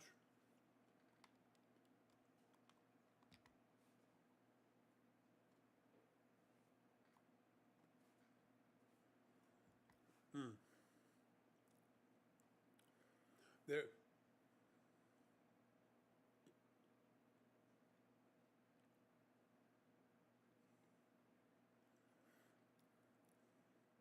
there's a whole trend out there that has been going on for a long time, but there's a trend out there that's gotten more and more attention where I talked to you about Solana, and Solana is one of those coins where it's a level 1 coin, meaning that it has a blockchain that you can build new coins off of it.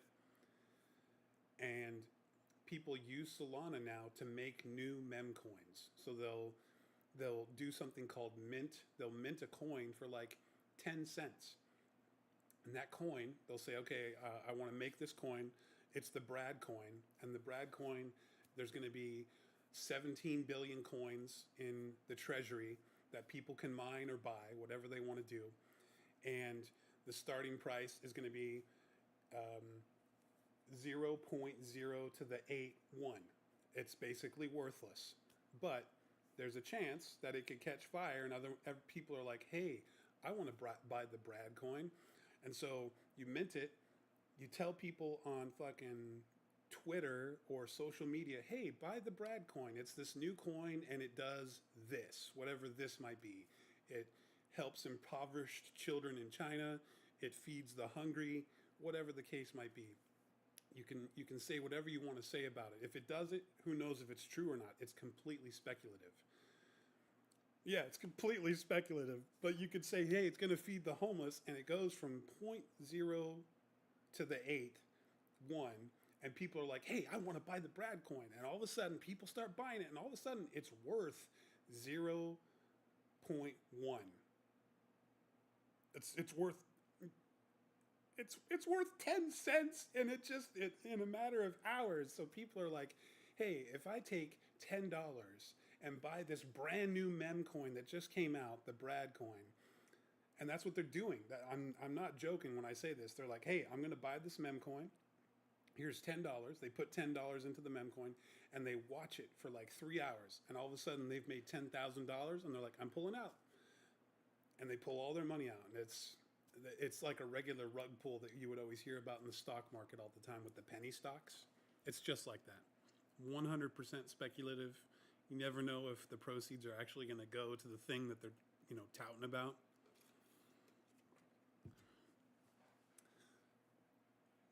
There's one coin that I had heard about, and I got really interested into it. It was called Baby Dogecoin.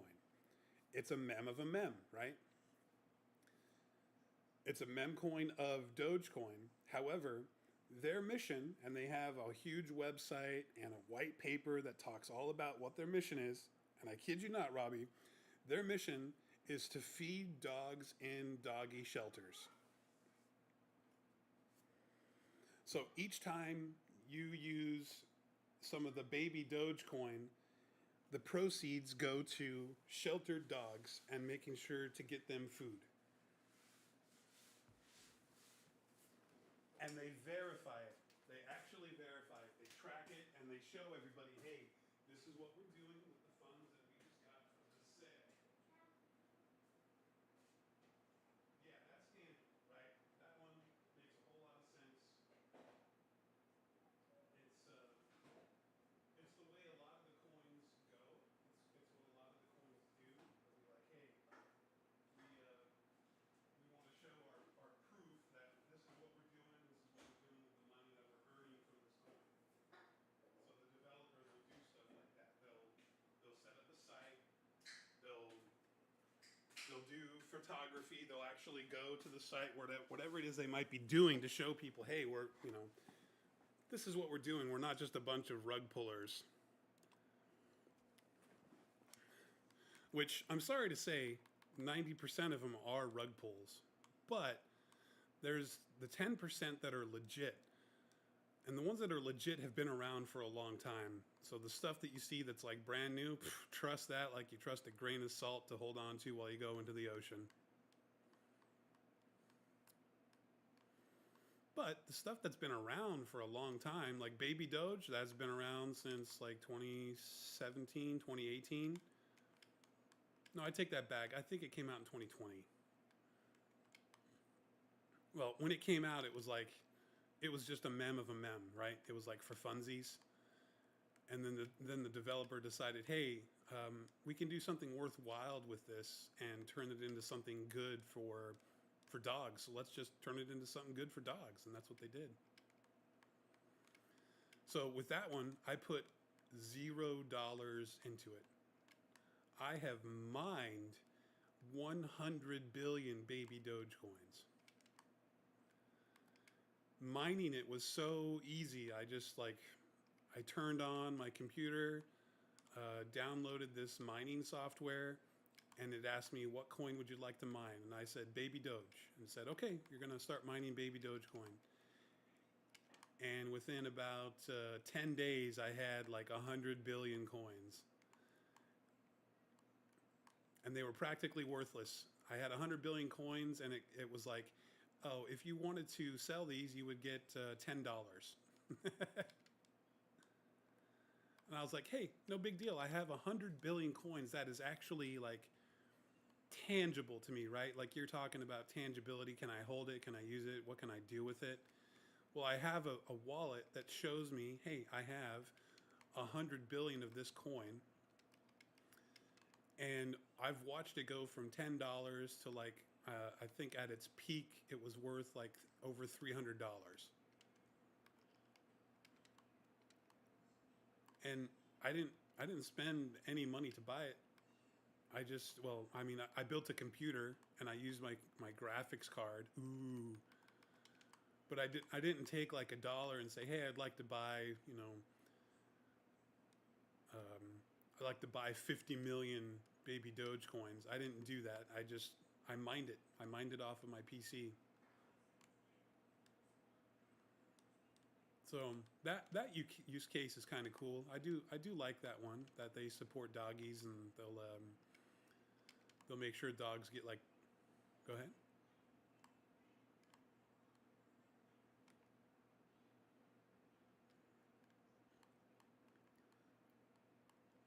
The main purpose is to try to get rich, Robbie.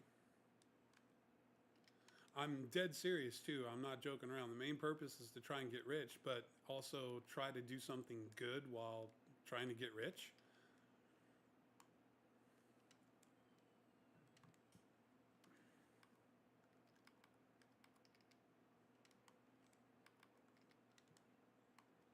Yeah. Oh, nice. I'll be right there. There's an 8 scope here. You want it?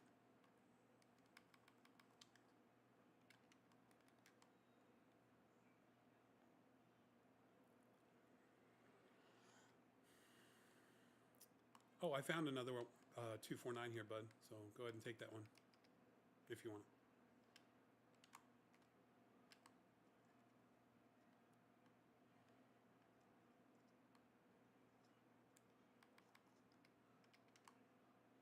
Oh, for sure. Yeah. Yeah, absolutely. I mean, even he is cashed in on the craze, and he came in what 6 months ago. That's when he started getting into Bitcoin and stuff. So that's not the only reason why I say that is that it's never too late, right?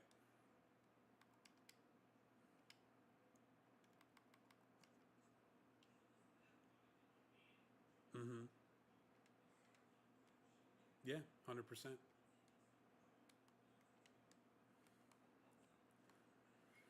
Yep. He created his own fucking meme coin. He created the Trump coin, and it did what most rug pullers fucking do. It shot up to like 20 bucks a coin. People went fucking bananas about it.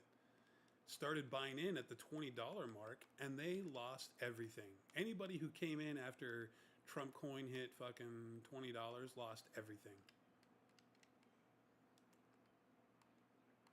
I'm good. No one. Well, I mean, Trump cares. Trump wants to make sure that more people do that because he makes more money that way. Yeah, that's what he's always been his whole life. I got this EP ready to go up. Are you ready? Or are you looking for something? 30 seconds.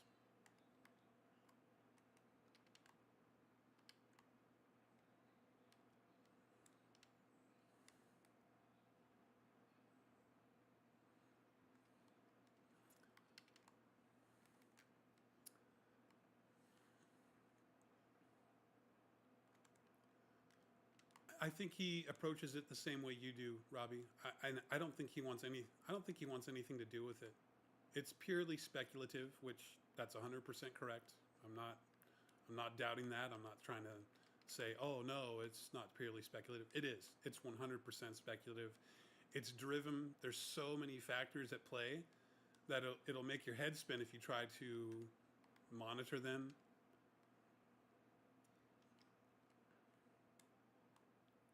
Oh shit. Yeah, I got a jammer. I was like, what am I missing? Oh yeah, that's right. I fucking dropped a bunch of ammo back here. So yeah, I would say Joe probably owns a little bit of Bitcoin, but I mean that's me thinking that he follows his own rule of thumb that he always preaches about, which is don't carry more than 10% of Bitcoin in your portfolio. And there's nothing wrong with that. That's a really good rule of thumb.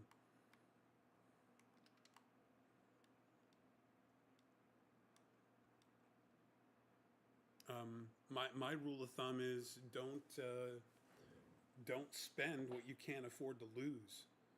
So that's why I'm very small time with it. If I have $100 to spare, I'll sit on that $100 for a month to make sure that nothing else is coming up in my life where it's like, oh shit, I could use $100.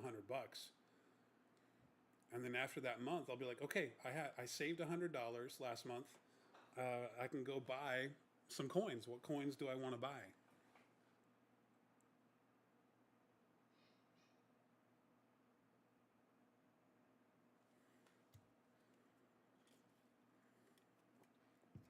Mm-hmm. Yeah.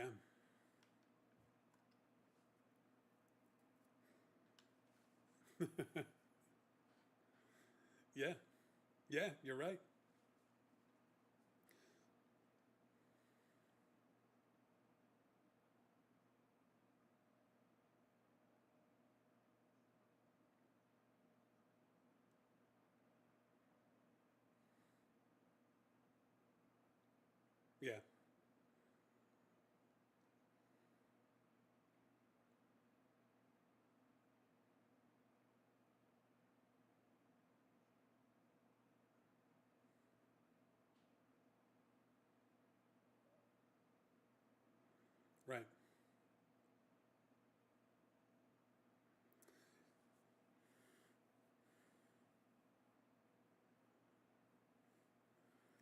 what started it all for me was just being interested and being in your position of like, is this really worth it? I mean, I see these people are saying they're making money, but are they really? And they are. They're really making money, and it, it's almost like it's too easy. The money seems like it's too easy, and what do I gain from it? What do I actually get from it? It's purely money. It's purely stock market esque money. That's all there is to it. It's neither inherently good, like, hey, look at this cool pair of shoes that I was able to buy because I spent $100, and it's not bad either in terms of like, well, I spent $100 and it just went to the ether. No, I spent $100 now. I have 100 XRP coins that I can see in my wallet. Is that a spawn coop that you see? All right.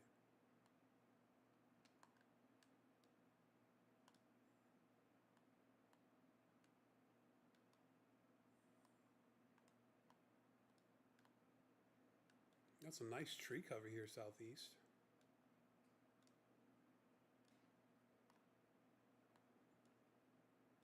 For someone like me who doesn't really have any stocks or bonds outside of my 401k, um, utilizing um, Coinbase as an exchange and buying certain coins on Coinbase has been very lucrative for me. I've made a pretty penny off of it, and I haven't broken the bank ever. No, never has there been a time where I'm like these guys where you like the Wolf on Wall Street. Oh, give me $10,000. I've I don't think I've ever spent more than $500. Heard?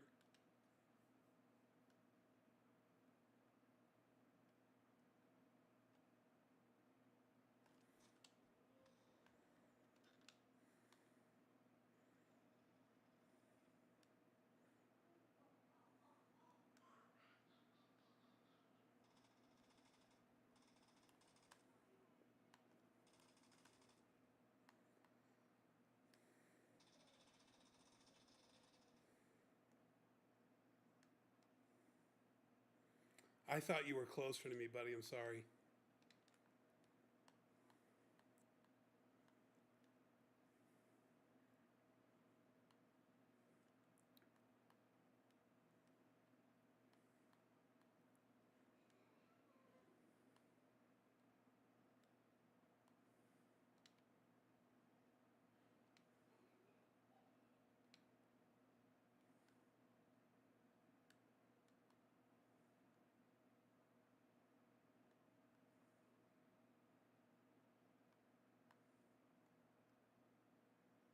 Would you say right about there?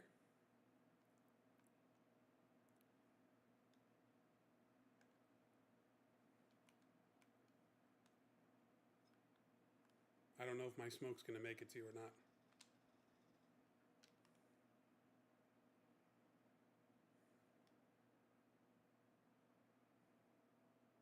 Yeah, he went to the where I originally had it. Yeah.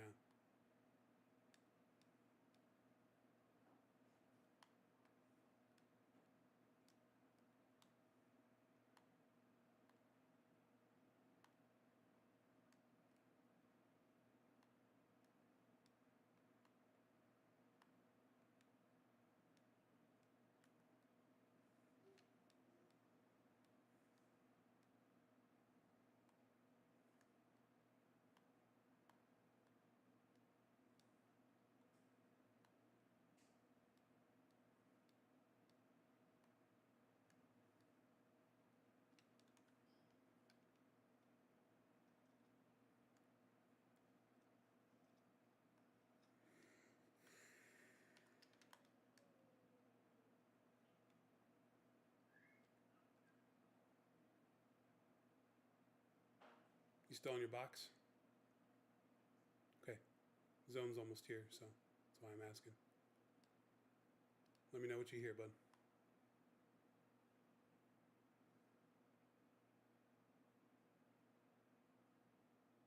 Yeah, stay on your box. I'm gonna try to grab you in blue.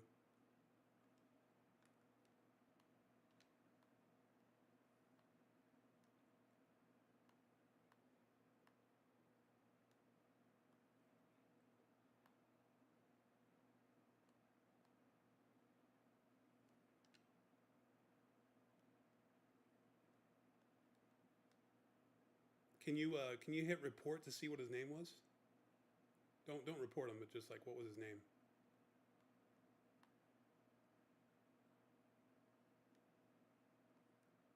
Shit.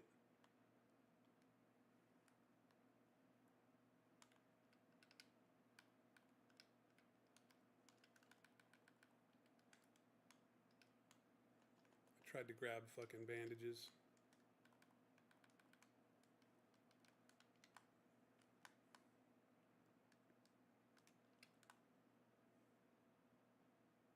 Oh, they got no fuel in this car. Holy shit.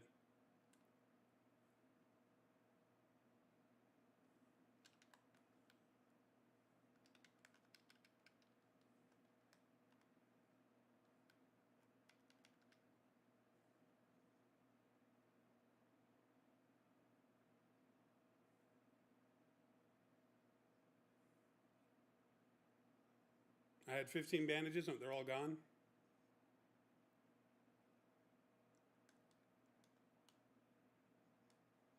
Like fucking chocolates, bro.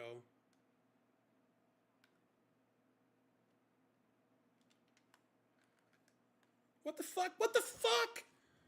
What the fuck?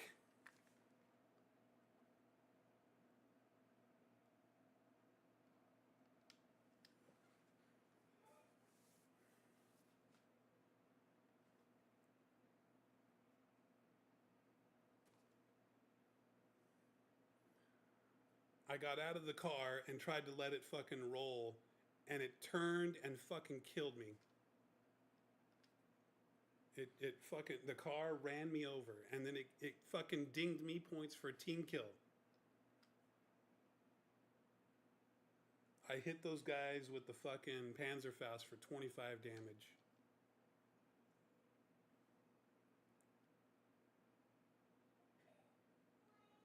Did you get points at least? I lost. We were 19th.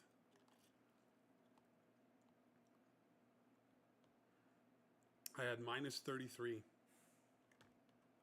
because the car decided to fucking turn on me as I hopped out at slow speeds.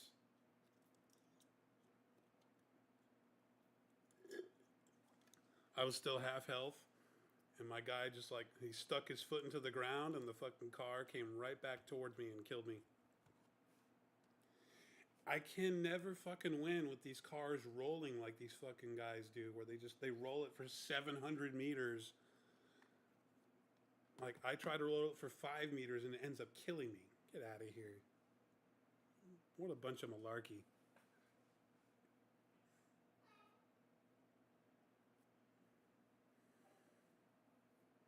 And I got your chip too. I don't even know how fucking close I was to a chip thing.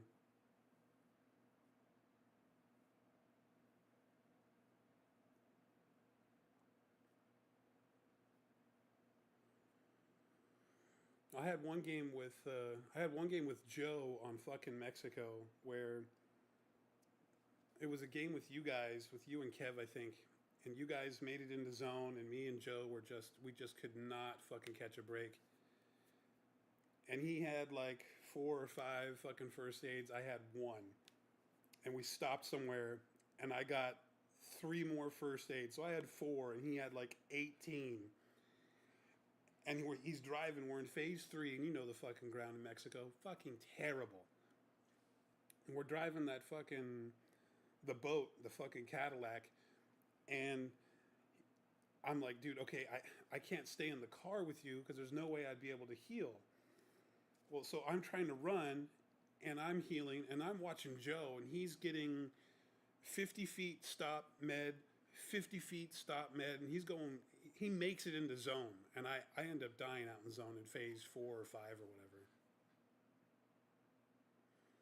So like the point I was trying to get is it makes better sense to just try and stay in the car and medicate in the car and stop and, you know, all that fucking jazz than it is to try and run. I just can't believe I tried to ghost the car and it fucking turned and ran me over. Right, exactly. Like, did the door open and smack me against my knees? And then I just decided to place my head under the tire.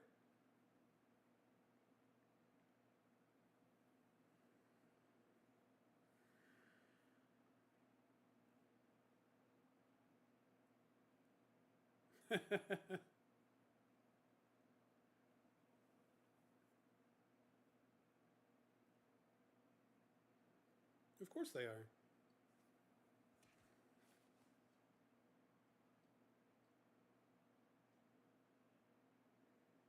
Seems to work, man.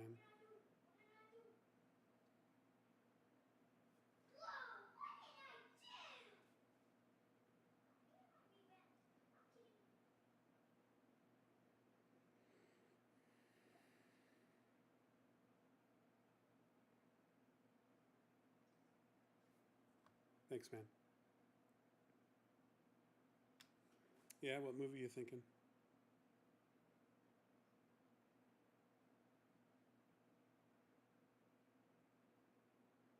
Okay. Dude, it's gotten to the point where it's like it's not worth it to go to the theaters anymore. They come they come out to fucking HBO so fast, it's not even funny, dude. Like I took the kids to go see fucking Minecraft, right? 2 months ago. It's already on HBO. What the fuck? Why did I waste my money and time? Fucking, we could watch it right here.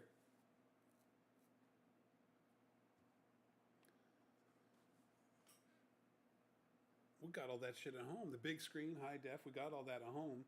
And it's like, oh, I don't have to go sit in a COVID filled room. Okay, why would I want to do that? Holy shit, you're not kidding, dude. Like our first time going to the movies with the kids post pandemic, it cost like $200. And I was like, what the fuck did I buy? It was the popcorn and the drinks and the candy and the bullshit. The seats were really nice. I'll give the fucking theater credit there. The seats were really nice. It was like being at home. But aside from that, yeah, they were recliners, they were leather, they were really nice. But $200, man, I can't. I just can't do that. What am I getting out of it, right? That's a gamble, right? I'm gambling if this fucking movie is going to be good or not. And even if the movie's good, what do I get from it then? The rights to talk about how cool that movie was or how shitty it was? I'm but see you see what I'm getting at, right? So the same thing applies to fucking Bitcoin and all these other coins. At least I have a chance of getting rich. Whereas if I go to a movie, I'm just burning my fucking money on fucking handsome dude and handsome girl.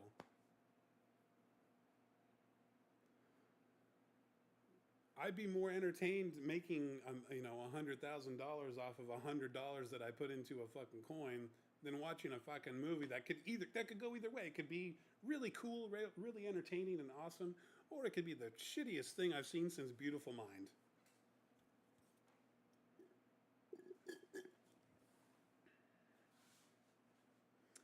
Oh yeah, my kids liked it. Yeah, me as an adult, I was like, I'm not really into Minecraft and whatnot, but I seen how it was cool for the kids.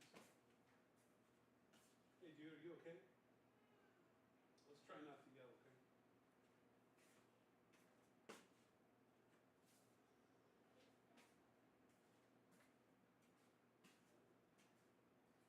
Okay, then what do you do when you've spent, $100 on movie tickets and you're at the movie theater and the movie sucks? Or like this matchmaking bullshit.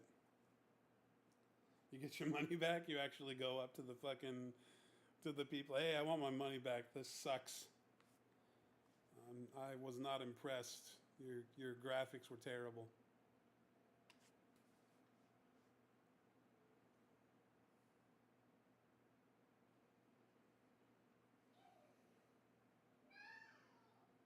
Um, Maybe I've been there once. I didn't care for it.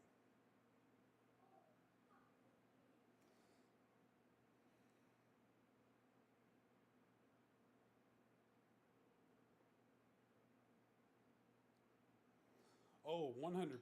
Yeah, I don't accept cold food. No way, bro.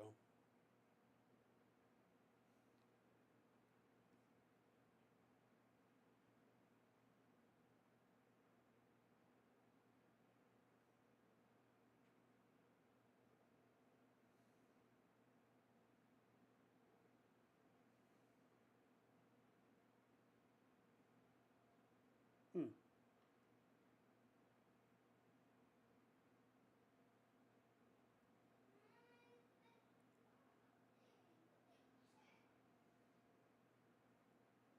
No shit, man. Holy fuck.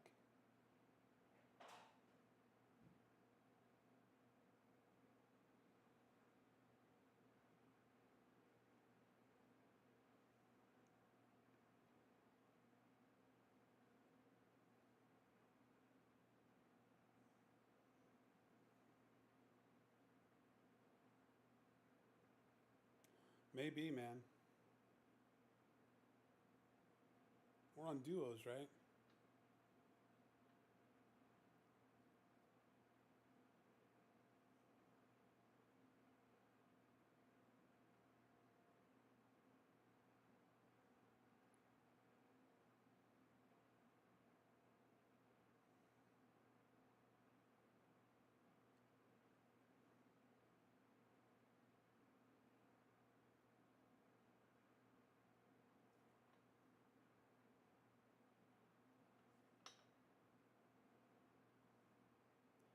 Oh fuck, dude. Yeah. Holy shit. I fucking I wanted nothing to do with him, but when he said, "Oh yeah, I donate all my money and everything, and I don't have enough money to feed my fucking family," what? You do what? Even if he wasn't a Trumper and he's like, "Oh yeah, I donate my money to Nancy Pelosi," what? Why? What? What the fuck is wrong with you? Why would you ever do that?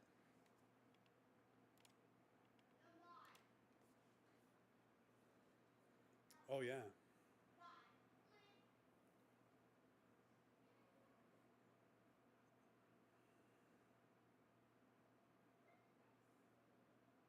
yeah. I couldn't with that guy, man. I wasn't about to try to make good with him or anything. No way, man.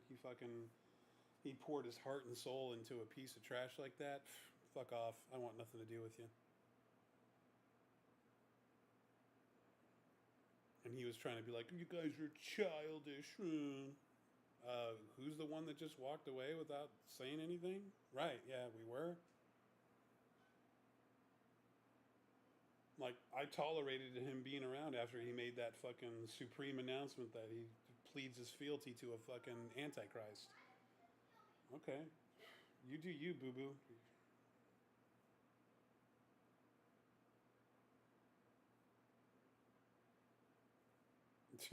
You're fucking stupid.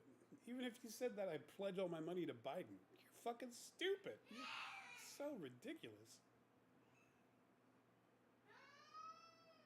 And my wife and I always ask, well, how do these people raise money?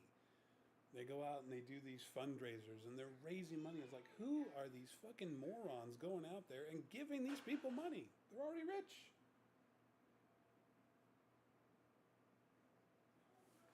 Yeah, yeah, exactly. They're out there spending someone else's dime. And they're doing it off the backs of likes of Colin.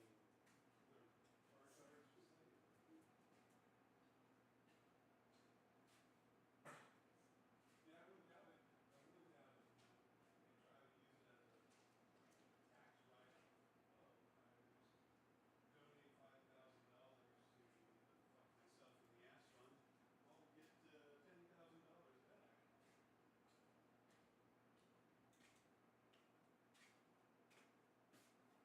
Oh, you and me both, bro.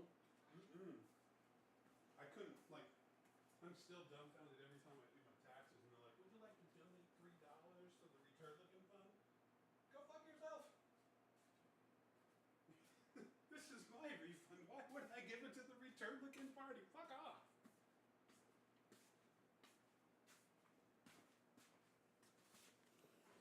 Sounds good, buddy. Good gaming, man.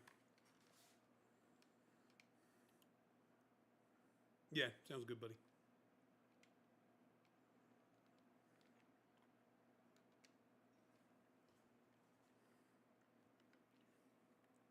All right, everybody, we're calling it a night. It doesn't want to let us play ranked, so we're not going to play anymore. Thanks, everybody, for all your kind words, views, and all the good stuff in chat. Much appreciated. Logging off.